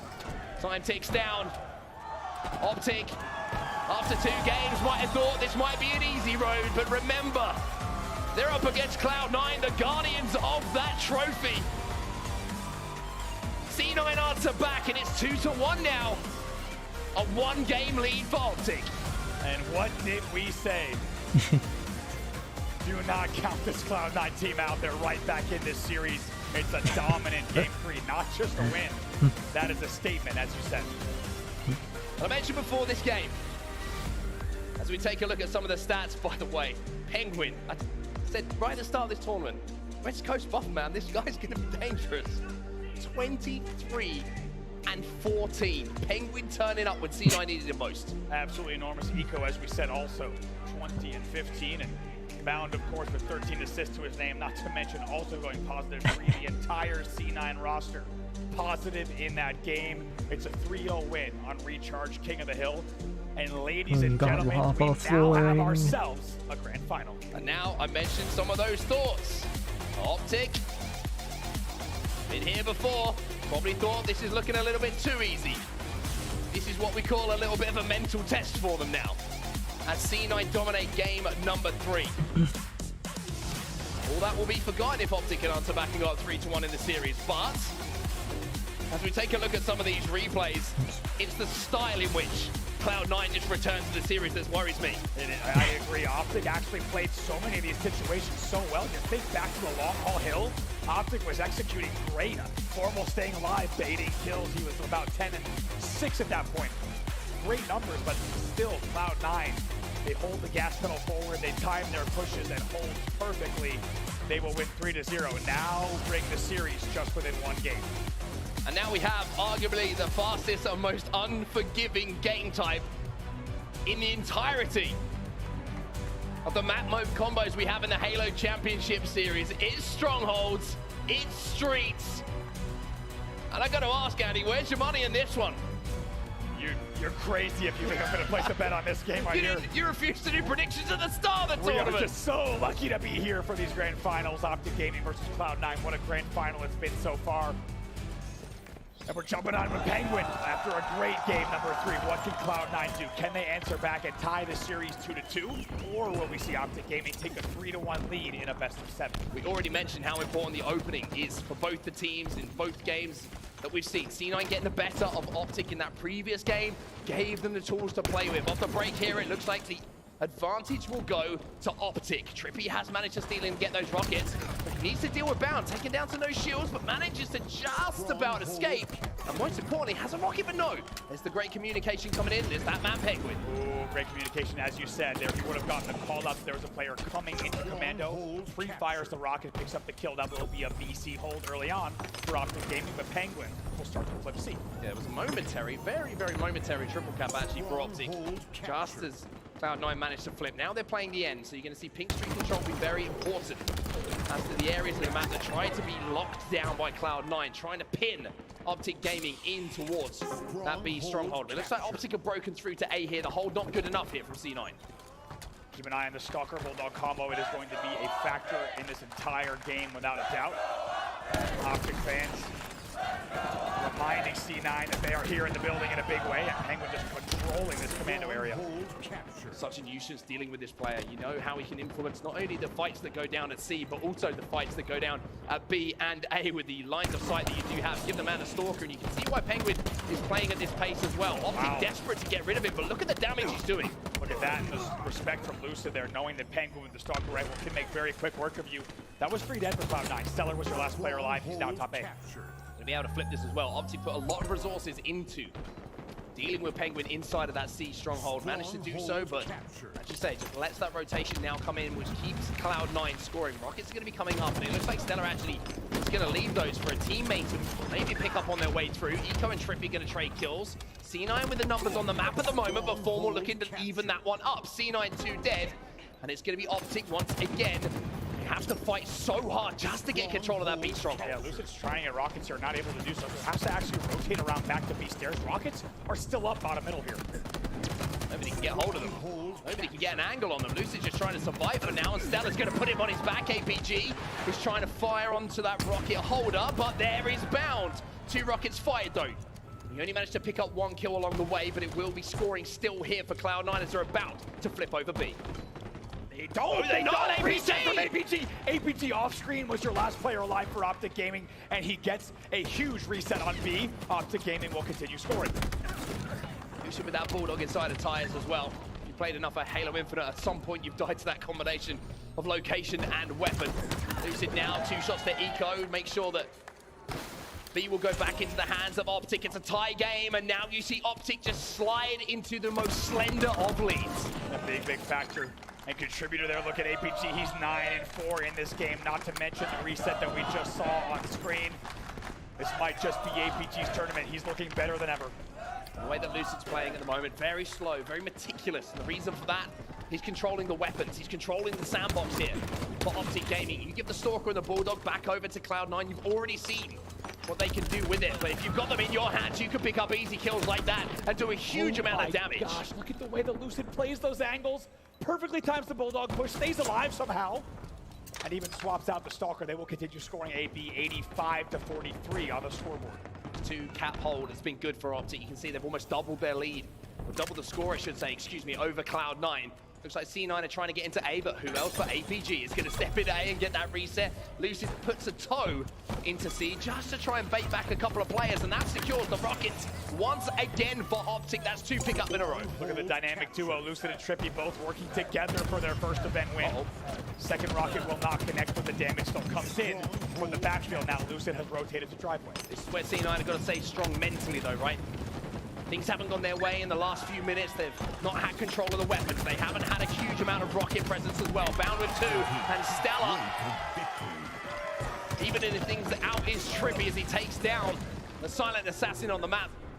It's going to be Optic who keeps scoring here with a BC hold. Eco was last player alive. That was huge for him to get that kill rather than falling. That will give them now some presence on B and an opportunity to try to regain control, but it's quite a deficit. Deficit, but it's not one that's out of control whatsoever. Lucid finally is going to lose that thrust, but no, it's not a back smack, it's a shoulder tap, which means the Optic will put Cloud9 4 dead. Stellar's your first spawner. Huge swing of kills. Stellar spawns PD. They weren't ready for the PD spawns. Maybe a blessing here for Cloud9. Bounds fighting inside of B as well, but it's Trippy again with that Stalker rifle. He hits the shots required, and again, look at the flood coming in from Optic Gaming. On his way to the grave, Eco picked up 1, but Formal with 2 keeps Trippy alive with that Stalker. So vital to lock down these lanes of sight on street strongholds. Bound finally, again, gets the weapon out of the hands of Optic. It really has been a huge outslaying difference in this game that has led to this Optic Gaming lead. They're outslaying their opponents right now 41-29 in total.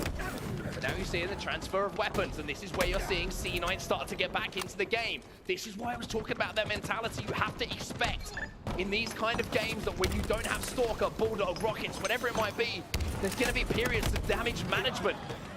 But for now, it looks like the damage has been managed by Cloud9. They're scoring, holding both ends of the map, AC. And as you can see, Bound, well, he's got to think the bugs.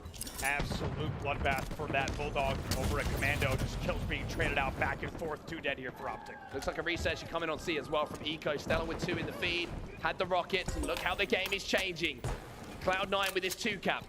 Maybe looking to make a move onto B. The PD spawns are going to come in for Optic, which means that they should have access towards A, or maybe they're going to play a bit of Slayer. Try and get some kills before they think about that objective. C9 are scoring, and C9 are now into triple digits. Triple digits here, now only down by 50 when it was down by about 90 plus earlier here.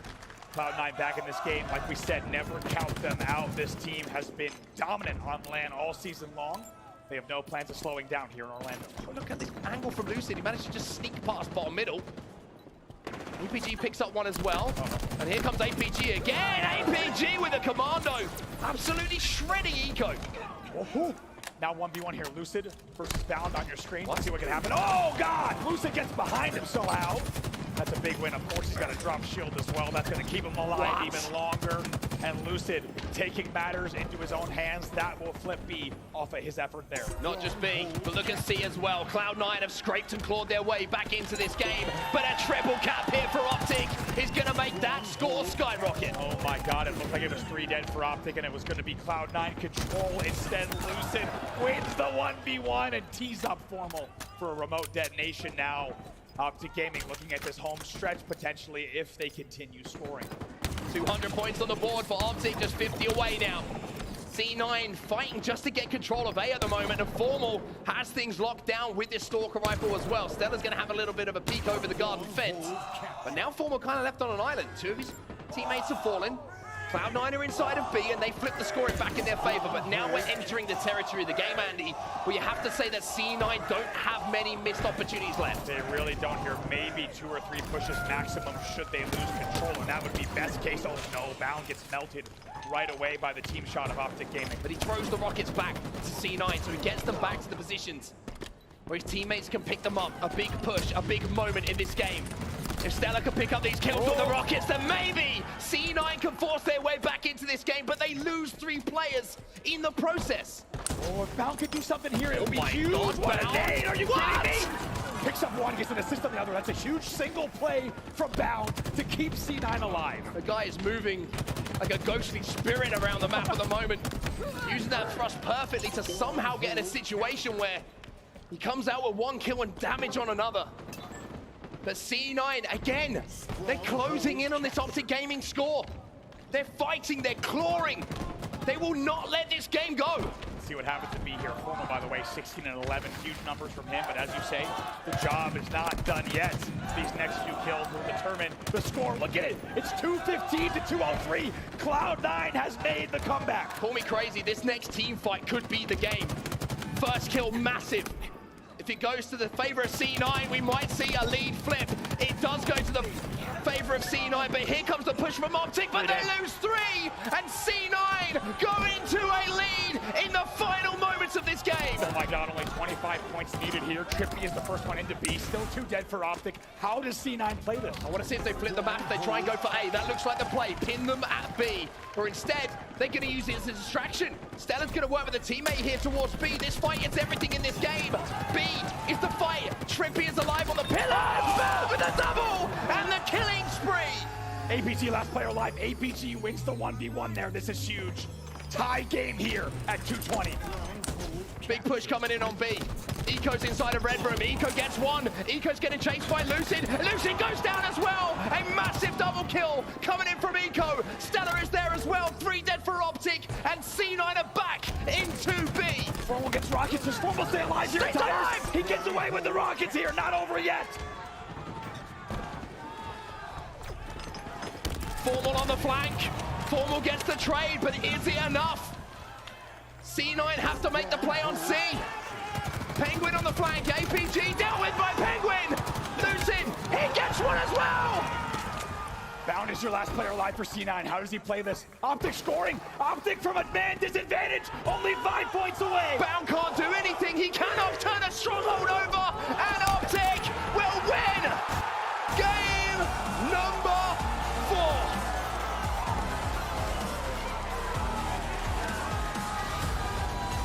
Wow. With a man disadvantage, they close that game out in the final moments. And what felt like a Cloud9 win is turned around at the last second. by Optic Gaming to take a 3-1 lead. They are 1 game away from closing out your grand finals here at HCS Orlando. What a finish from Optic Gaming, and how much have we talked about their late game clutch moments? Well, they've been practicing. It just goes to show, right? If you can focus on those moments, don't let the moment take control of you. Take control of the moment yourselves. That's where you win close games like that. Would have Optic have won that game a couple of months ago? Tough to say. Tough to say. But right now, right here in Orlando, against a spirited C9 side who gave it everything, we have to say, to turn that game around, it's Optic who come out on top. Formal there, just shy of 5,800 damage, bound right there with him. In the end, it's really the slaying category that makes the difference. Optic will outslay 72-64 in total and secure a 250-230 win in an unforgettable Stronghold Streets. Now they set their sights on Catalyst Slayer, a potential tournament-winning game type for them. One more game. That's all the Optic Gaming need to keep in mind. Get yourself 50 kills before C9 can, and you finally get your hands on that Halo Championship Series trophy, a major trophy, and a major step forward in their story ahead of the Halo World Champs. Formal and Bound on your screen. Formal wants to secure that win for 2 teammates who have never had a LAN win. On the other side is Bound, also searching for that same team. Here we are in map number 5. Optic Gaming 1 game away from closing it out. Can Cloud9 stay alive? Such an interesting fact that we're on Catalyst as well. We saw that crazy flag game that got Cloud9 to this position. Take yourself back to the NA Super. It was a crazy Game 5 Slayer where Cloud9 lost, so C9 have experienced every emotion you could possibly imagine on this map.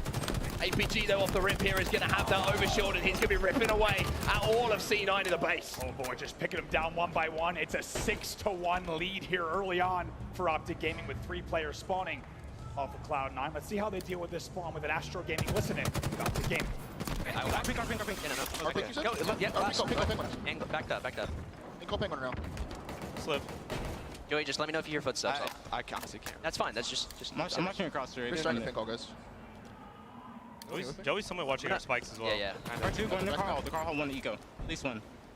I'm gonna go back to Carl. Yeah, listen.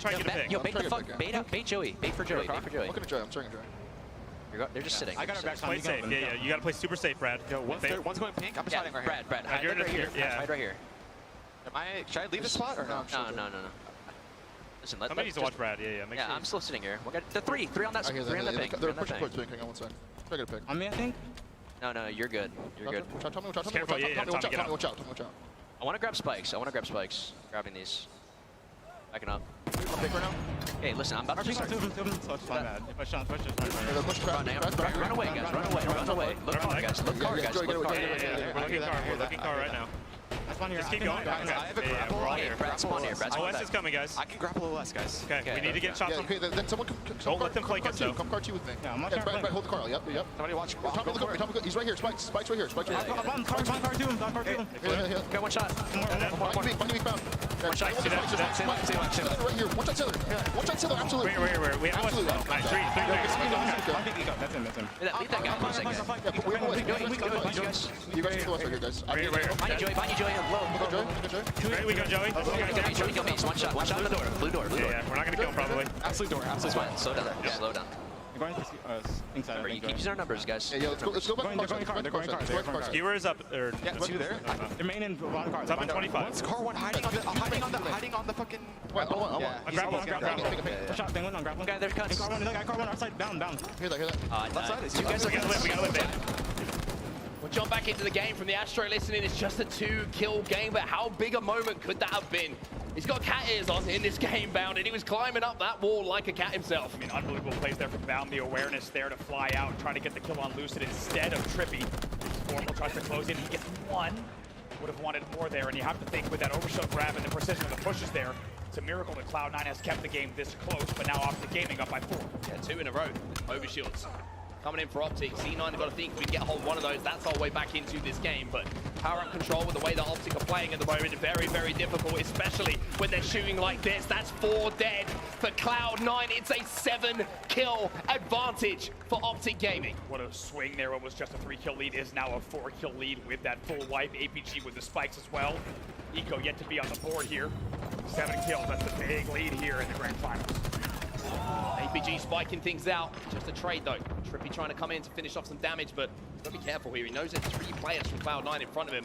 Lucid down to no shields, but positioned himself beautifully to make sure that he can get back in. And there is that noob combo once again. Lucid, a little bit different with that weapon in his hand. Absolutely. Oh my! Almost got the skewer. You heard Lunchbox timing it as well to make sure they would have that weapon in their hand. Overshield also up right now. All eyes going to be bottom middle. Eco gets the first pick though.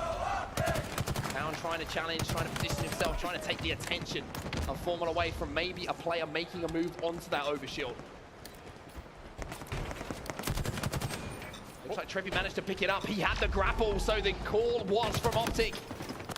Trippy's gonna grapple this one. He makes it work, but he's getting shredded at the moment. APG trying to flood in with Bound. Trippy trying to stay alive. C9, 3 overshields in a row they can't get. And that's why the deficit seems to be getting wider and wider. Optic controlling the fundamentals of Halo here, and it's resulting in a 24-16 lead. Absolutely beautiful play from Trippy there. He tanks all of that damage with the overshield, and he's happy to do so because he created all these openings, just baiting out the positions and the damage from Cloud9. That will take them 4 dead again. Now 24-17 in this game. As a reminder, Optic Gaming wins this, they win the championship. Bound gets caught out there, a bit of a free kill in that situation. Just couldn't quite hit the slide he wanted to get back around that wall. Stellar and Lucid trade out a couple of kills. Bound answers back on the right side of that scoreboard now with the kill himself. There's the grapple. Formal's flying, but he can't get in position to finish off that kill. Bound as well, he gets snapped on a killing spree in a game where Optic need Formal most. How about Formal? 8-2 in a game that they're winning by 8. Unbelievable stats from him. We talk about him as one of the most consistent FPS players of all time. He's doing it yet again here in Orlando. 29-21, 6 minutes on the clock. 8 kills the difference.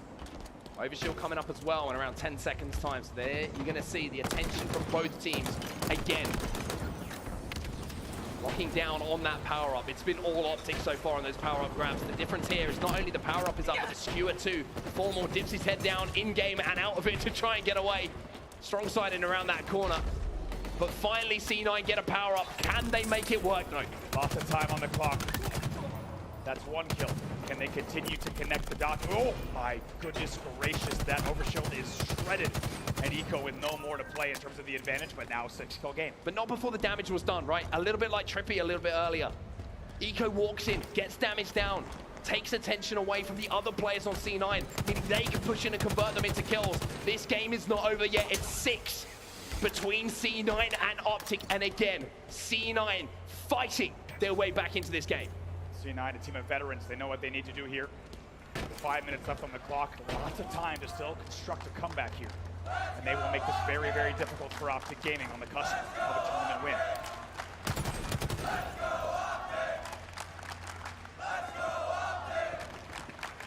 Stalemate on the map. Penguin with the skewer in his hands. We saw some of the shots he was hitting with this in the previous series against FaZe. Bound's going to open things up here with a kill onto Trippy. It's now a 5-kill game. 1 pick here from Penguin. And C9 put the pressure back onto Optic. It looks like all of Optic are rotating away, though. You can see the Penguins just slowly having to step forward, check every single corner, because the last thing you want to be doing is giving away a free kill to a back smack, giving away that skewer and giving Optic the tools back in their hands. And what a time here, a little bit of deja vu for Cloud9. We've seen them before in a situation like this on this map. They've brought the game within 5. Let's go to an Astro listen with Cloud9. Top and bottom. Okay. We gotta be fast though. We gotta. What do you want to do? What do you want to do here? We're gonna play to grapple this. How are we gonna grapple this? Yeah, we need to push skewer. We need to push skewer. Right there, opposite side. Yeah, we should go. You guys low sword. They're on spikes. Obi, on spikes Obi now. Yeah, watch out, spikes. Two there, Watch out, Where you got spikes? In your hip. On both sides spikes. Watch Go out. for it now, I think. Yeah, just grab hold of spikes. Your Trippy's there, weak. Yeah, Ovi's On me, guys. Full shield's lucid. Over your top door, on your top door. I don't know. And Ovi's in. Another one shot. That's one zero. I'm up above you guys. Nice. I'm coming. Yeah, I'm gonna speak. They might run. Watch out. 2 shots. I'm coming. Trippy, get us. Nice lift. More. No. I was scared. He's below me. Yeah, two. Okay, Skewers down there. Go there. Yeah, I got him. Get the skewer. Go there. Go. They might have it. Bottom sword, dude. Hit it. Spawn there. Get it. Someone get that. Someone get that. Hiding bottom sword. I got it. Formal could be on our side somewhere. I think Formal's our side sword. I don't know. One could be hiding. Let's keep walking forward, sword. Let's just keep walking forwards. They're in the skewer hall. I'm about to walk at this, guys. Yeah, I have a repulse. I'm here. Top skewer. We should aim out, see if they go for skewer. They might go for it. Yeah, watch on the skewer, literally on it. He's got it. Look in the flag. Yeah, there's like 2 that side. There's 2 on the skewer, yeah. Coming. On me. Trippy. Kevin. Trippy's weak. They're trying to yeah, 2 there. He's top door. Top of skewer. On top of skewer. They're rotating. Just Yeah, skewer. They're in the other flag. Yo, someone hit sword with me. Yeah, I'm coming. They're rotating the other sword. Where about? Yeah. I'm just in the skewer. Back into the game. Astro listening certainly told us that full focus here from Cloud9, as you would expect. In a situation like this, but Optic have managed to eke out a 6 kill, make it 7 kill advantage. It's 13 more to go to call yourself a champ. I mean, great patience, great rotations from Optic Gaming, and great kills as well from Formal to just keep inching the lead further and further. That leads to an overshield grab for Trippy as well. Now they're up by 10. 10 to go. Count them down, Optic fans. As Trippy has that overshield. There's one of them. Eco down to no shields. Formal sending himself in as well. Stella, Eco down first. 8 to go. 7 to go now for Optic Gaming. This is what they were waiting for. The perfect timing on the push. It was just a 4-kill game. Now it's a 14-kill game. It's the Trippy takeover at the moment. He's got this commando, and the man isn't missing. 12 and 10 on his way. Maybe, just maybe, to a first ever LAN championship. Eco gets taken down by Stella. It's 3 to go now. Oh my God, look at this. Lucid picks up another one as well. Formal's 14 and 4 as they cross the 48 kill mark. Send in Formal. 49. Formal might be the man to do it for Optic. Formal and Trippy. And the wait is over. Your champions of the Halo Championship Series Orlando Major are Optic Gaming. How long have they waited for this moment? You get to see an embrace there from Trippy and Lucid, and it's been 10 long months waiting for the LAN win, and they have achieved it here. We wondered if Slow and Steady would win the race for Optic Gaming, and they've done it here in Orlando, only 3 weeks away from the Halo World Championship. A first event win, not only for this squad, but for Trippy and Lucid. A moment they won't forget. Optic Gaming, you are the champions. Months and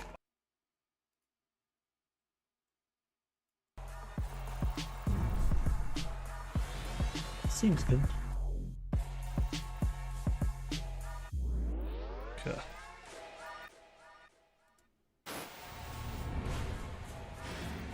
Crowd as well. The confetti is raining down.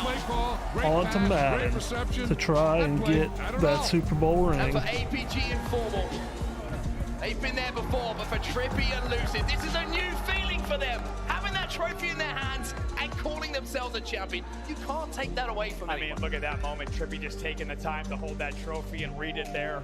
It's real. It is real. And this team has fought through so much all season long. Team changes, doubts, tough Game 5 losses. But they are now your HCS Orlando major champions with a 4-1 grand final win. What a performance, and like you say, sets them up so well for the big one. 3 weeks' time, the Halo World Championships will arrive, but for now, it's time to hear from our winners here in Orlando. A huge congratulations from Bravo and myself to Optic Gaming. Blaze, take it away. Thank you so much, Onset and Brav. Orlando, once again, give it up to your champions, Optic Gaming! Wow! Let's start down the line here. I'm gonna go to Coach. Coach, you had a fantastic day. We watched you play in a show match. We watched you come out here and get a victory for this team. What does it mean to get one for Optic Gaming? I mean, this was the goal all along. This is why I came back to coach. So it was a matter of time before Tommy and Joey got there first, and it's about damn time. Yeah! Let's talk to Tommy and Joey. Lucid, you are a champion, and you do it with Optic Gaming. You have played fantastic this whole season. How are you feeling? I feel absolutely great right now, man. It's just the culmination of all the hard work we've been putting in, and coming down to this and the absolute discipline we were showing at every single moment. It was a whole nother level that we're all gonna make sure that this is the consistency from here on out. Ooh, and we talked about consistency throughout our interviews, and it definitely showed. Let's move on to Trippy. Embody it. How does it feel? A trophy in your hand, and you are a Halo champion. It feels amazing. I mean, it's been a long time coming. Tommy and I have been second, third. We've been pretty much through it for this whole time. Yeah. What, 5 years? Yeah, so to finally hold a trophy, it feels amazing. It's the best feeling in the world. Woo! Pass the mic over. Formal. When it comes to your career, we know you're one of the nastiest FPS gamers out there. In Orlando, you brought a championship to this organization for a different game, but how does it feel to be a Halo champion again under the Optic banner? Come on, man. Yeah! Let's go. You did that. It feels great. Feels great. I love Orlando. I love Orlando for real. I love playing here. The crowd's always amazing, and I'm just so happy for these two right here, man, for real. It was only a matter of time. Now, as you pass the mic over to the King Orlando, one of the kings of Halo, APG, you're champion again. Talk to the fans. Bro, I don't even have any words. I mean, we have, don't be mean.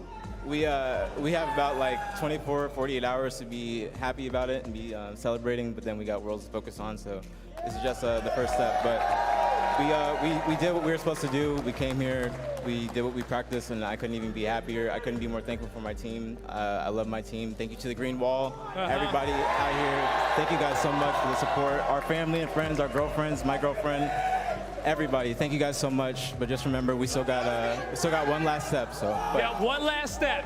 Pass the mic back over lastly to Matt. And Matt, any last words you want to give to this crowd and the fans out there? Green Wall, come on, man. You guys are amazing. Amazing, as always. And we're looking forward to Worlds. We're going to try to bring that one home for you guys. Thank you guys so much. For real. Thank you. One more time, Orlando. Give it up for Optic Gaming!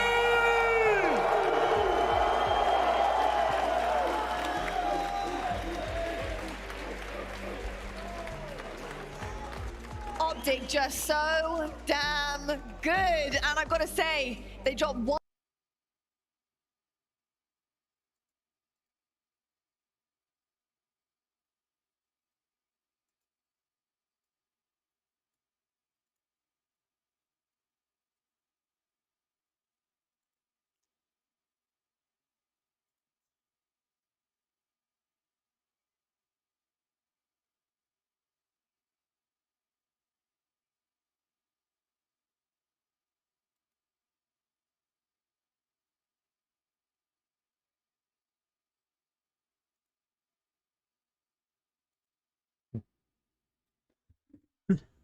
That's good.